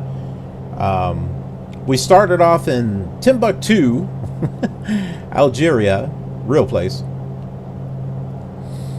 Really is out in the middle of nowhere.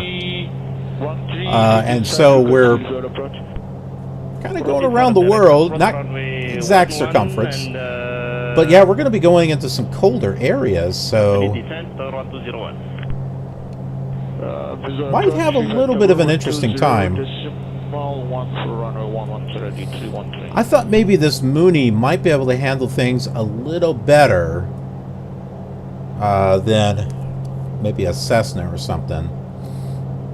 And I think there, if I remember, I think we had a point where we did have some front, or it may have been another flight. I remember there was something. I think it was this. I was pretty sure it was this. It might have been like one of our first flights. I was using, yeah, I think it was the first flight. I was using something else for weather. I was using a weather preset. And ice was forming, all the way around the windshield, and I turned on the heat, and it wasn't like melting. Because I don't know if the heat function works really well in this Carenado. I had to change the weather and make it warmer to get the stuff to finally disappear.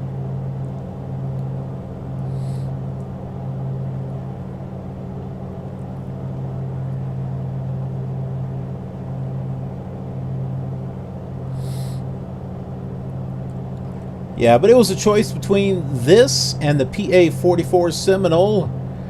I left that up to a vote to the killer community over there on Twitter. And more people voted for this. They wanted to see the M20R Ovation go around the world.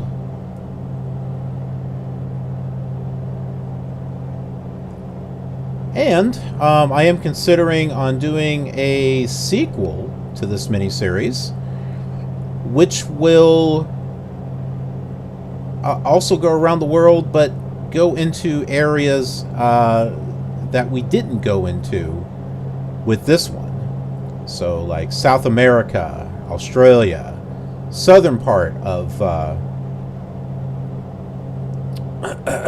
Africa.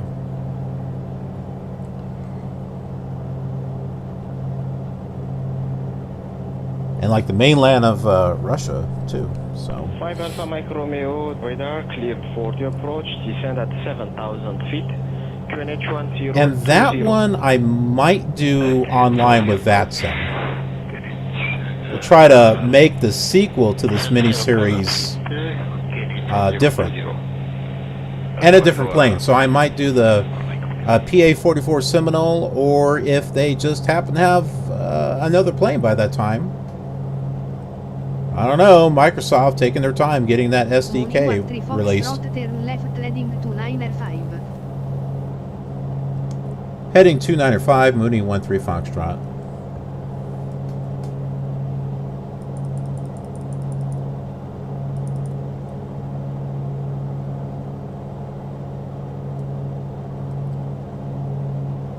So yeah, we got some good stuff coming ahead here. I don't mean just the scenery, but also this looks good too. So this is the city of Jeddah, right? Yeah, Jeddah. Jeddah, Saudi Arabia.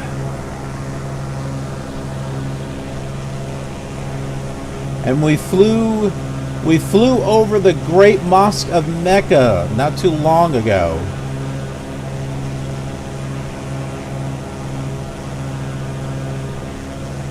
So later on after the stream, you might want to rewind and take a look at that. It was actually pretty neat.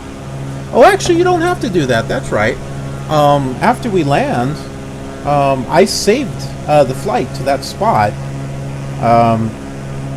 I'm going to slew down so we can get a bigger look at it. And also we'll look at it as far as what it looks like at night, too.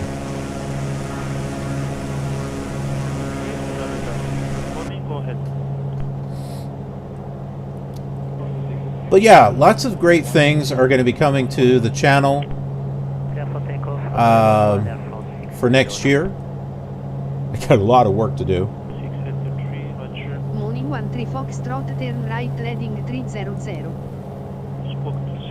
My goodness, she's got us going back and forth here. Expect ILS Zulu, runway 11, flight Tango November to Delta. Heading 300, Mooney 13 Foxtrot. So that's, I use this program so I don't have to get bounced back and forth like default flight simulator.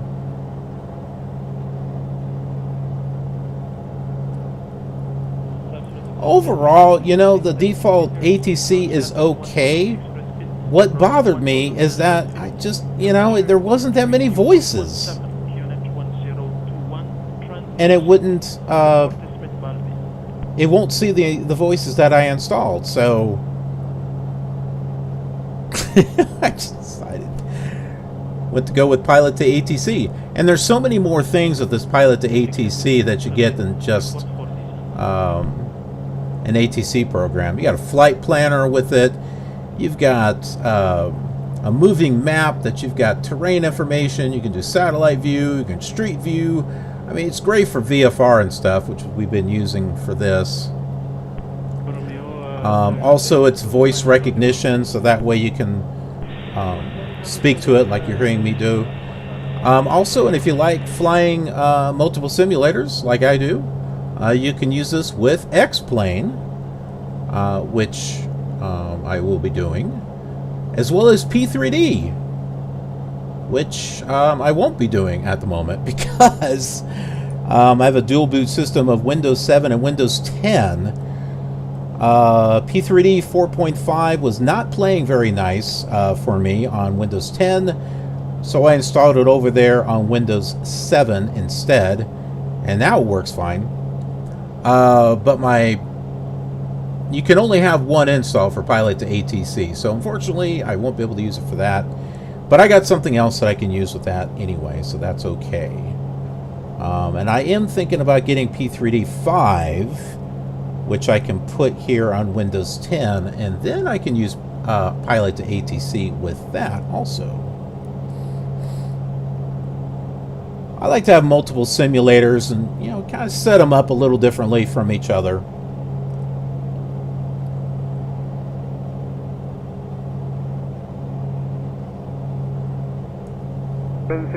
Continue in 1500 feet, clear down of Genesis for your turn right, via Calci QNH 1027. Yeah, and you know, for Christmas, I just recently got some more airplanes.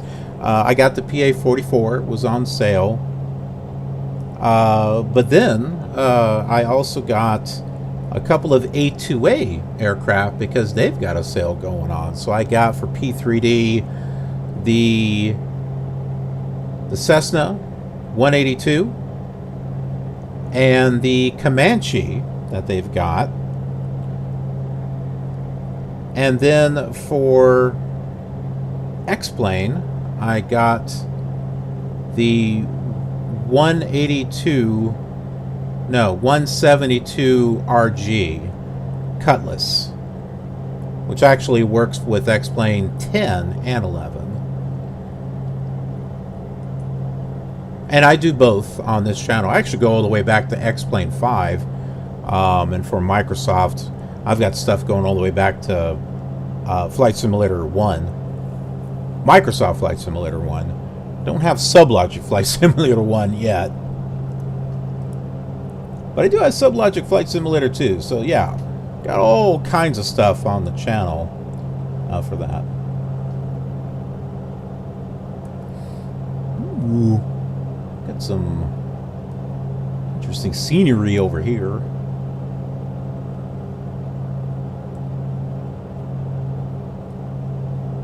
Let's see what they're doing. They're bringing us in on the approach. See, and this is something that I can show here with Pilot to ATC. Here it is. So here's our flight plan right here. And this is the approach. This is the star that they've got us going on here. So we'll be following this right into the runway. You got all these different little settings here. This is for $60, this is totally worth it.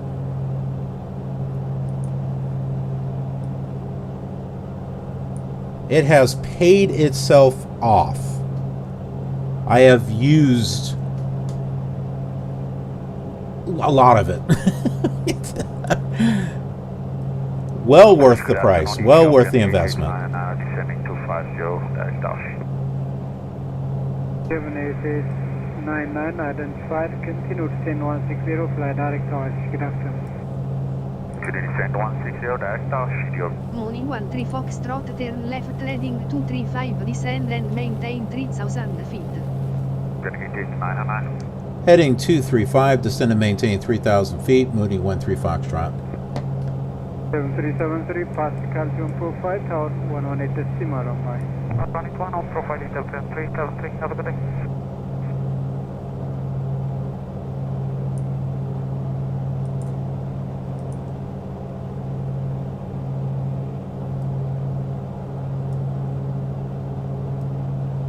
We have got to slow down a lot more. We're 9 minutes, 17 miles out from the airport.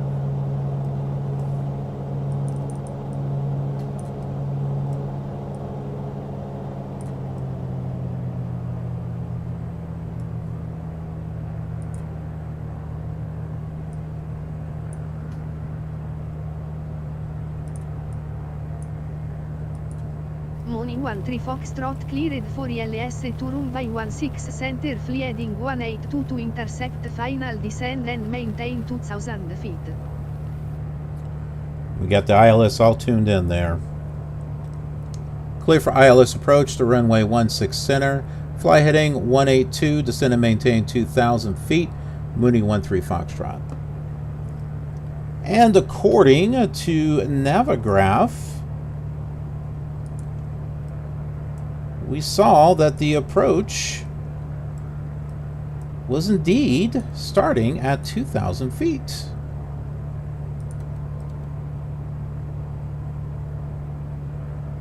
And why does that look like the airport right up there? Well, it should be over here.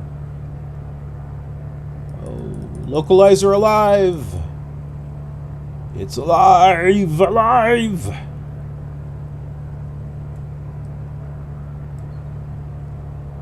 Got that nav thing on there.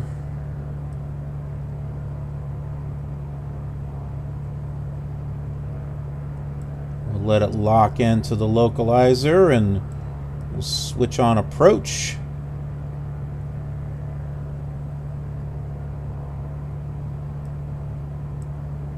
Looks like the glide slope might be alive there too.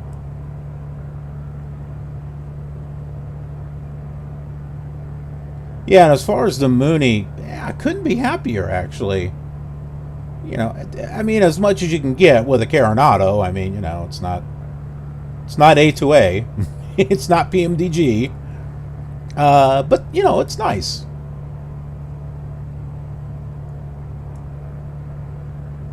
Okay, is that... I see I have all the tooltips turned off, so yeah, that's the approach.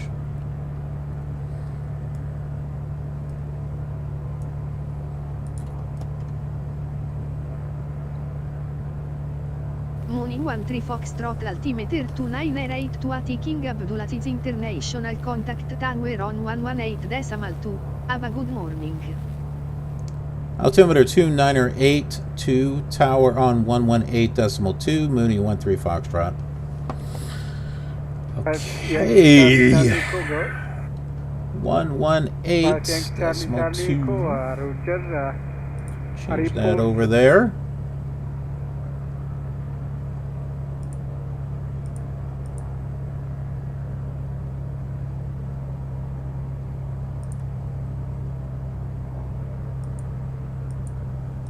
Oh, gotta pay attention to my speed. Definitely don't want to stall here.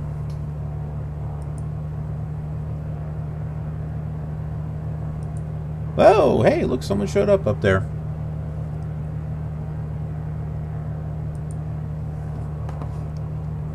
Mooney 13 Foxtrot, established on final for ILS runway 16 center.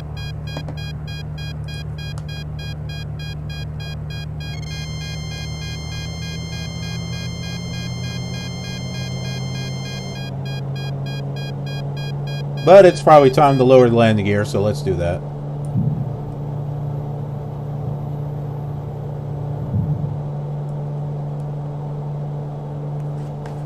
Yeah, just a little... Alright, we got full flaps. 313, power. Proceed left hand base runway 11. Wind 04 degrees. And we're coming down. Report left hand base. 13 miles to go here. 1021 313.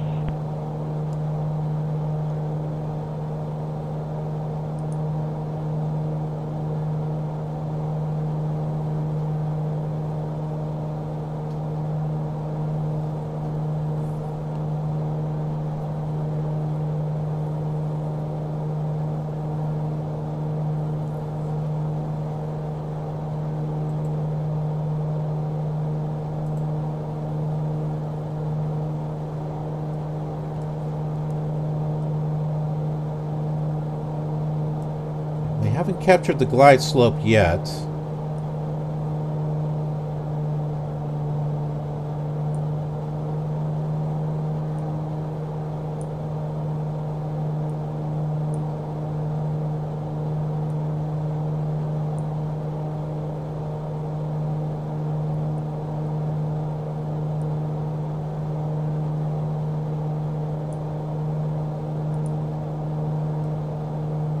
Should be soon.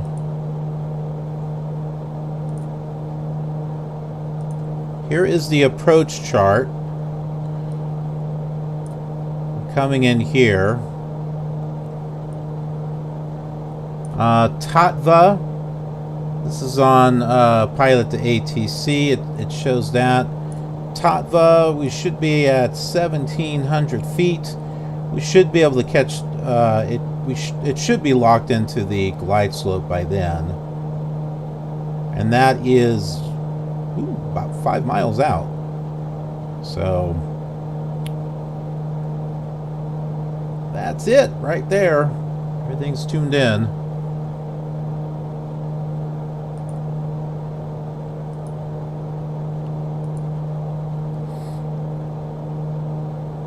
Alpha Charlie Hotel Tower, clear to land runway 11, wind 060 degrees for left. Clear to land, 5 Charlie Hotel.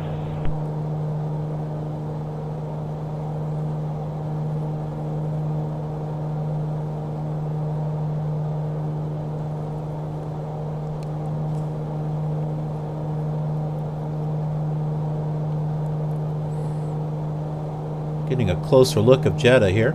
Pacific Ridge.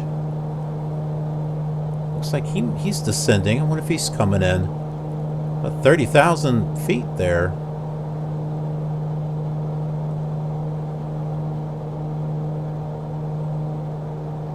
Ah, I see the airport. There it is. Right ahead. Oh, wait, is this it? No, I think this is it right here. There's a little beacon right there. Either that or that's a plane. I don't know. But I see what looks like 3 runways. Here, here, and here. It looks like downtown Jeddah is right about there. Right on the other side of that river.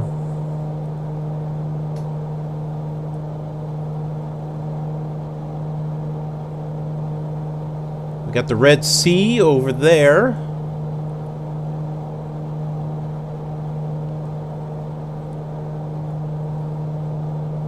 We have certainly had a very fun adventure so far. Traveling to Cairo and going south along the Nile River. And we've been looking up cities and points of interest along the way and learning about what it is that we're flying by as we go. You know, this is going to be a more immersive experience. It's not just flying and looking at scenery and going, ooh. Now we're going to learn about some of the cool things that we're seeing. As much as we can. There are some things that I'm not able to pull very much information up on. And also looking at actual photographs of the area too.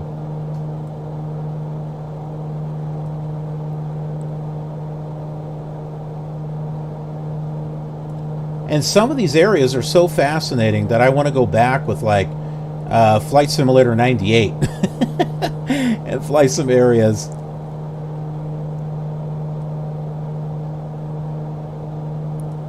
Flight Simulator 98, that's my jam. I like Flight Simulator 98. I've got that one stocked full of add-ons and a bunch of crazy stuff.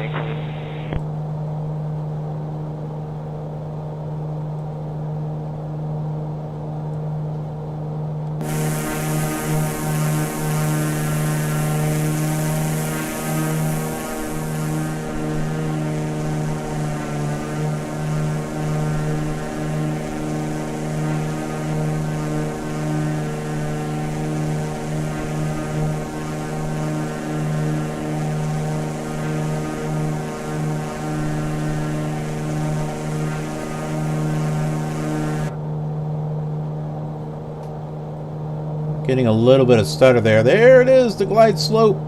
Looks like we are locked in.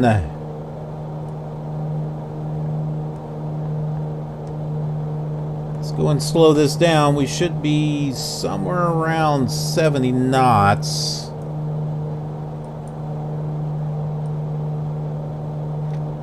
Well, that's not the right one though.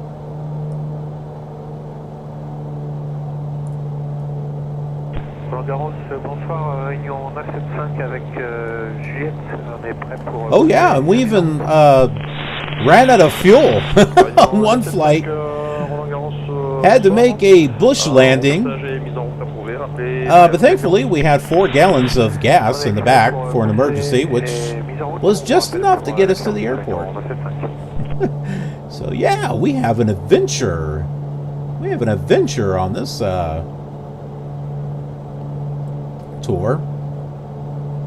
Yeah, you know, I was thinking, you know, when the tank's empty, it's empty. Nope. It emptied at 3 gallons on each side, which is probably realistic. In older simulators, you had it all the way until it was 0. So that's what I was used to. But hey, at least we learned the limits of the Mooney Ovation. We're going to get to know this plane like a friend. It's going to be our best friend. Probably next to my favorites, like the Bonanza V35 and the 172 RG.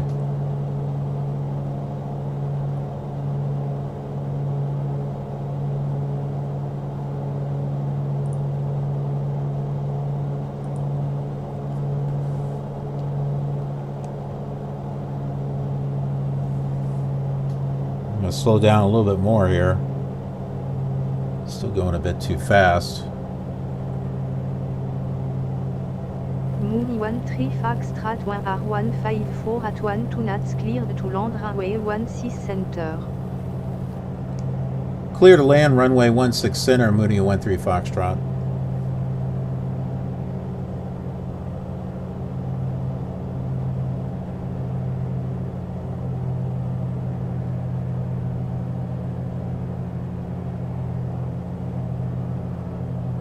Here we go, folks.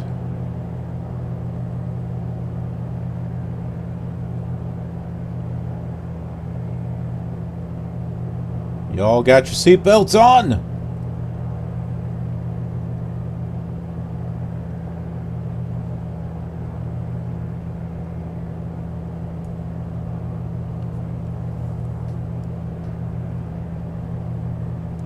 You remember when we looked at the airport diagram, we're going to be going off to the left. That's where all the terminals are at, because that's how we roll. We land at, park at General Aviation? Ah, not us. Is that a jet coming in? Seriously? We're going to have to do a go around. Because that damn plane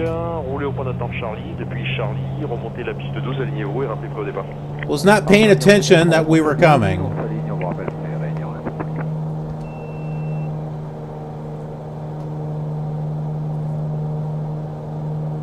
Thanks a lot, bozo.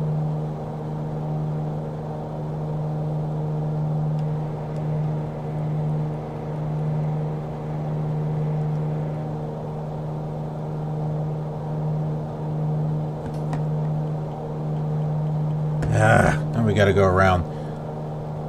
Is there something for a missed approached?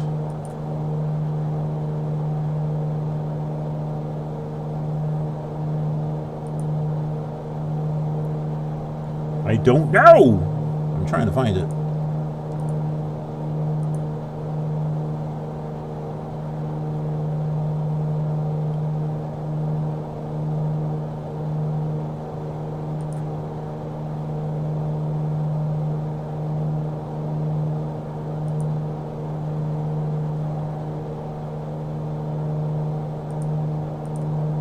Oh, here we go. Mooney 13 Foxtrot is missed approach. Request vectors for ILS to runway 16 center. Mooney 13 Foxtrot radar contact. Continue il to runway 16 center, call when established on final. I'm surprised it's not giving us vectors back. Call when established on final for ILS to runway 16 center. Mooney 13 Foxtrot. Mooney 13 Foxtrot, this is Jeddah Tower on 118.2. Please repeat your request. Oh, for crying out loud.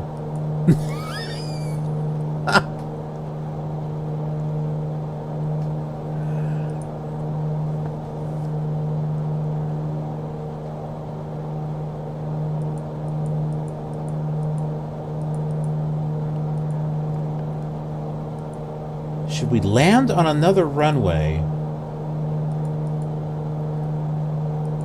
Let's see if we can request another runway.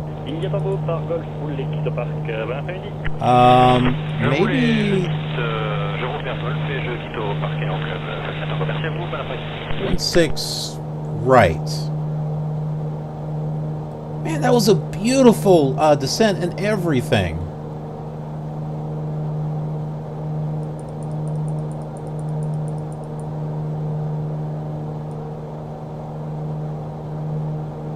What happened here?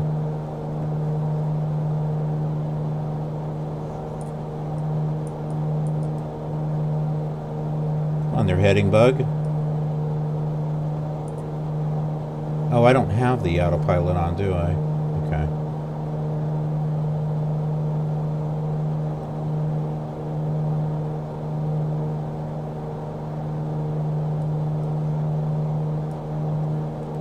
Let's get up here to 3,000. Let's take off approach.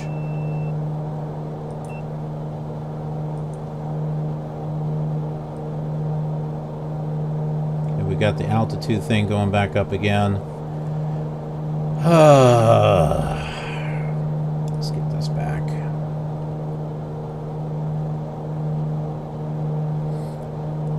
Oh well, you know, makes the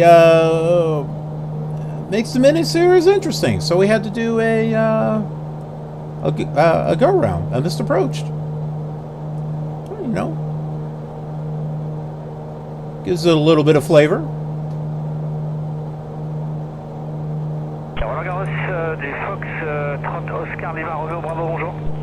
Bonjour Romeo Bravo. Boeing 787 au parking 17, on souhaite un push pour un point fixe, travers poste 17 sur Alpha.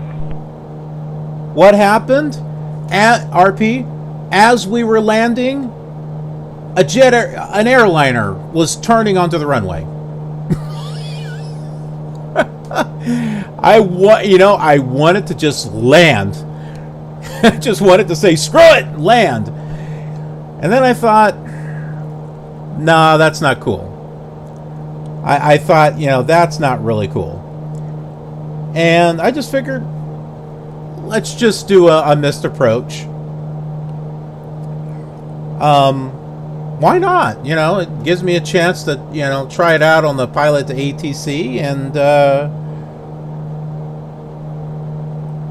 gives everything, you know, a nice little different flavor, so that way, you know, not every airport that we go to turns out all perfect. Look at this. That's interesting. Well, at least we got to see this. We didn't see that before.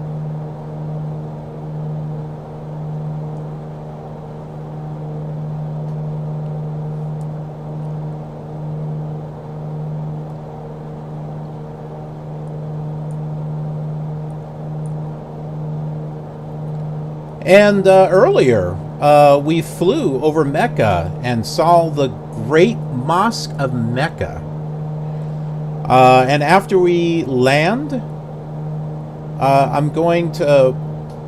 I saved it while it was there, so we're going to go back to it and just kind of slew down and get a really nice look at the mosque and check it out and see what it looks like at night too.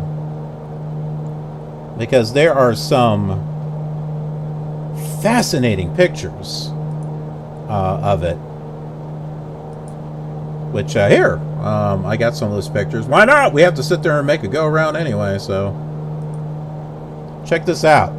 So yeah, this is what we flew over. This was all here, too. This is like the mosque, this tower, all these built, they were all here. They were all there. So, let's see, if I read my history, or if I read the information correctly, this is the largest mosque in the world, and the 8th largest structure in the world. Yeah, but check this out.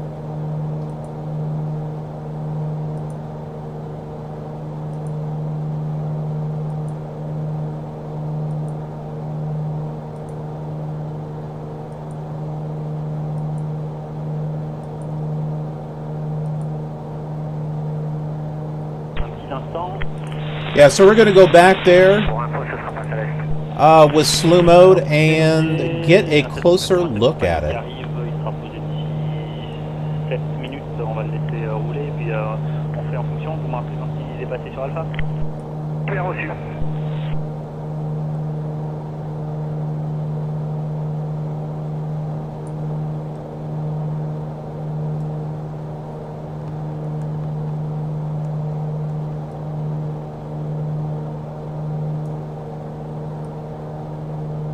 Go and slow it down here.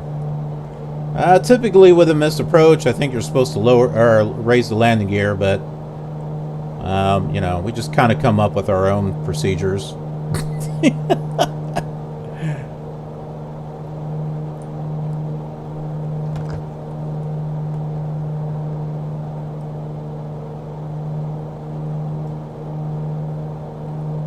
But I did bring my flaps all the way up, so guess now's a good time to start bringing them down.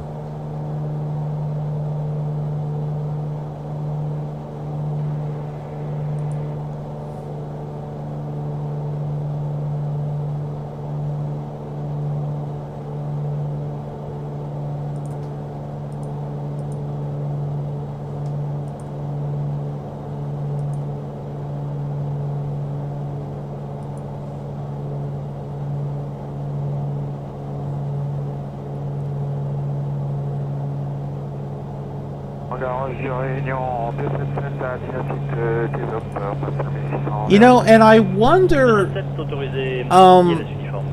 it's probably not the fault of that plane. For all we know, he had the ATC on, and it didn't even say anything about the plane going in. And also, what I'm getting from pilot to ATC may not be matching what Microsoft is giving. It looks like it's giving the main runway like it did before. Like they were going on 16 center, and so were we. So that apparently that's the main one. I'd like to request a different runway though, if I can.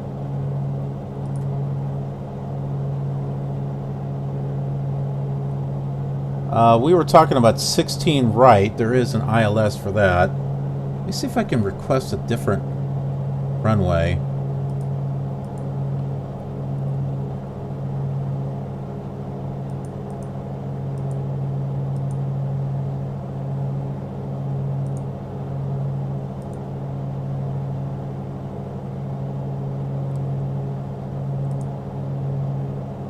I don't want departure. I want arrival.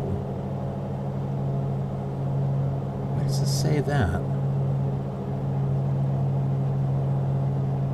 That's all departure.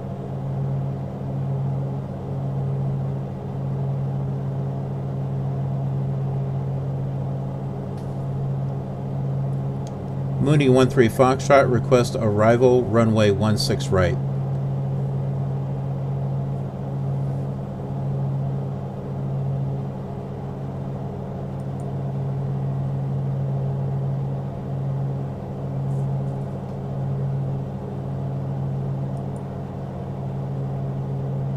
Mooney 13 Foxtrot, expect the hills approach to runway 16 center at King Abdulaziz International. I don't want that one!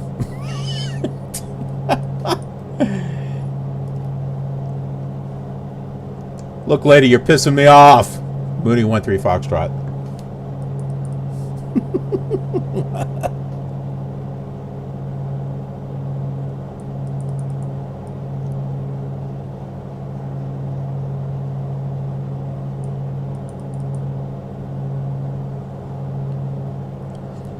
Because see, when I look up arrival runway request, what it's saying here that I'm supposed to be saying is request departure runway. But I don't know why it's doing that, because there's another part here that has departure runway. So that is just annoying.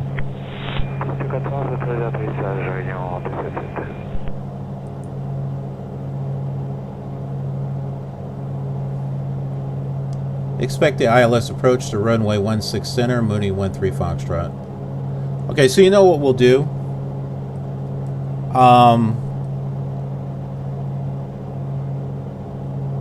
Okay, that guy's going in, an Airbus. That seems awfully fast. Of course it is a jet, so it just seems awfully fast for a landing. It's probably like one of my landings. I'm going the runway 16 right. I don't give a damn.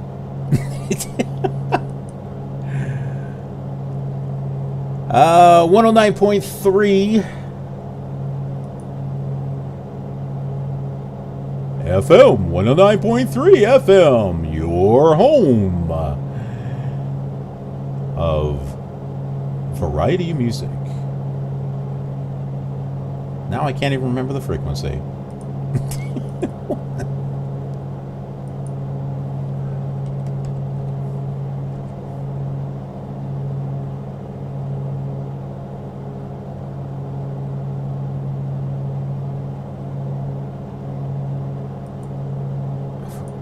What's going on here? 109.3. Pilot to ATC is being stupid again.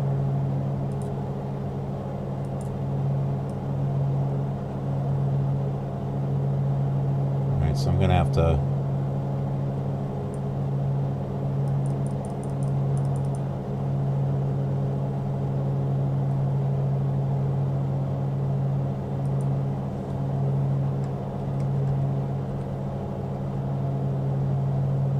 Oh, no wonder that's why. I'm putting in the comms radio. That's why it's not working. It's me being stupid. Alright, back this way.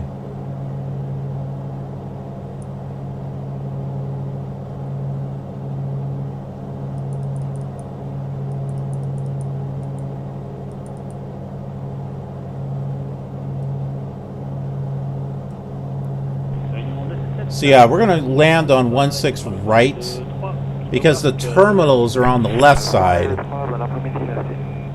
So I'm figuring the airliners are not going to go over that far. Alpha et le point fixe est approuvé avec une dernière tempée, 29 degrés, le vent 30 degrés, 19 à 24 nœuds, point c'est terminé. Did I have a good time at my family's house yesterday after the North Pole stream? Yes. Yep, we sure did.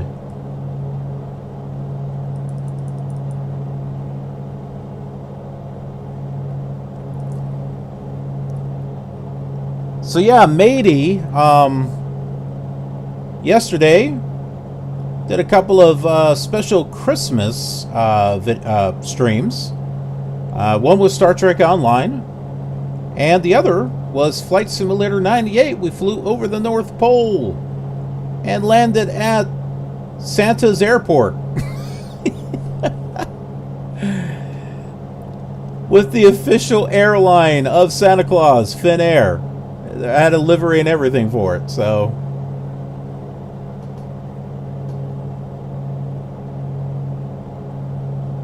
Want something fun to watch? Morning, Mauritius 749. Go and check that out. Passing 8,500 feet. Good times. 8,000 feet, QNH 1014. Mauritius 749, so report 8 miles final. 8 miles final left, Mauritius 749.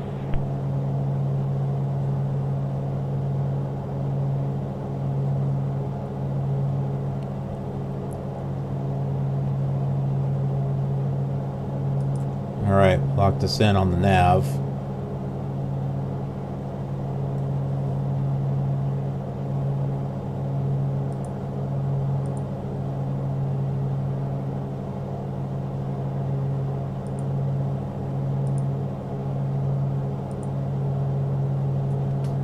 So we're going to tell them we're going on center, but I'm going on right, so I don't think they're going to be able to tell. Mooney 13 Foxtrot established on final for ILS runway 16 center. Mooney 13 Foxtrot R157 at 12 knots cleared to land runway 16 center. Cleared to land runway 16 center, Mooney 13 Foxtrot. Oh, approach.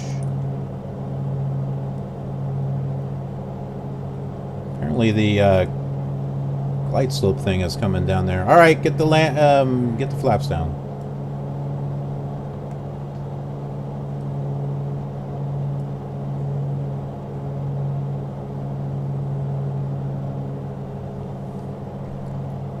Do we have any other jokers around here?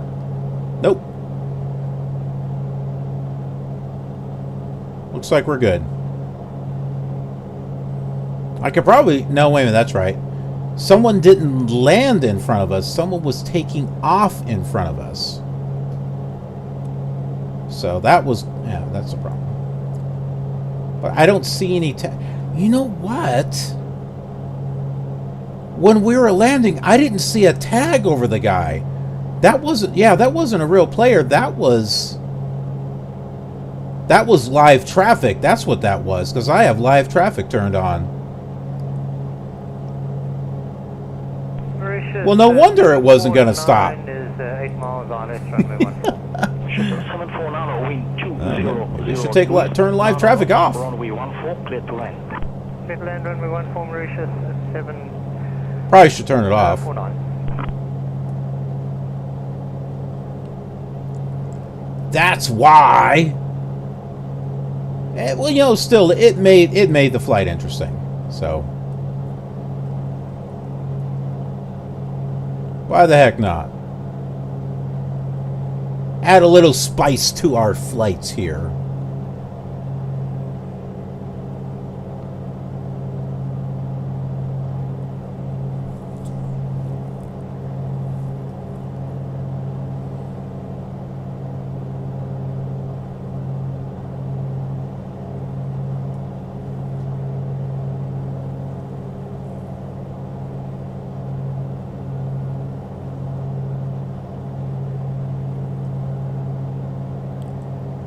Good, we're locked in here. Flaps are full, landing gears down. We're coming in about 87, 88 knots. Let's slow her down a little bit more.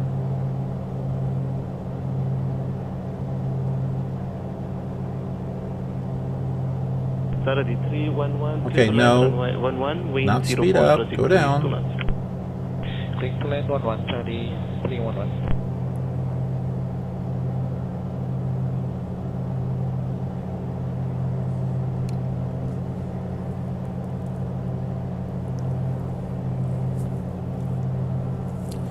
I've been doing some research on VR.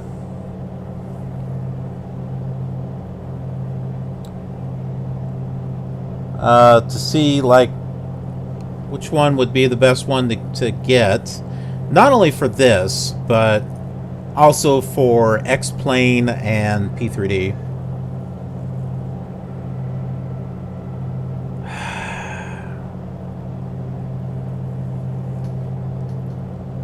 And he's going in on runway. Is he on center too?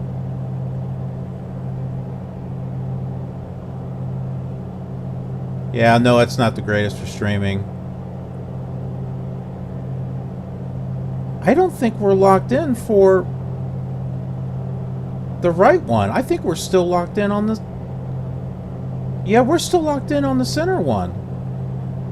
Alright, you know what? I am turning off... We're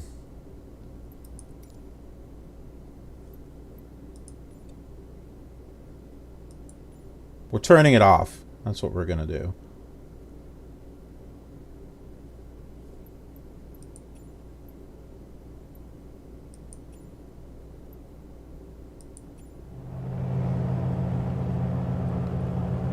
Now I still have online players on.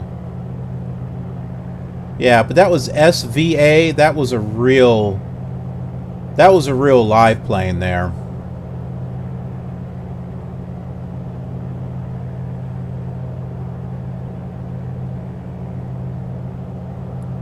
Interesting, though, how I'm supposed to be on ILS right. Maybe I am. No, I think this is the right one. I think this is the center one right here.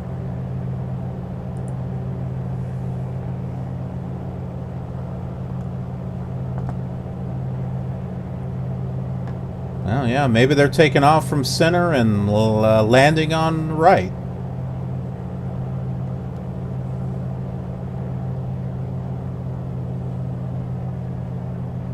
Saturday 313. Saturday 313, Harbour. Proceed left hand base, runway 11. Wind 04 degrees, 4 knots, QNH 1021. Report left hand base. Unfortunately, with Pilot to ATC, it doesn't give any voices for actual traffic. It's not able to communicate with the actual traffic that it sees, not with this. It can do it with P3D, I believe, but also X-Plane is another one that it can't really fully do that with. This sure looks like center and not right. No, it is right, because the tower's way over there. Okay.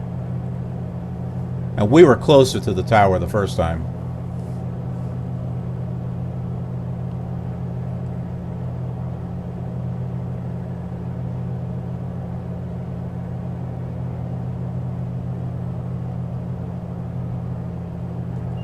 Alright, autopilot off.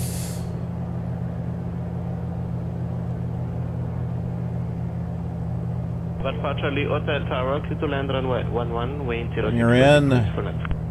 Nice and steady here.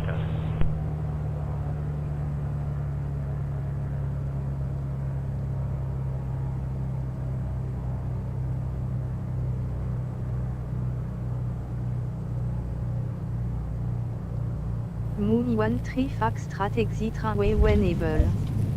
Be advised you may have landed on the wrong runway. Be advised. Nah. We're good. You may have landed on the wrong runway. Nah, it just looks like we did. We didn't really.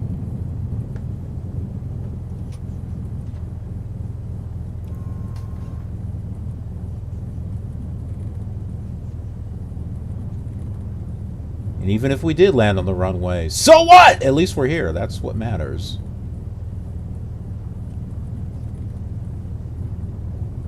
Okay, so there's a real player right there.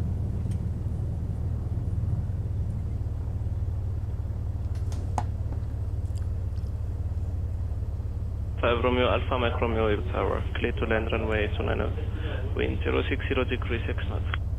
Clear of active, Mooney 13 Foxtrot.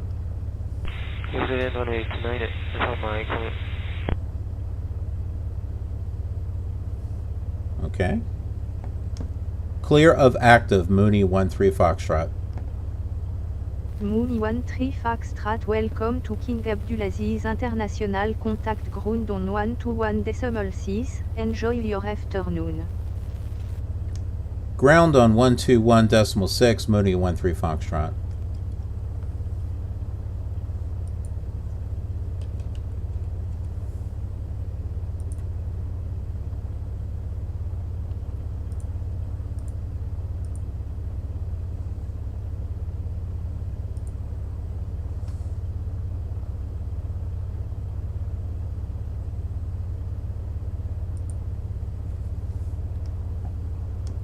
Mooney 13 Foxtrot request taxi to the gate because we're special.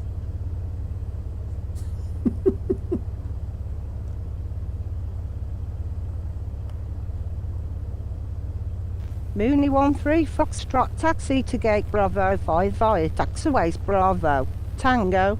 Alright. Taxi to gate Bravo 5 via taxiways Bravo Tango, Mooney 13 Foxtrot. Okay, so say no Mooney. What? I didn't say that. All right, gate Bravo 5. Let's go ahead and look that up here.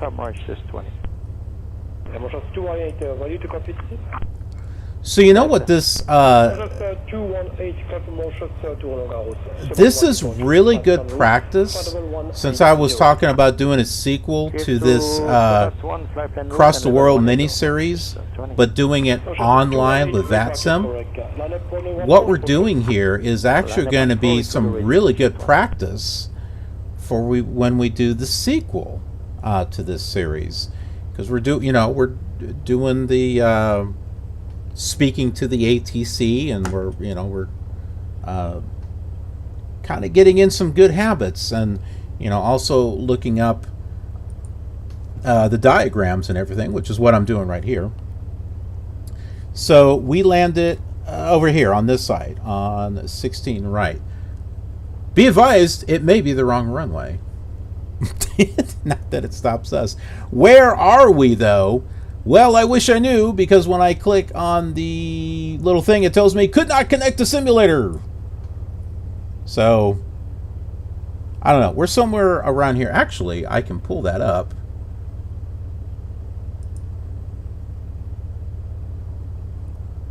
Let me bring up satellite view here. Okay, so pilot to ATC. Let's just turn that off there. All right, so here we are. Here's the airport. A lot easier to see. Oh, he said Bravo 5, right? There it is. Right there. Yeah, so just basically coming in just like that. But I wanted to look it up on here also to see if it gives us the right taxiways. So say no to Mooney 13 Foxtrot. That's what it thinks I said. Bravo and Tango. So here's Bravo right here. Here's Tango. Okay, well, it's giving us the correct taxiways. Good. Because I updated Pilot to ETC with Navigraph information, so it should give us the right information. Parking gates, parking stands. What is it, apron 1? Let's take a look at apron 1 here. That doesn't really tell me Bravo 5. I just see 1, 2, 1, 3. 218 entering the runway now. We need 1 or 2 minutes more for the cabin. Parking stand coordinates. 218, roger. Yeah, as far as Bravo 5, this doesn't really say. As far as, yeah, none of that is helpful at all. There is Alpha, though. Here's Alpha. Alpha. Oh, Bravo. Here's Bravo over here. Too bad I can't. That's apron. I don't know. That's probably the right one. Who knows? I can't pull it up. That's coordinates. I don't know. At least we kind of know where to go.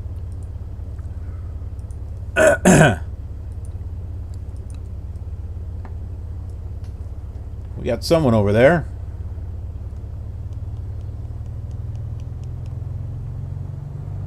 Is that anyone we know?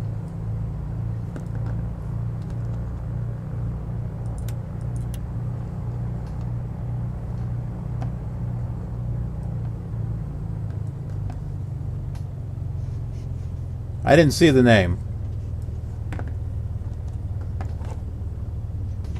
Could be one of our...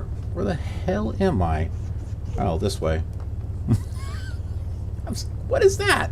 That doesn't match up. Could be one of our viewers from the killer community. Ah, there's Ray Kidd. Landed in Geneva. What an experience. Yes, as a matter of fact, I did Geneva. It was actually X-Plane. It was one of our viewers had redeemed some killer points over on Twitch for a flight from Switzerland to Geneva. Was it Geneva? I think so. Did that in X-Plane. And then we switched over to Microsoft Flight Simulator 2020 and did a VFR flight over to Bulgaria. I think it was Geneva that we landed in. May have that. No, that was something else. But I did do a flight to Geneva, so. Are you fully ready, sir? We need another... Yeah, we did do a flight to Geneva. 71, roger.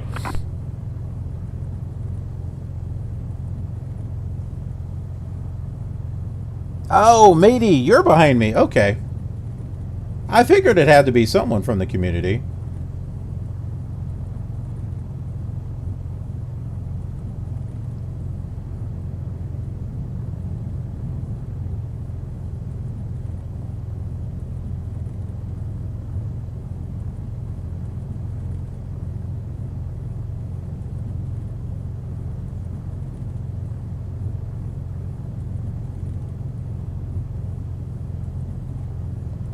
Okay, our turn should be coming up here. Even though I can't see the frickin' taxiway signs.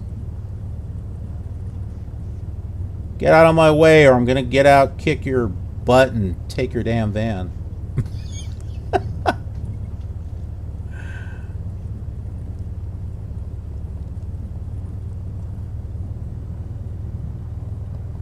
We need some transportation in the town anyway, so...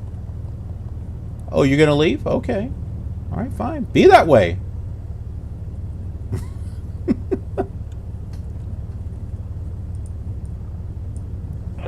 Expect an Oakmore 1 departure. Full ATC on taxi. Roger, Oakmore 1, Adelaide.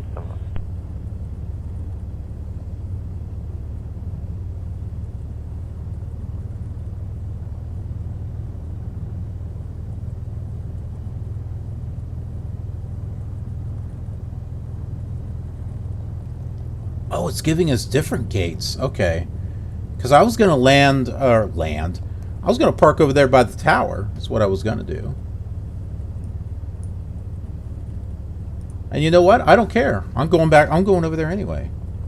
What's ATC going to do? Not a damn thing. That's what. They're not going to do a damn thing. They're going to park where we want.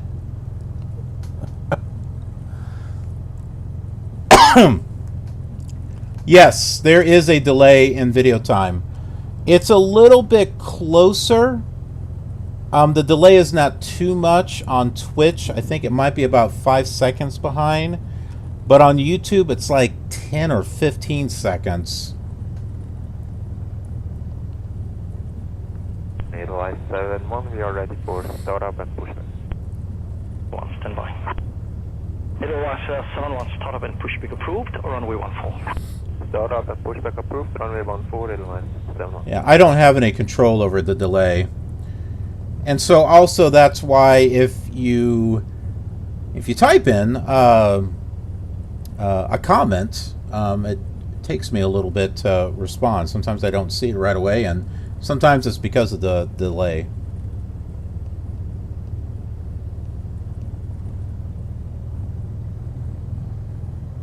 I want to park by the control tower so I can bark at that lady. Why didn't you tell us there was a plane coming in? Or no, not a plane coming. Well, yeah, on that other one. The plane that was on the runway as we were landing. I'm gonna chew her out. Didn't even tell me to do a go around. I had to do it myself.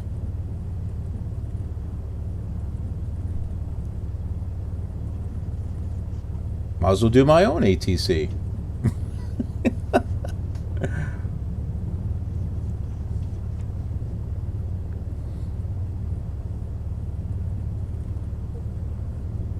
Yeah, lady, you know that Mooney? I'm coming for you. I'm coming for you.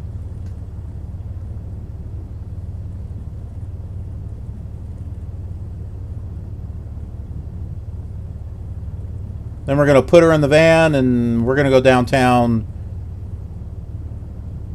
She's going to be assimilated into the killer community because resistance is futile. But you know what? That's okay because we have fun. The Killer Collective is all about fun. So we're going to go to town and party. Give her a hard time along the way.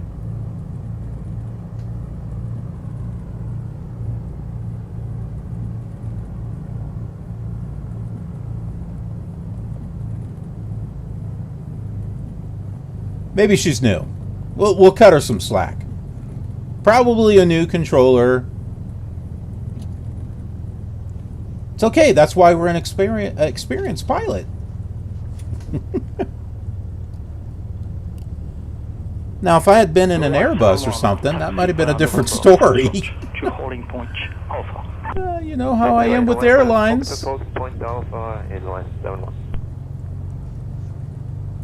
Although, I gotta proudly say that on the Vatris online event, which is on the channel. Hey, there you are, matey.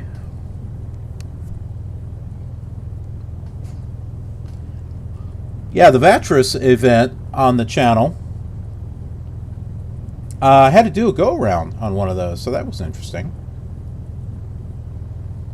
Maybe we should look both ways before crossing the street. What do you think? Can't rely on ATC to tell us. Nothing that way. And matey's taking off that way, so I think we're okay. We can cross the street now. And remember, kiddies, don't play in the runway. That's almost like poetry. Don't play in the runway. That could be like a hip-hop song. Don't play in the runway. Don't play in the runway. Listen to what I say. Don't play in the runway. Wacka, wacka, wacka, wacka,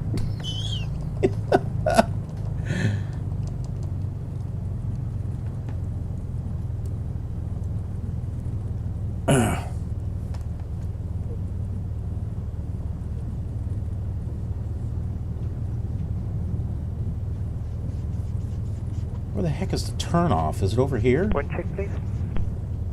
210 degrees, 8 knots. Copy that. Go over here.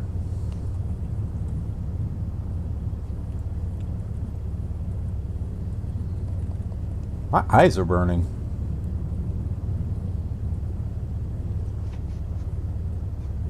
It's from the dust and the sand and stuff. You doing a circuit there, matey? Looks like you're doing a circuit around the airport. It's hot, man! Open the door. Window. There we go. Woo! Oh, stinks in the cockpit, man. What'd you guys do?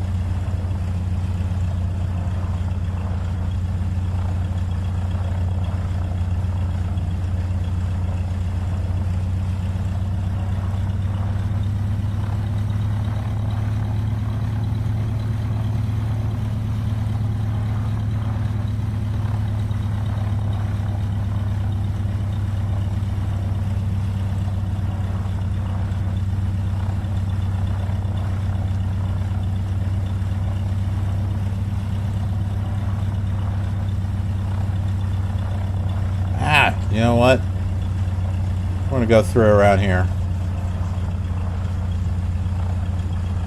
Oh, interesting. There's a white dashed line. Yeah, that's for us.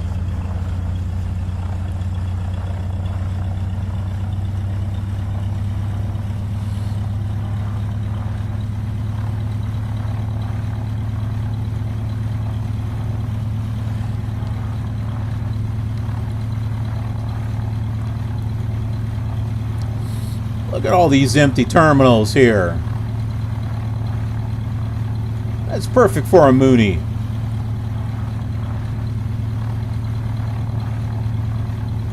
You know, for breakfast, I'm going to get hams over my Mooney.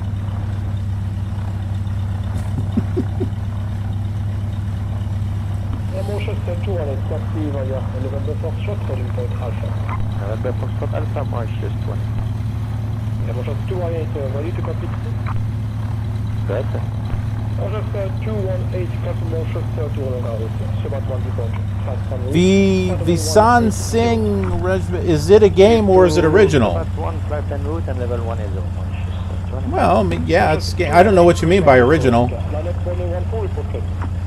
Line up on 4, we could already March 20. But yeah, I mean, this is Microsoft Flight Simulator.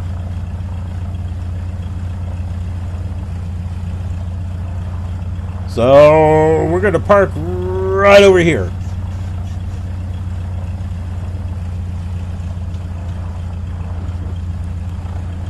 Yep, right here. Then we'll just jump the wall and go talk to the lady up in the tower there. We'll scare her first, and then we'll invite her out for dinner for being a good sport.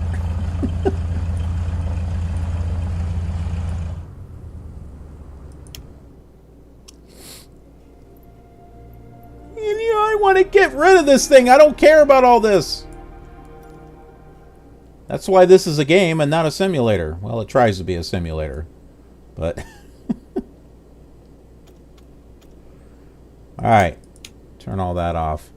Turn all this off. All right. Open the door. Everyone out. Someone farted in here because it stinks. Anyway. All right. So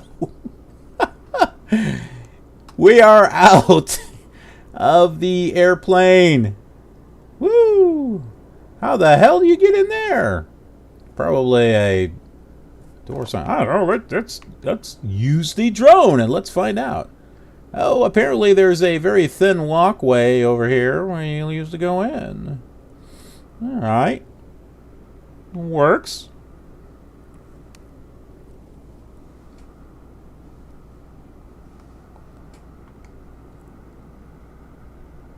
You need a job. I'm not sure. Hey, I'm not employed. I can't be much help. Sorry. I am not. Yeah, I am not employed, so I can't help you there. Matey doing Neofly missions out of La Rubia Airport in South America. Downloaded La Rubia Airport. Should check it out. Well, I don't have the download. I downloaded something, but I don't know what it was that I downloaded. Or I bought something. There was a couple airports that I bought that were like $5. All right, let's take a look at the mosque. Not the mask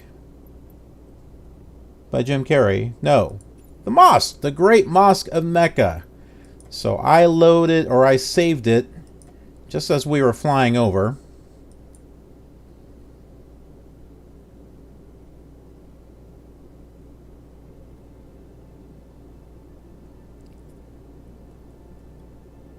And we are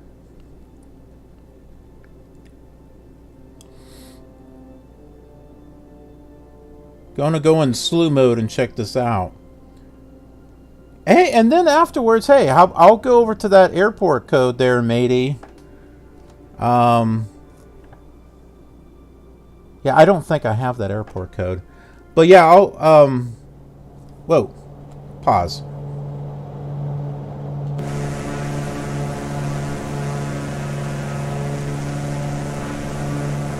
And I'll go ahead and mute that. So that way you don't have to hear the airplane thing going on there. And I can't really see. Oh, it's because I have it on active pause.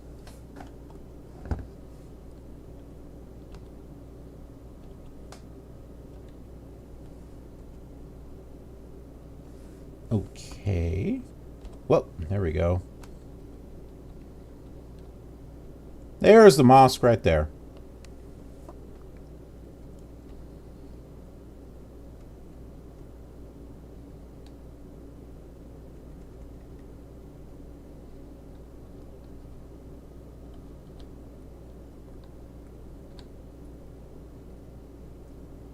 Okay, so put that in pause.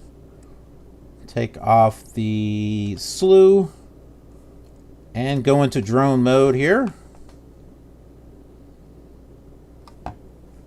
We'll speed up the drone speed. Maybe. My menu's not coming up. Alright, fine. Oh, man, that's slow. Hold on. Oh, is it because I'm in active pause? Is that why? That's probably why.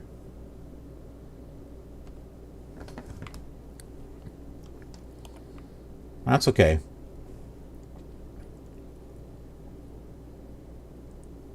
So yeah, this is the Great Mosque of Mecca. For comparison,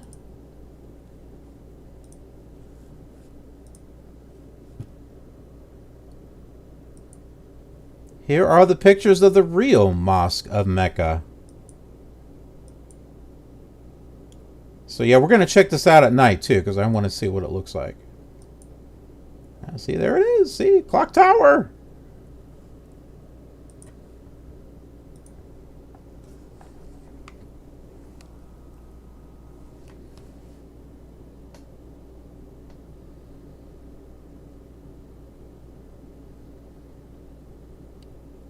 Looks like there's some pretty nice detail here.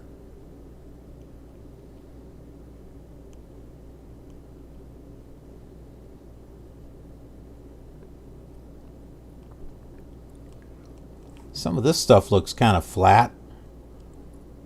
I mean, you know what? If they were doing this area, why didn't they do something here? I mean, this is like the whole area here. Come on, put a little bit more effort and put some stuff over here. It looks too flat. The other stuff looks great, but that over there is flat.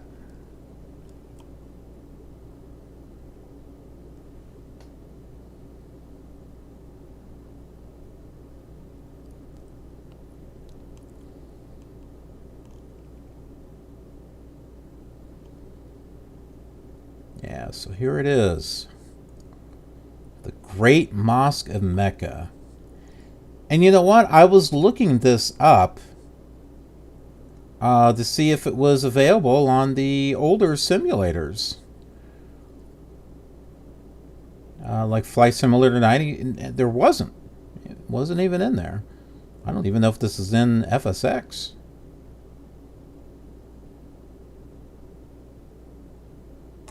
Yeah, we'll turn around here.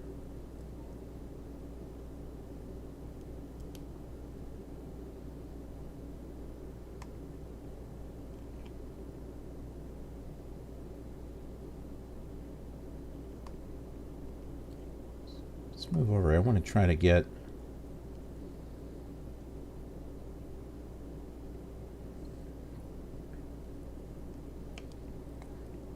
And this is completely sacred. Only Muslims are allowed in here. And they have to go here at least once in their lifetime, if at all possible. So yeah, we looked up information in regards to the mosque, Great Mosque of Mecca.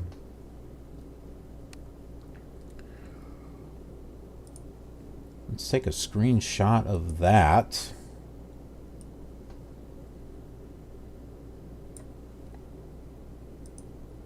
Because that looks really cool.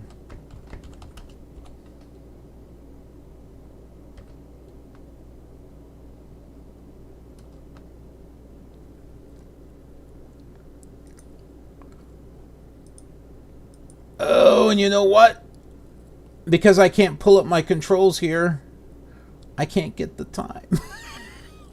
I can't change the time. Hold on, let me unpause. Maybe it'll... No! No. I can't change the time or nothing. I wanted to see this at night. There's our plane. There's the plane right there. But I can't pull up the menu, so I can't change the time.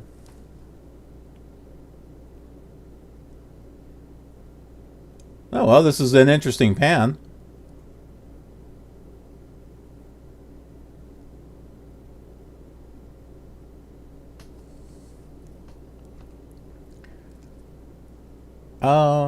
Maybe it's under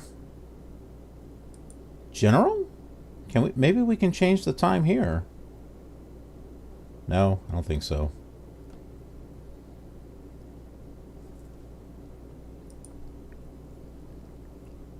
All right, let's do this. Let's go back to the main menu. I want to see what it looks like at night.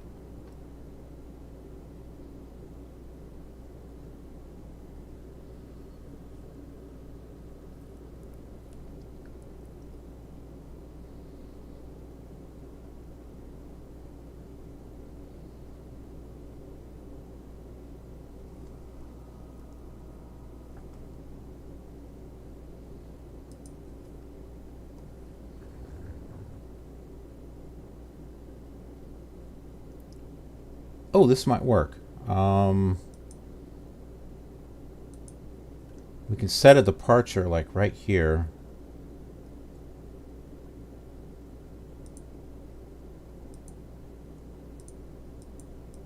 Can't change the that. That's fine. And then let's set the time to dark.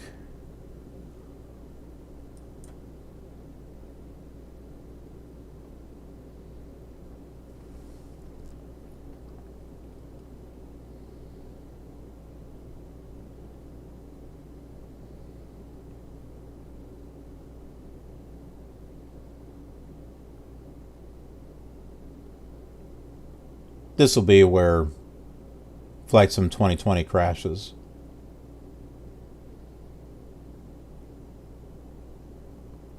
It'll be determined not to let us see.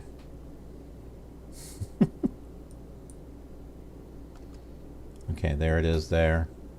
Yay, I've got my menu back.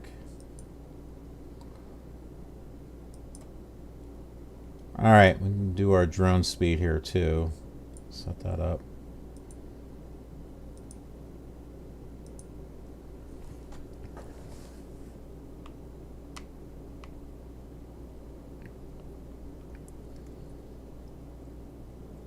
So here we go. This looks awfully dark. This looks awfully dark.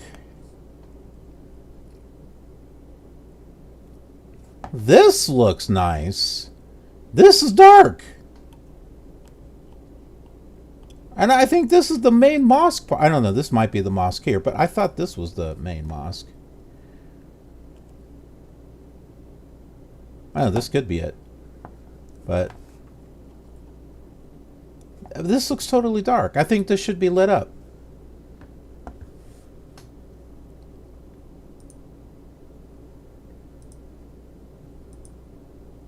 Yeah, I think so. I mean, look at this picture here. See? It's all white. It's all white. It's pretty. Look at that.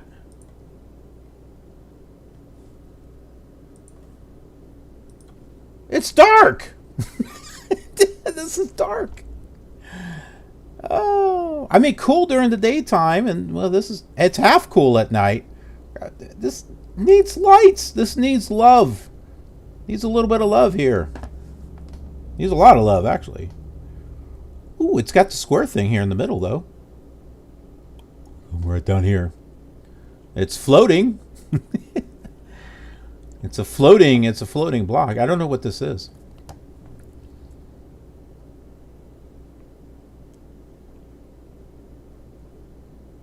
This is neat. This has got to be a symbol for something. I don't know. This is really neat, though. But does that say something?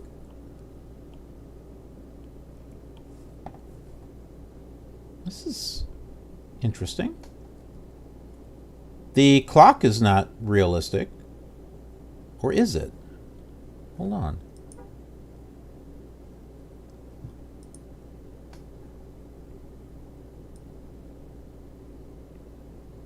No, it doesn't change. This would have been impressive if this clock changed as you're changing time, but it doesn't do that. Boo!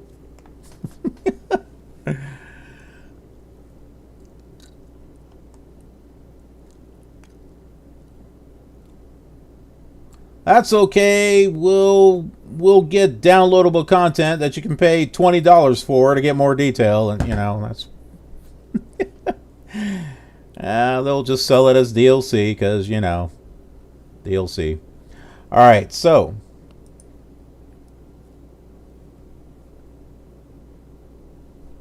we took a look at that. Let's go ahead and go back out to the main menu here.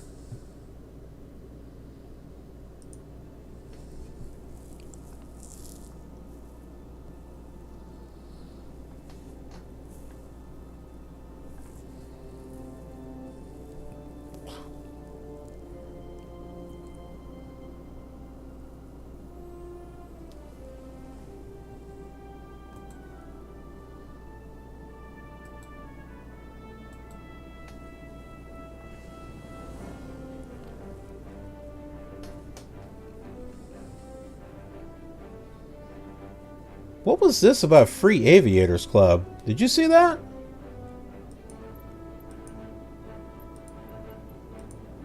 Free Aviators Club livery set. Collect your reward now. All right, well, let's look at this.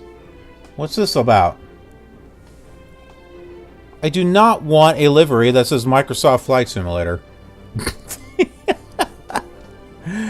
As a special thank you for being on the journey with us from the beginning, you can now claim your free Aviators Club livery set.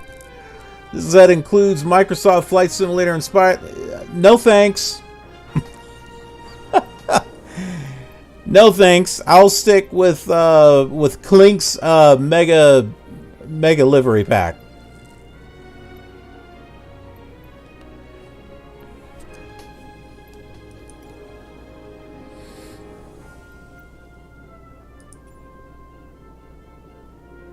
Let's jump into my new Carenado. Look at this. The Ovation is faster than the... I thought it was the other way around. This has got 2 propellers, for crying out loud. This, you mean to tell me this can't go faster?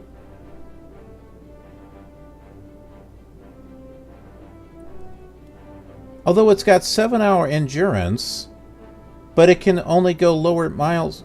What? This doesn't make sense. Does this make sense to anyone? Look, it can go further in range than this, but this is endurance of 6 hours and this is 7 hours. I don't get it! And the speed is different. I don't get it. It's Carenado. Maybe that's it.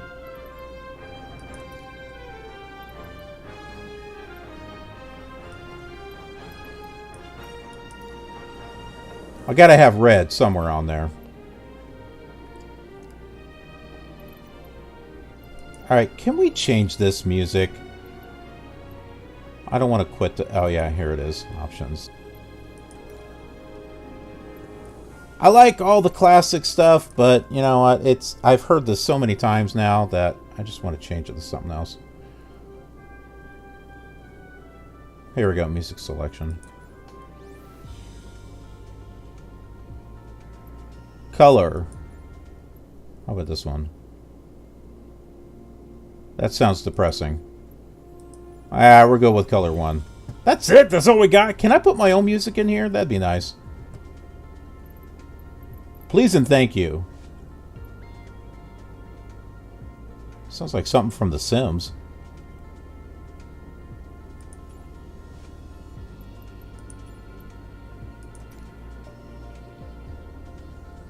Yeah, I think I'll take this music for a while. Alright, so Carenado, we got that set up. What was matey? SKMZ.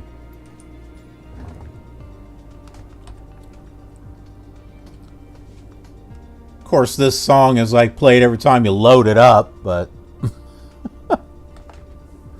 Alright, La Nubia Manizales.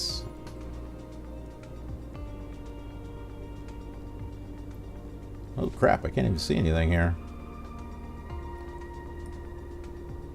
Alright, there we go. Ooh, this should look pretty good with Rex Weather Force. I'll take a look at that. I'll load that up here in a moment.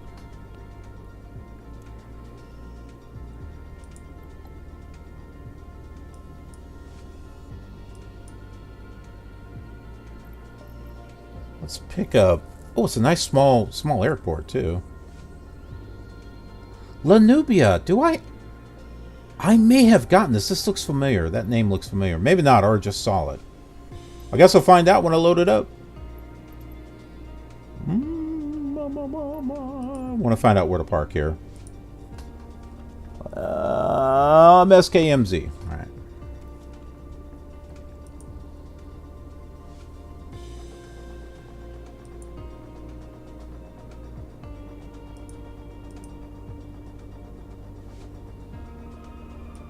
Well, terminals are over there.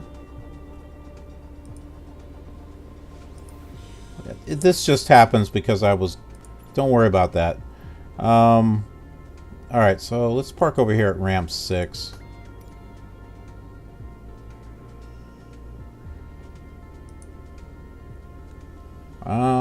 Where should we fly?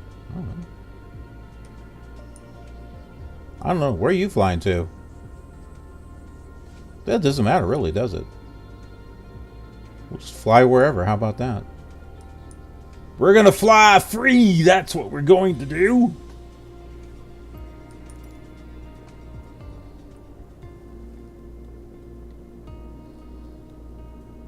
Anybody want to join the flight? USA West. That is what I'm on. Where are we going? Wherever the wind takes us.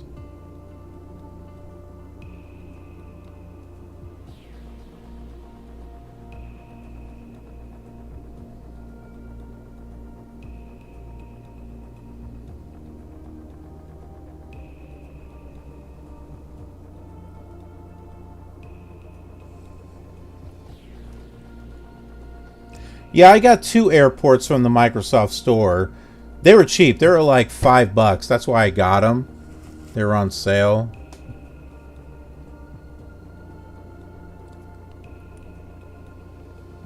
I think one of them was like in Florida, but can't remember.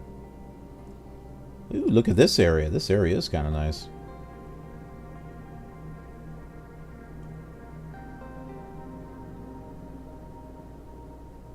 You get different type of music there. That's neat. I haven't heard that.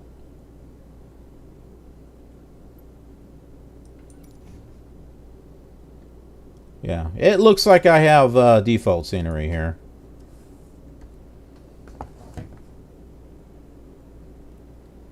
If this is pay-aware scenery, then maybe it's worth $5. I don't know.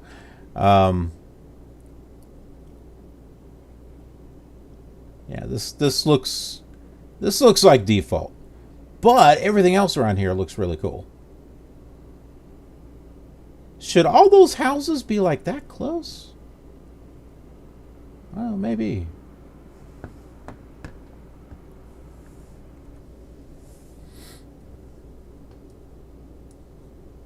Wish this thing did something.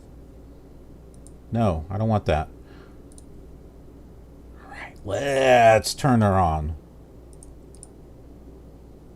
Those are my mags, right? Okay.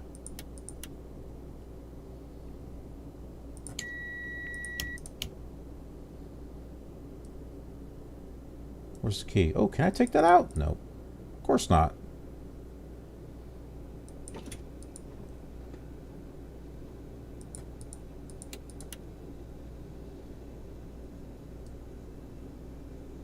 Where's the key? Oh, this doesn't have a key.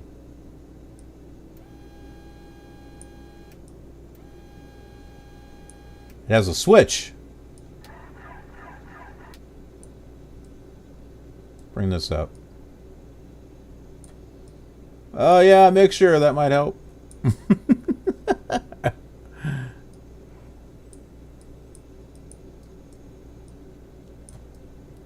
Try now, Killer Gamer. Oh, it's... Did it? Nope, it didn't start. Maybe I need to turn on the fuel pumps. We'll try that there.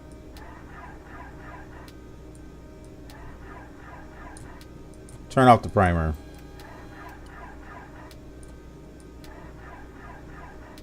Okay, screw it. We'll just do Control E.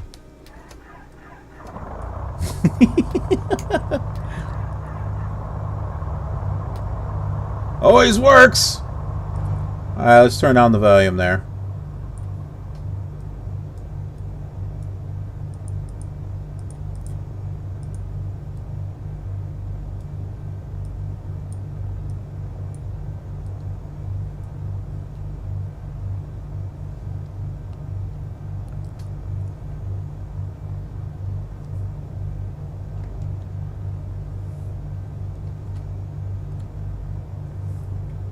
Just a view here.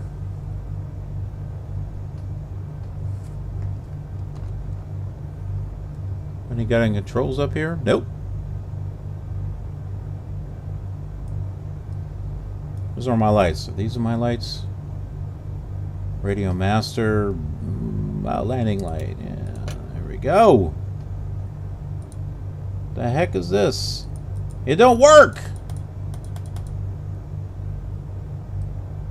Of course it doesn't work.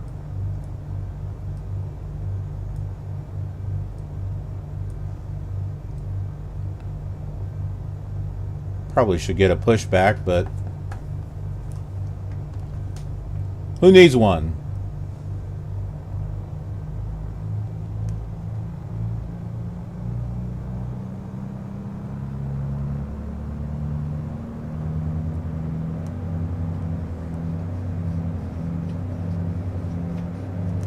Ah, crap.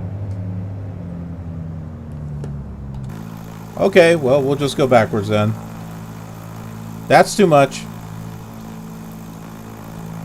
Why is this so damn fast?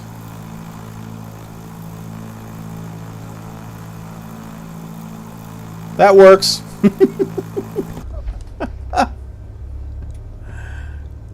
I have not found how to slow down the stupid slew mode. Why is it set so damn fast anyway? It wasn't like that on the other flight simulators. Why is it not like that on this one?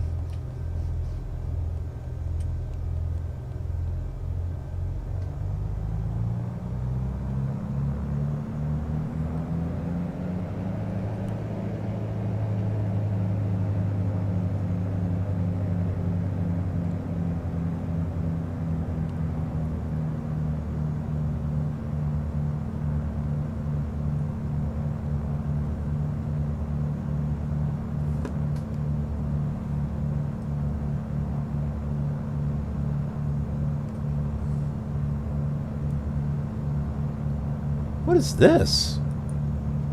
Not that. This here. Alright, fine. I guess I can't look at it.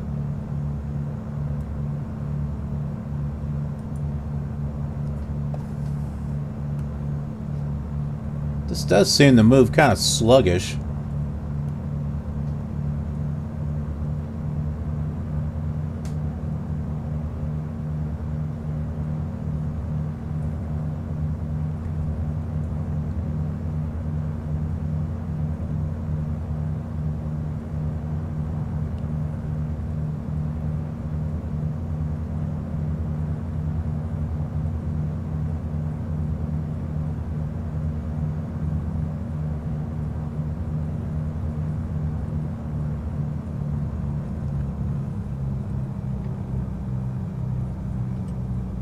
We'll do a short little flight. I've been streaming for 6 hours, so... thought the flight was only going to be 3 hours. Somehow my 3-hour stream turned into a 6-hour stream.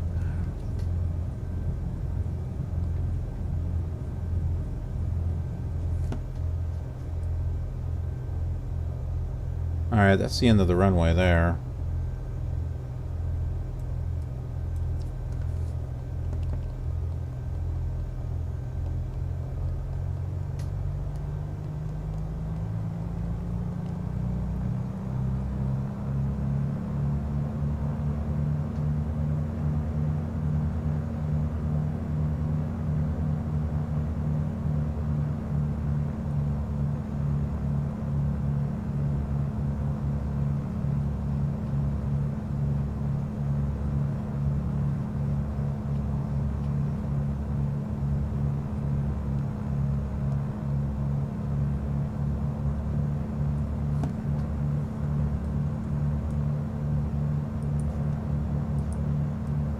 Huh. It felt like the parking brakes were on, but...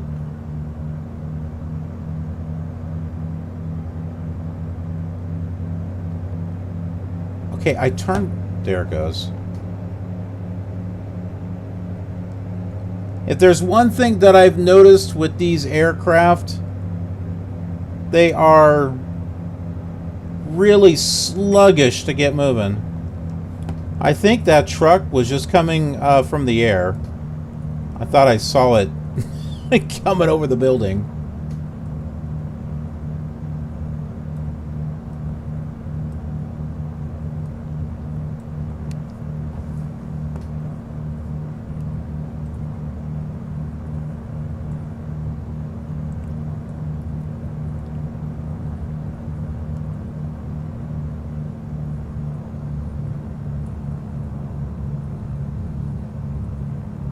I really wish the cars would not just go wee, boom, turn back around. It's kind of not very realistic. I mean, instead of doing that, like fade out. I mean, it looks a little better than it just hitting an invisible wall and boop, just like that.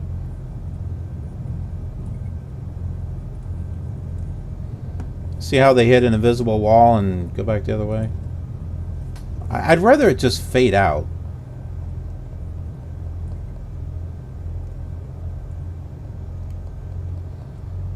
Realistically, I wouldn't mind if it, you know, came down the roadway or something, but it's a flight simulator, not a car simulator.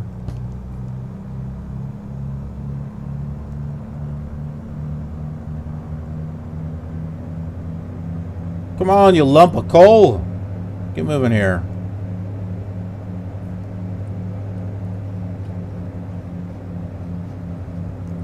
Maybe this plane is slower than the Ovation. Whoa. Alright, here we go.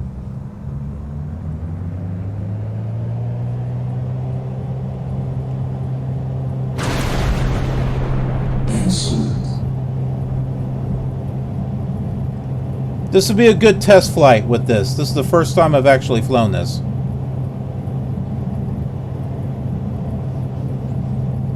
Stay on the frickin' runway. Whee!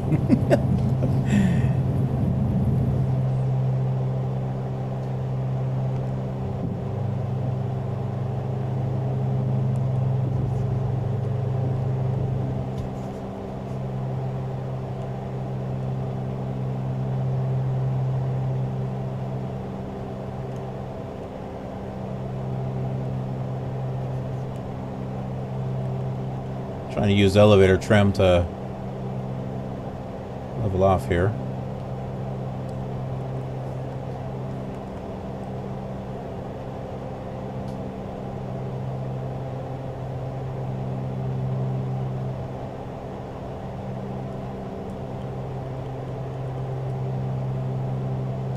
We got a city over there. Where's my plane? There it is. For a moment I thought it was invisible.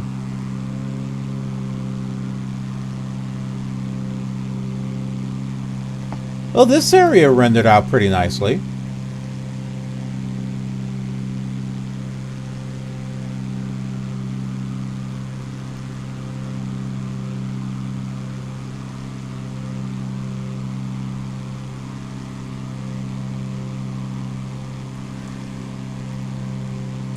Ugh.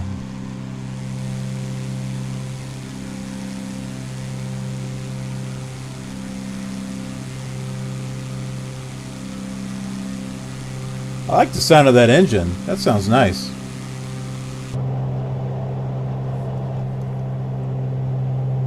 It's like loud in my ears.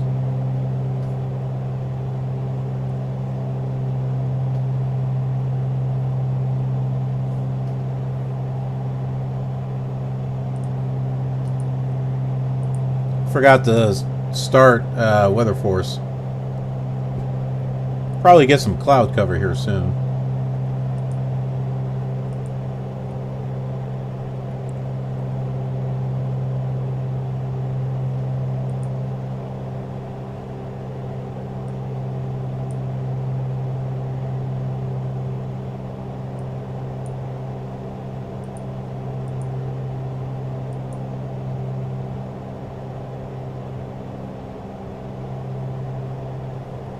There we go. We got our clouds from Rex Weather Force.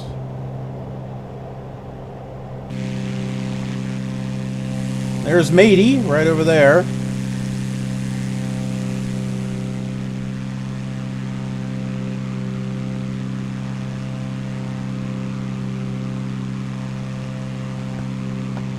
Not the most impressive clouds. But you know what? We can fix that. I'm going to turn off Rex. And we're going to use SoFly weather presets here. Let's do...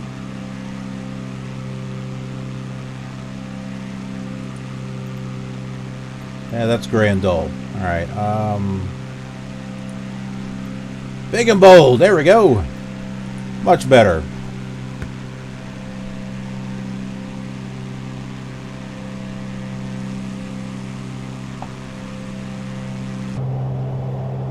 Uh-oh. I'm getting ice.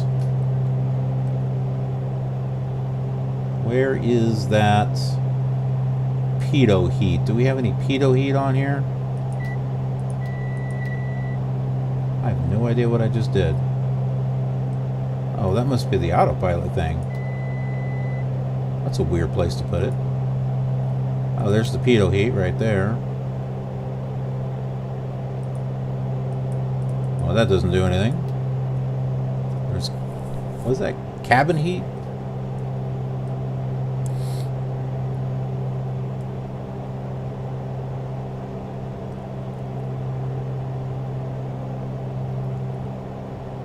Yeah, there may not be anything here for heat.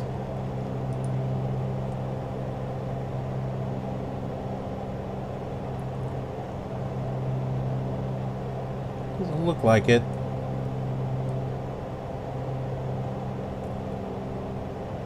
Carenado didn't really think about icing on the windshield.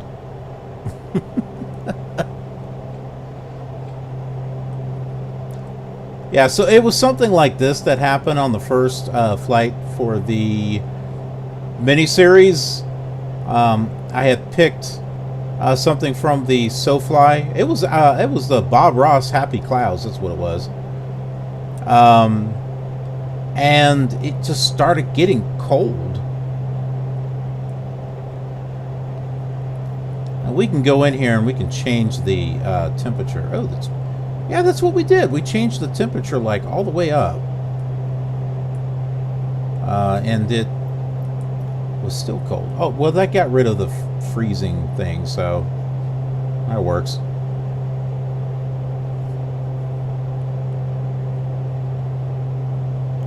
He flew over there, over that mountainside over there. Ooh, those look low. Those are low clouds there. Lower, lower, lower, lower.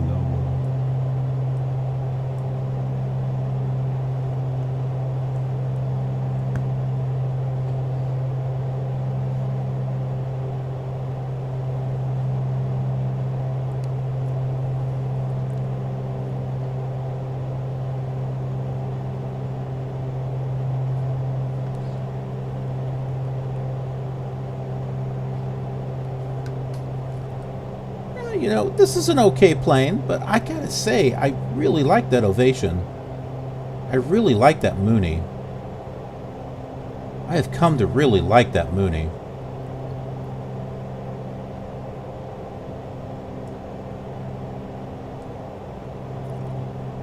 But this is okay. I mean, you know, we can do some flights with this one too. Not on the Miniseries. But, you know, for some other things. Like the World Tour, for example, which is different than the Cross the World. The World Tour is the one where we explore, like, every facet of the world, which is why it's taken a lot longer. And I probably won't be able to do it within my lifetime, but that's why we got all these other things that we're doing.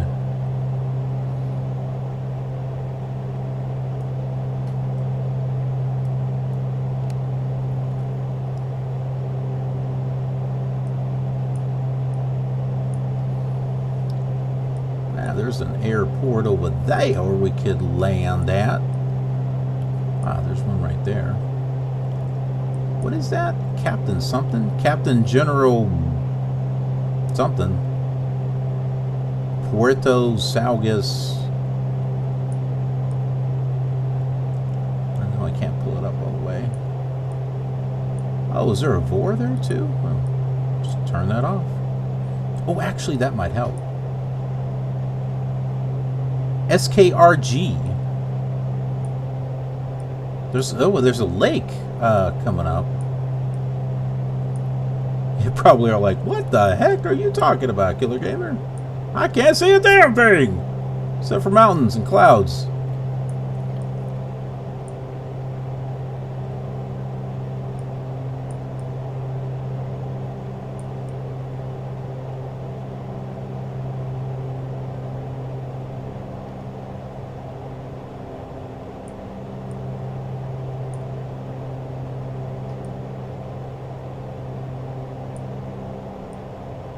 La Apartada.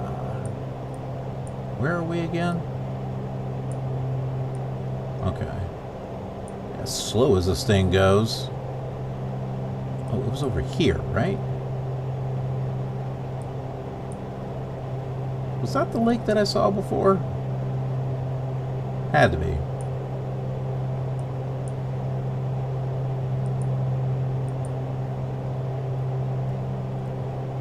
Unfortunately, I can't find the frequency, or I can't read it.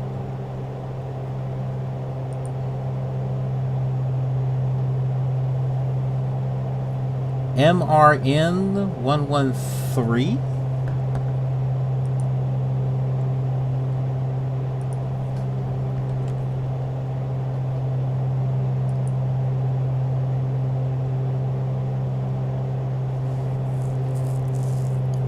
Well, that's definitely not it.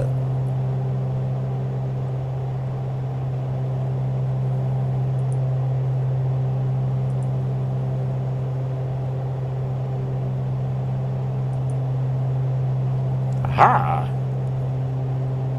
Marinella. Yeah, that looks right. Yep, 113. Okay. We can test out our VORs and stuff here. Some old-fashioned navigation, because we don't have anything loaded in there.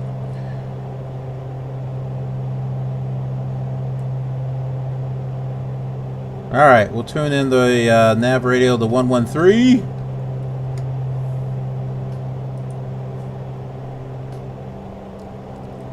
Get a signal there. There it is. There's an airport in this direction, so that is where we are going to head.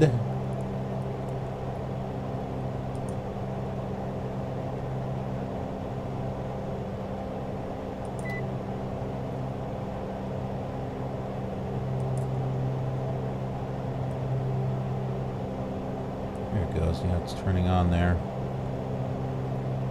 Interesting. You have the turn on the autopilot button is not here. It's actually this switch here.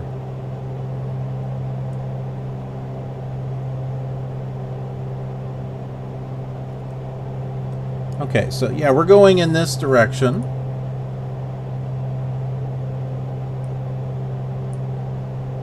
And there's an airport over here. There's also a lake over here too, so we'll take a look at the lake. We'll need to change the clouds because we can't see everything this way. Let's see. Low and breezy clouds. Mid-level clouds. That works. Nope, I don't like that one. Hot and humid. Jet stream. Well, there we go. Maybe that'll work. It's not too bad. Where the hell are we going? I don't know.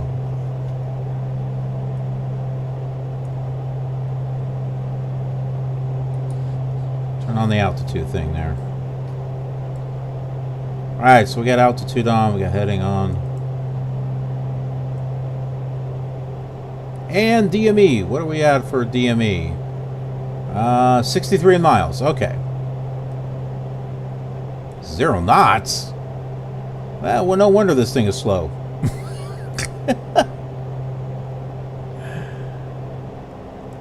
That explains it.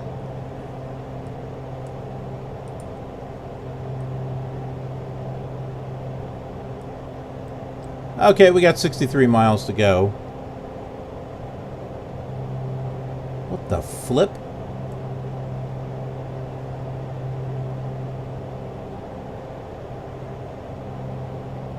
Okay, I think it's working. All right.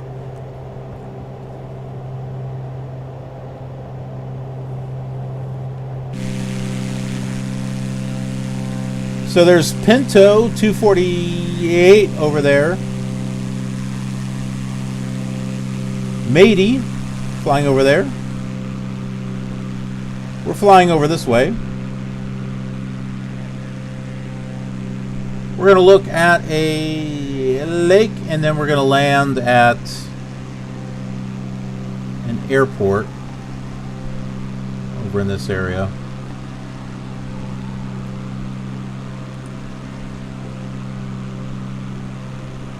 There's actually 2 airports.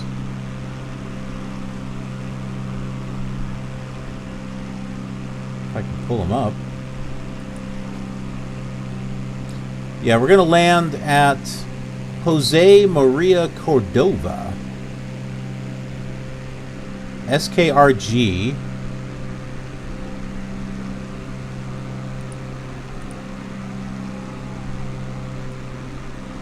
It's a north-south runway here. So here we are, SKRG. Runway 19. That's where we're going to land.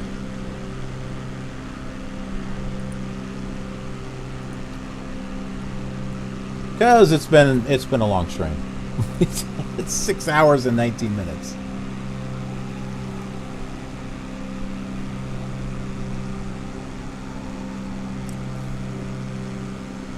But definitely very pretty area. Thanks for sharing this with me, matey. I love it when the viewers pitch in and tell me about all this stuff. This is great. Really like that.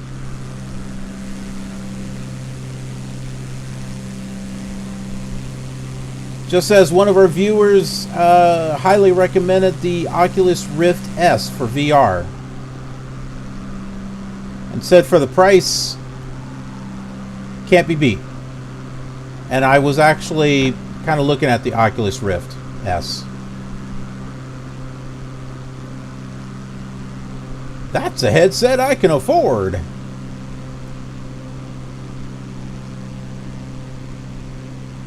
And I believe it does work with X-Plane and P3D, so I will have triple the pleasure and triple the fun.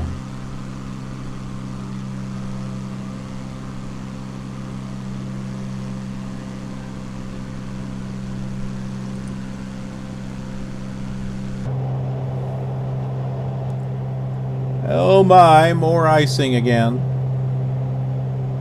This seems to be a big problem here. Put that up there.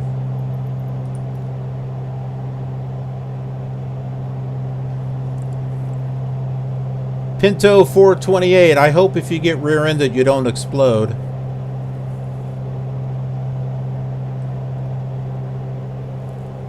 Hopefully they didn't put the gas tank in the rear.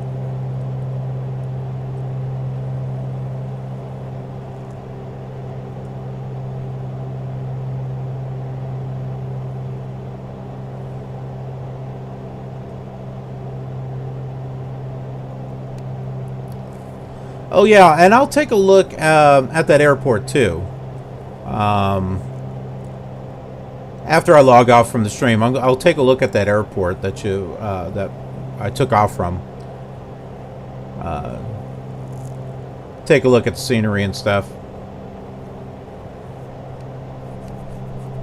See how much it costs. If it doesn't cost too much, I'll grab it. Maybe do a review on it for the channel. I've got some game reviews on the channel. I want to do more, but I put work into those, so they take hours to put together.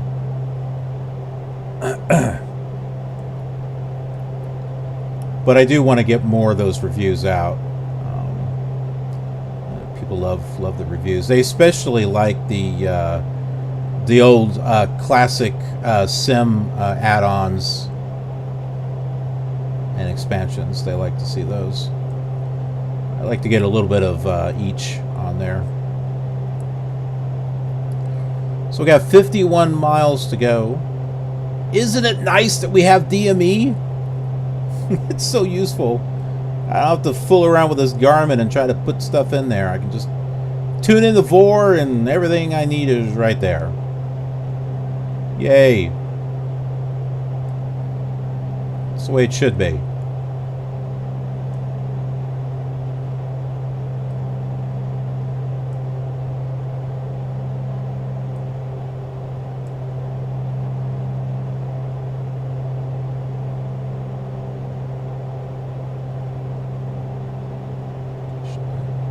Does this thing not have a taxi light?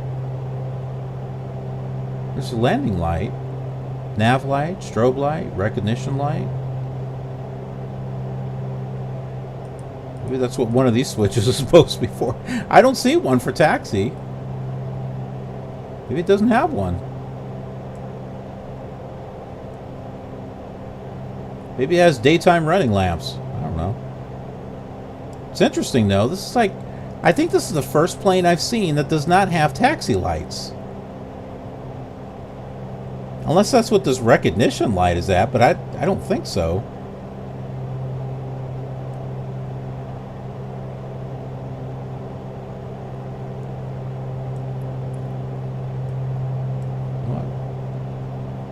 I checked the manual for this this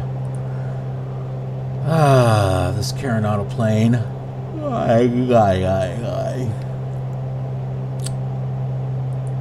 Yeah, I'm getting tired. Let's see.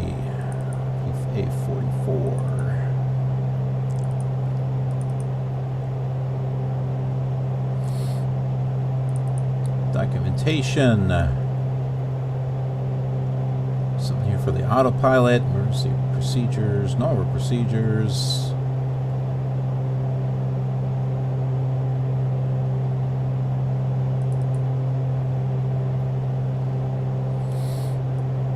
Bad they don't have a manual that goes over what's in the cockpit. I don't know why some of these companies do that.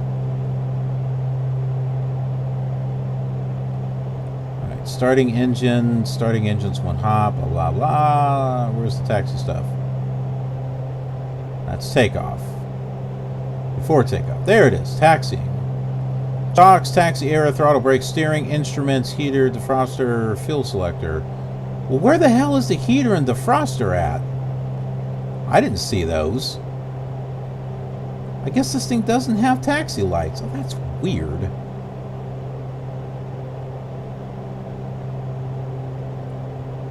That's like a car without headlights. Maybe, I don't know.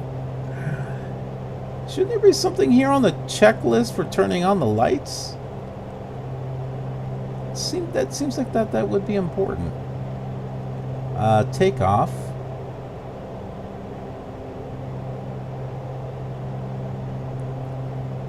Flaps accelerate after flaps. Control wheel. No, there's nothing here that tells you to turn on the lights for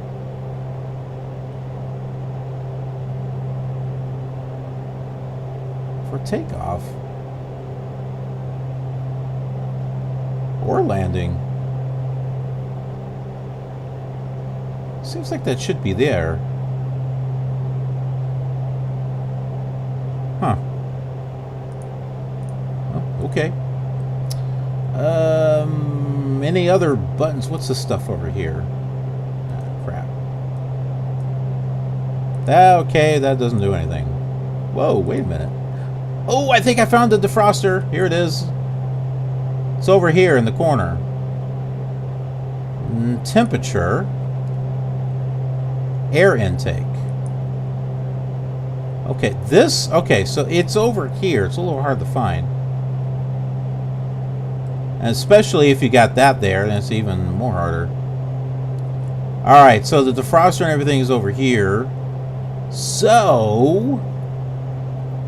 if I were to turn the temperature back down... to there.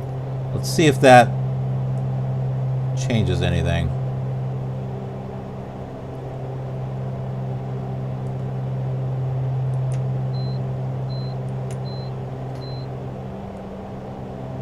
That's a self-destruct switch.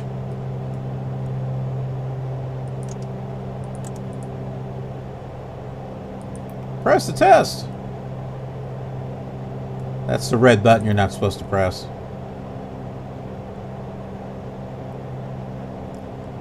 Yeah, there is nothing here for a taxi light at all.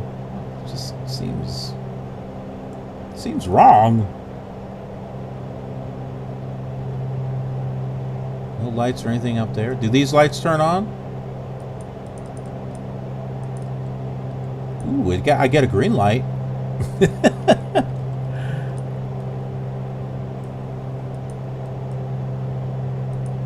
Doesn't look like those turn on though.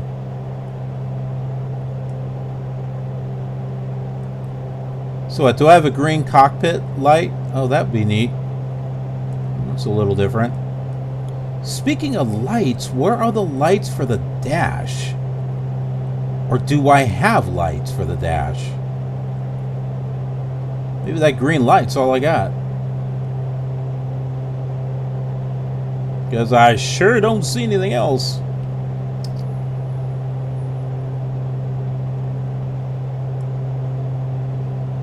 Yeah, I should probably take a look and see what this looks like at night. Alright, how many miles we got? 36 miles. Ground speed 140.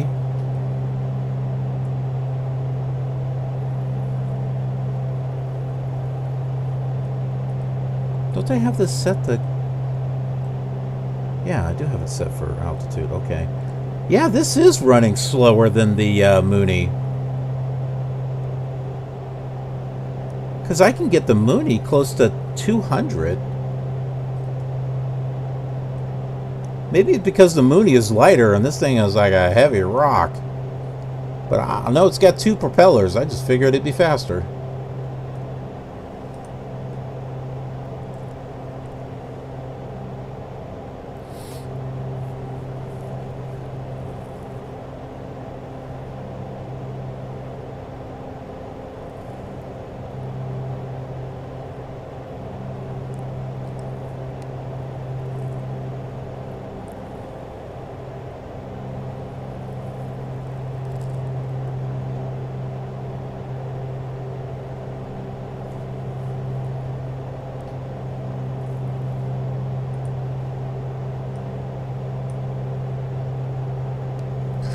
Okay, so when we get to the Vor, the lake is going to be off to the right.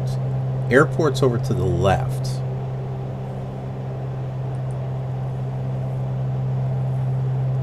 So we'll veer to the right so we can, you know, see the lake. And then we'll circle around and land at the airport.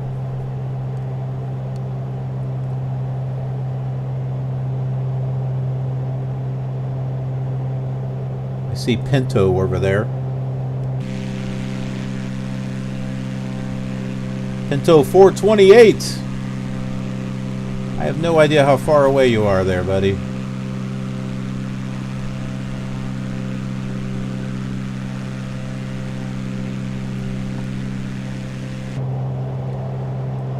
Well, it does look like the defroster is working. This is not freezing up here. Ah, but you know what we could do? I have not checked this out yet. Is the snow.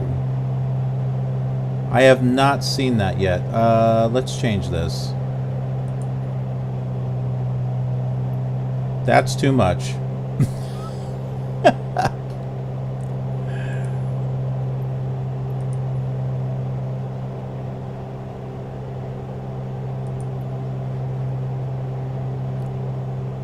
Okay, well, we got something going on here.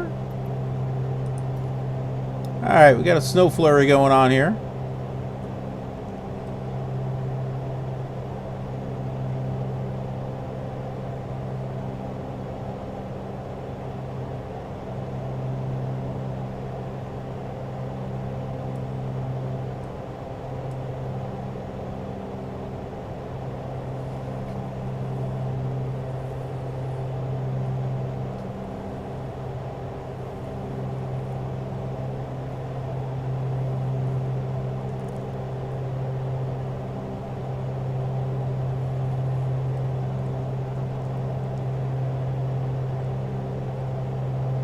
I was kind of changing it to see if maybe it would start freezing up or something. So I don't see it. Doesn't look like it's icing over.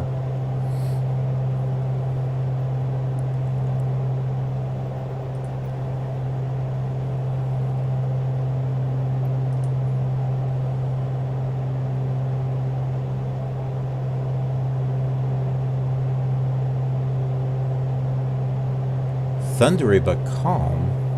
Is that new?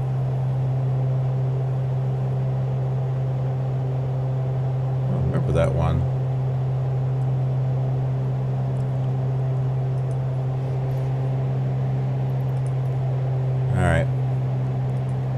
put the jet streams back here.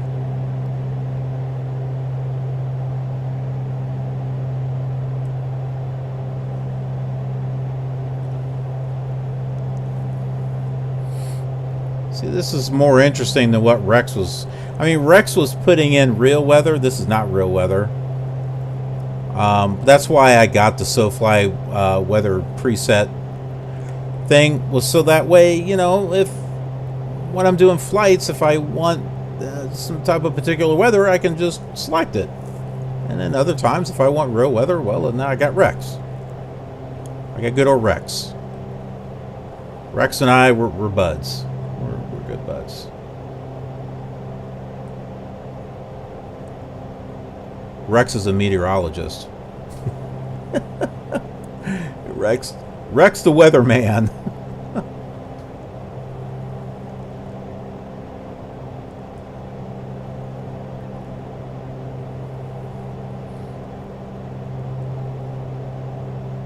Pinto 428.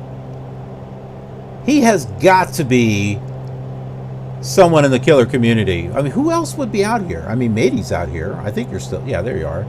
Right over there.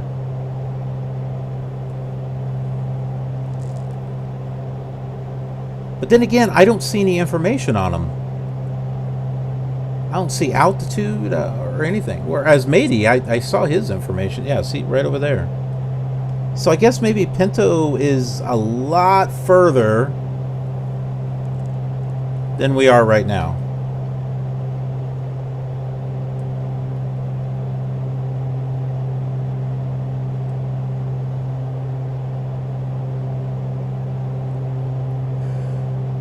Oh. All right, 21 miles.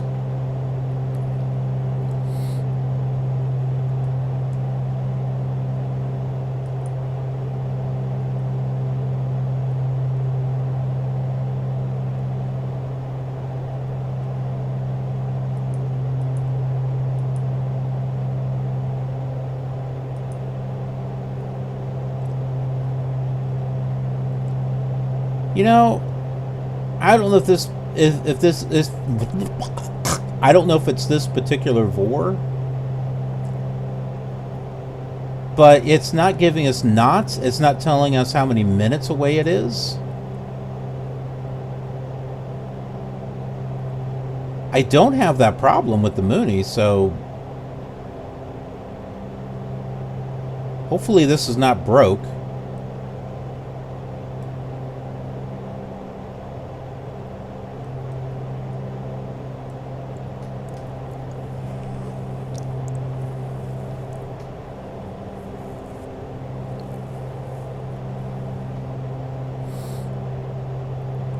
BFF Vargas 702. Do I use the keyboard and the mouse? Yes, I do. Most of it is, oh, I'm sorry, not mouse, controller. So actually, keyboard, not so much. Other than the parking brakes, I have that set up on the keyboard. And I'll use F1 to shut the engines all the way to 0. It's just an easy way to do it. But everything else I have on my controller here. Tons of buttons on here. So I got those hooked up with a lot of stuff. But yeah, it's the controller and the mouse. Not the... Yeah, well, yeah, mouse. Click, click, click, click, click. That's what I use mostly. Mainly just a controller, yes. With the exception of, you know, changing the radios and all that other stuff. Or props and mixture, I don't have those mapped to the controller.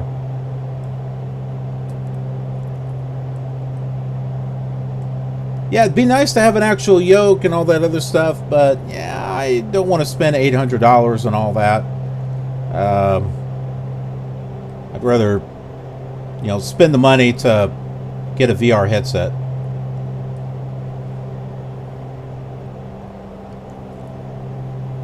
All right, there, Vegas. You bet. Hope to see you again. Happy holidays to you. And a Merry New Year.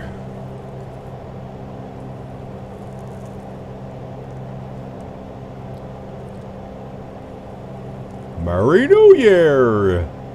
It's happy New Year. Ha ha ha ha ha!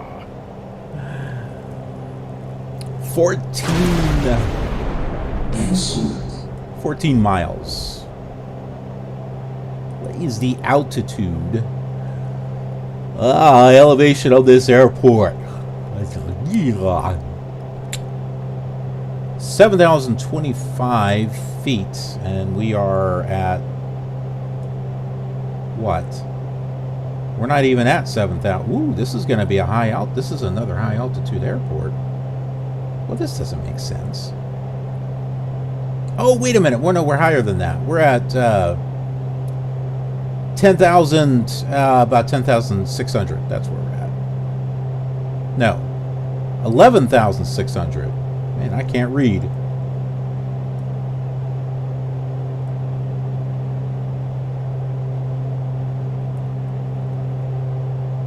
$11,600? Yeah. We're at 11,600.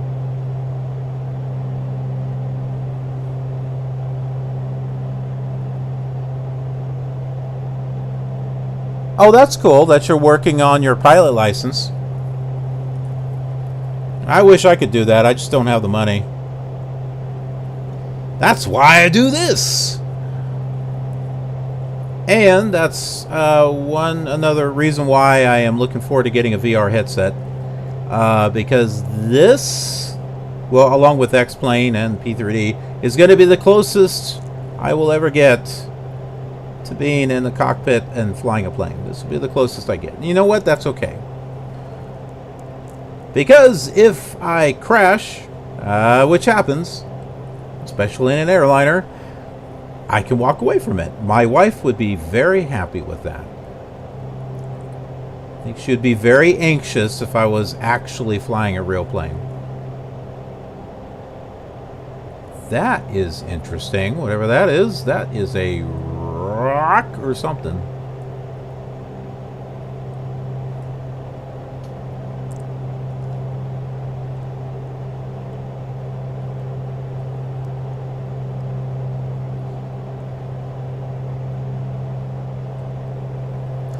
Yeah, airlines. That was something that I wanted to do too. Yeah, my life didn't just kind of go in that way. I had joined the Army for 3 years. Then I was going into college. Was taking art classes. I was going to be a Disney. Or I wanted to be a Disney animator. Then I decided to get into filmmaking instead. Came close to getting my degree in that. Got married. Had a child. Marriage didn't work. But I got full custody of my daughter. And then got remarried. And we've been together for over 19 years. We're going on our 20th.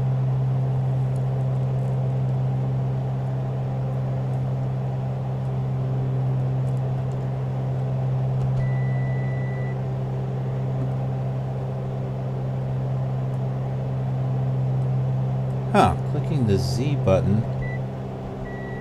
Interesting. Well, apparently that doesn't do anything. Alright. I don't know what turns on the autopilot, except for the Z key. Okay, so we're approaching that VOR. Let's go ahead and slow down here. We'll bring down some flaps too. That airport should be right over on this side. Lake is over here. Let's turn over this way. Alrighty, man. Take care. Hope to see you again. Yeah, tell me about how your license and everything goes. Love to hear about that. Okay, I think that's the lake right there.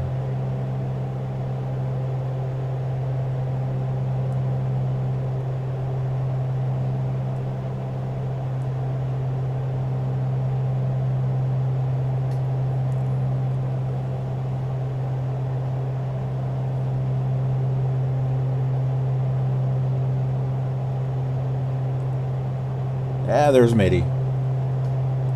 Yeah, 15,000. Yeah, that's what I figured. So I'm at 14,000 right now. Oh, I said 10,600, didn't I? Yeah, it was 16,000. That's what I was close to.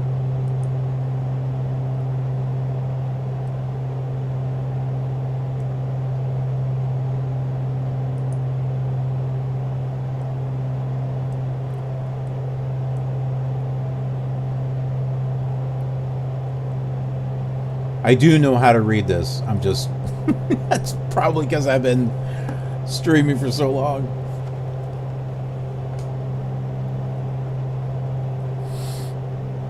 Okay, so we have a lake here. Does it have a name? It does have a name. Embalse del Pino. Embalse del Pino. Pinol. Something like that.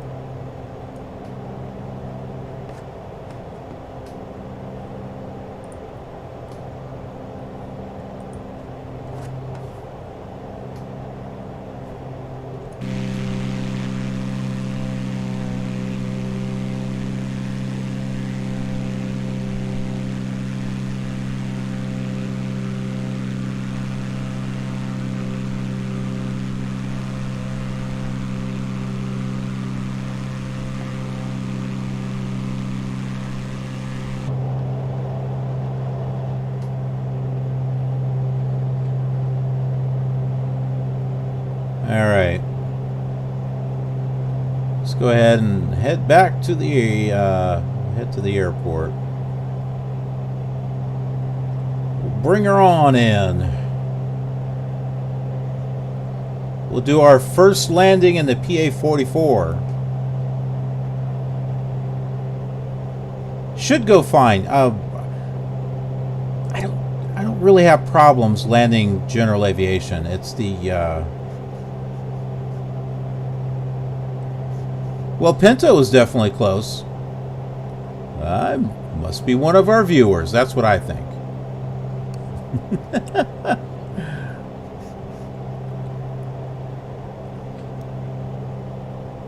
Well, Pinto! Glad to have you here with us. Doing aerobatics. Definitely flying faster than this thing. See, look. He's one of our killer viewers. He is.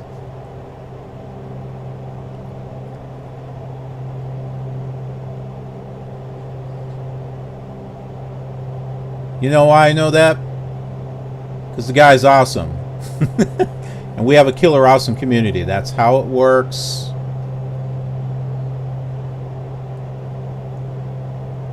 Alright, is that the airport? I think that's the airport. Alright.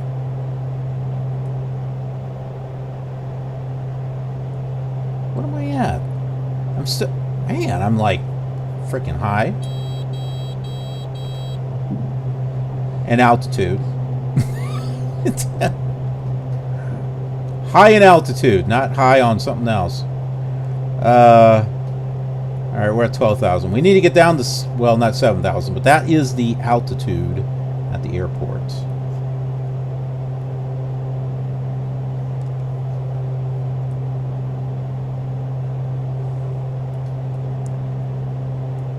I can see my elevator trim is working well.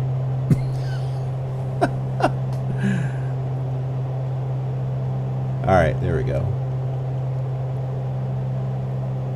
Does this not look like a thermometer here? You know, like a thermometer that you stick inside like a turkey or something, you know, to get the temperature from? That's what that looks like. Hold on. Oh, go forward. Why are you going up? Go forward. Okay, well, I guess I can't freaking see it. Let's see, here we go. It is a temperature gauge. Okay. It's only in Celsius. I don't see. Oh, here it is. Fahrenheit's on the other side. Okay, it's hard to read, but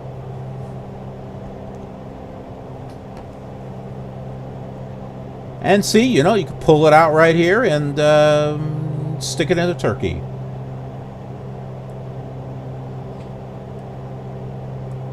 Get double use out of it.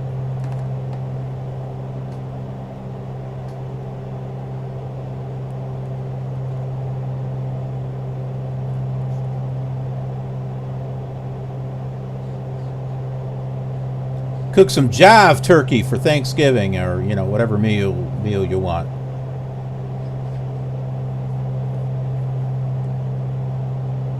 There's Pinto and Matey over there.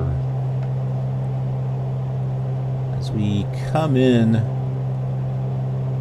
for a landing over here. We're at 9,000 feet. Airport's at 7,000.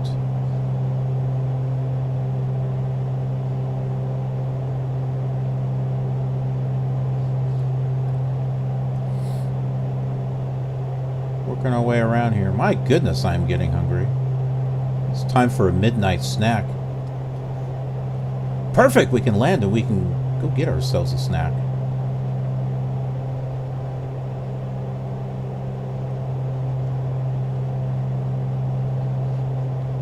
Where the heck is that airport?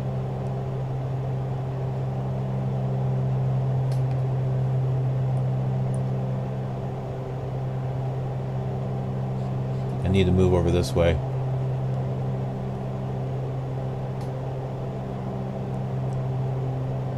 I still got my pilot to ATC and it's got the moving map, so that's actually helpful.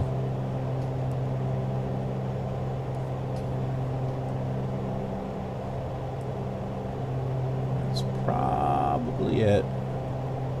Right there.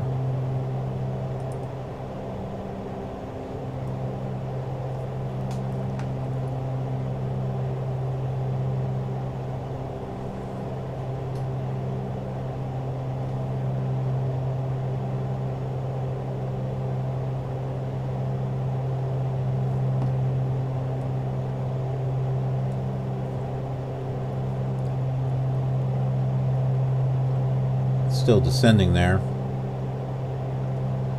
Alright, let's try going around here.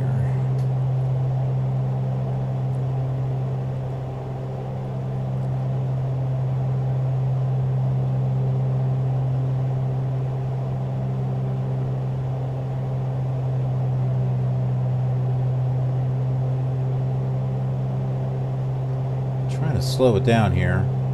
Oh crap, is that the runway?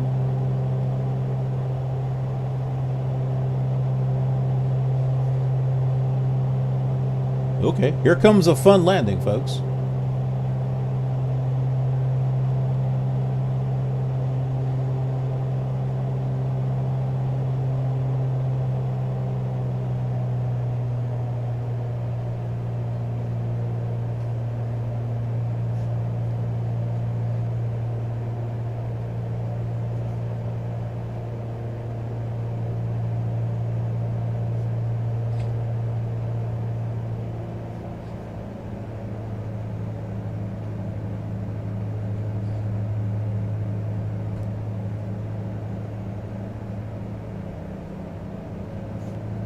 Most pilots would probably do a go-around, not us.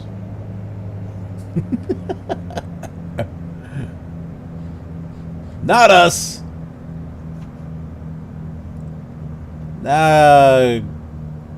Go-around's not in our vocabulary.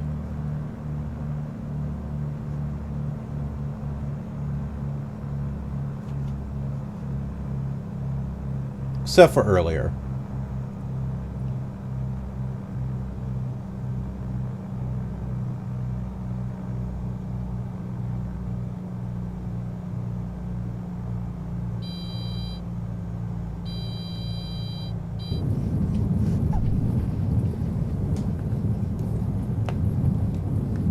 Do I have a speed brake on this? I don't think I do. Not that it needs one. I mean, it's slower than an Ovation, so I don't think we need a... Why is there taxi lights there?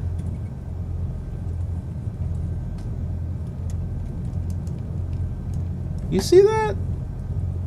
there's taxi lights and runway lights right next to each other. Something tells me that's not correct.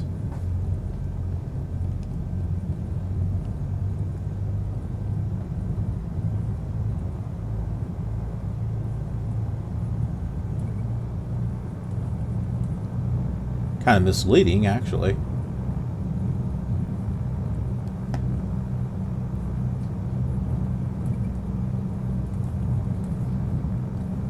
I like the view of the mountains from here. That's kind of neat.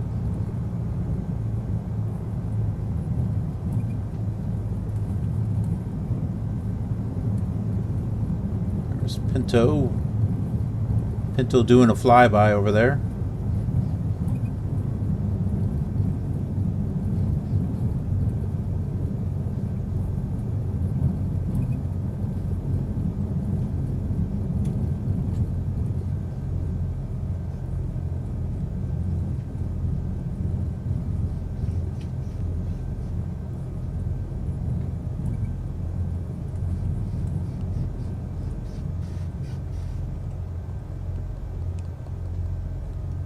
I dig the trees over here on the side.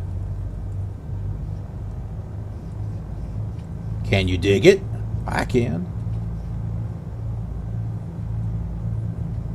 Pretty good. Hey, matey, you landed over here too.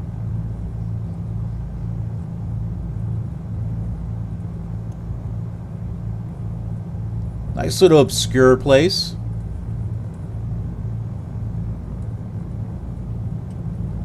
We're near the city of Medellin. Medellin. Not sure how many miles away that is. There is actually an airport there. It's just looks like it's a smaller airport.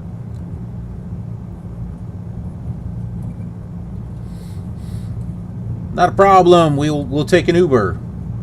Well, actually, we're close to Rio Negro, so we'll go there. Go there, get lunch.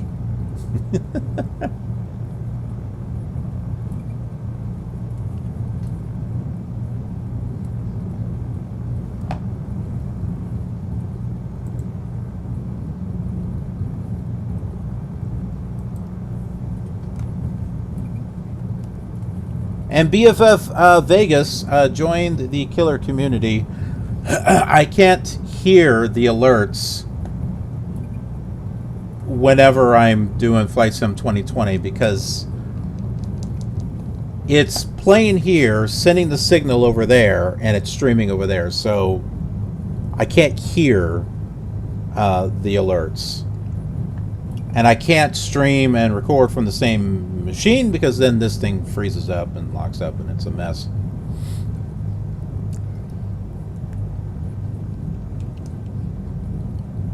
But other than that, the other things that I stream, I can stream and record over here from the same machine, and then I can hear the alert. So.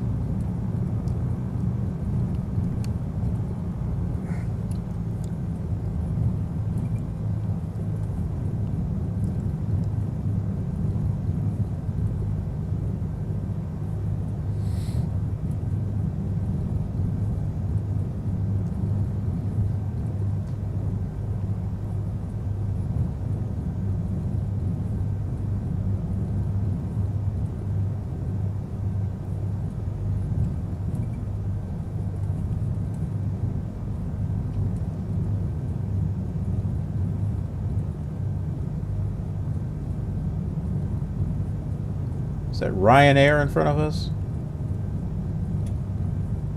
It's my favorite airline. Frontier, that's what that is. And Jet over there.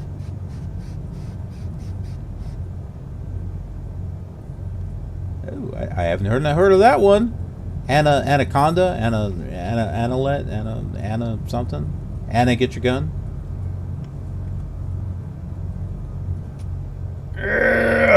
Park right there. Alright, did that go in there? Yeah. Alright, I'll just switch it all off here.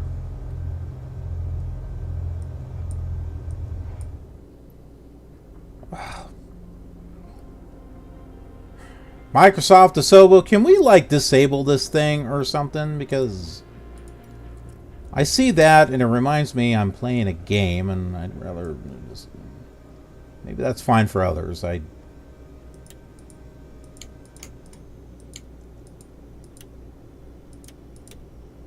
okay. Well, I guess that works then. Open up the window, get some air in here, and somehow open the door. Oh my, don't tell me that this does not have a door that you can open. Oh, it's gotta have a thing. Come on. Seriously? You can't open up the door? Come on, it's a Carenado plane. There should be a... Oh, there it is, there it is. Got it. It's a little hard to find, but I found it. Yeah, see? Pinto! I told you, he's one of our viewers. He's one of our viewers. Alright, folks. 7 hours. Holy crap. It's like that was like a full-time job. But fun. Fun. So we had a good time. We flew in... What the heck?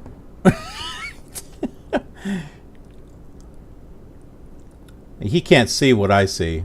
But it looked like he hit a force field and bounced off there. So yeah, we flew from Yemen and landed in Jeddah, and we learned about some stuff along the way, which was really cool. And the Great Mosque of Mecca, got to see that. And then we just kind of had some fun here, you know.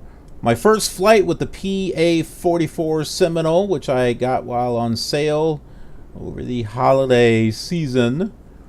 And it's an okay aircraft. It's okay.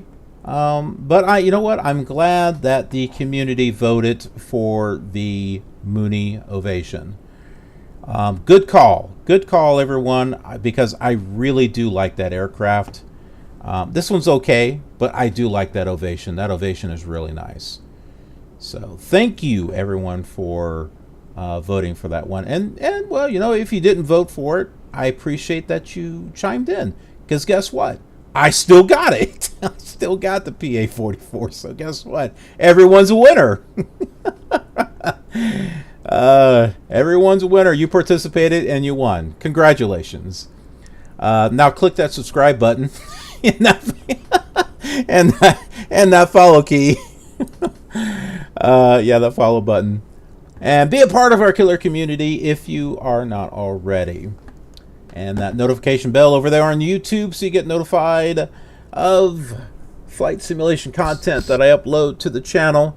Yep, I got all kinds of videos that are uploaded on a weekly, almost daily, and throughout the month. All kinds of stuff.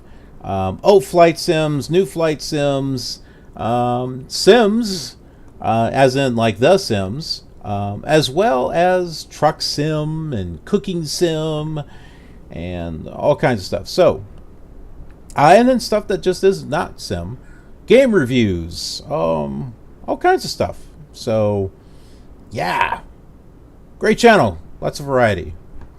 And anyways, so I knocked my drink over. Thanks so much for watching. I appreciate it. You guys are always awesome. I love all of you. Have a great time. I have a great time whenever you're here with me. So hope to see you again. And until then, have a killer awesome day.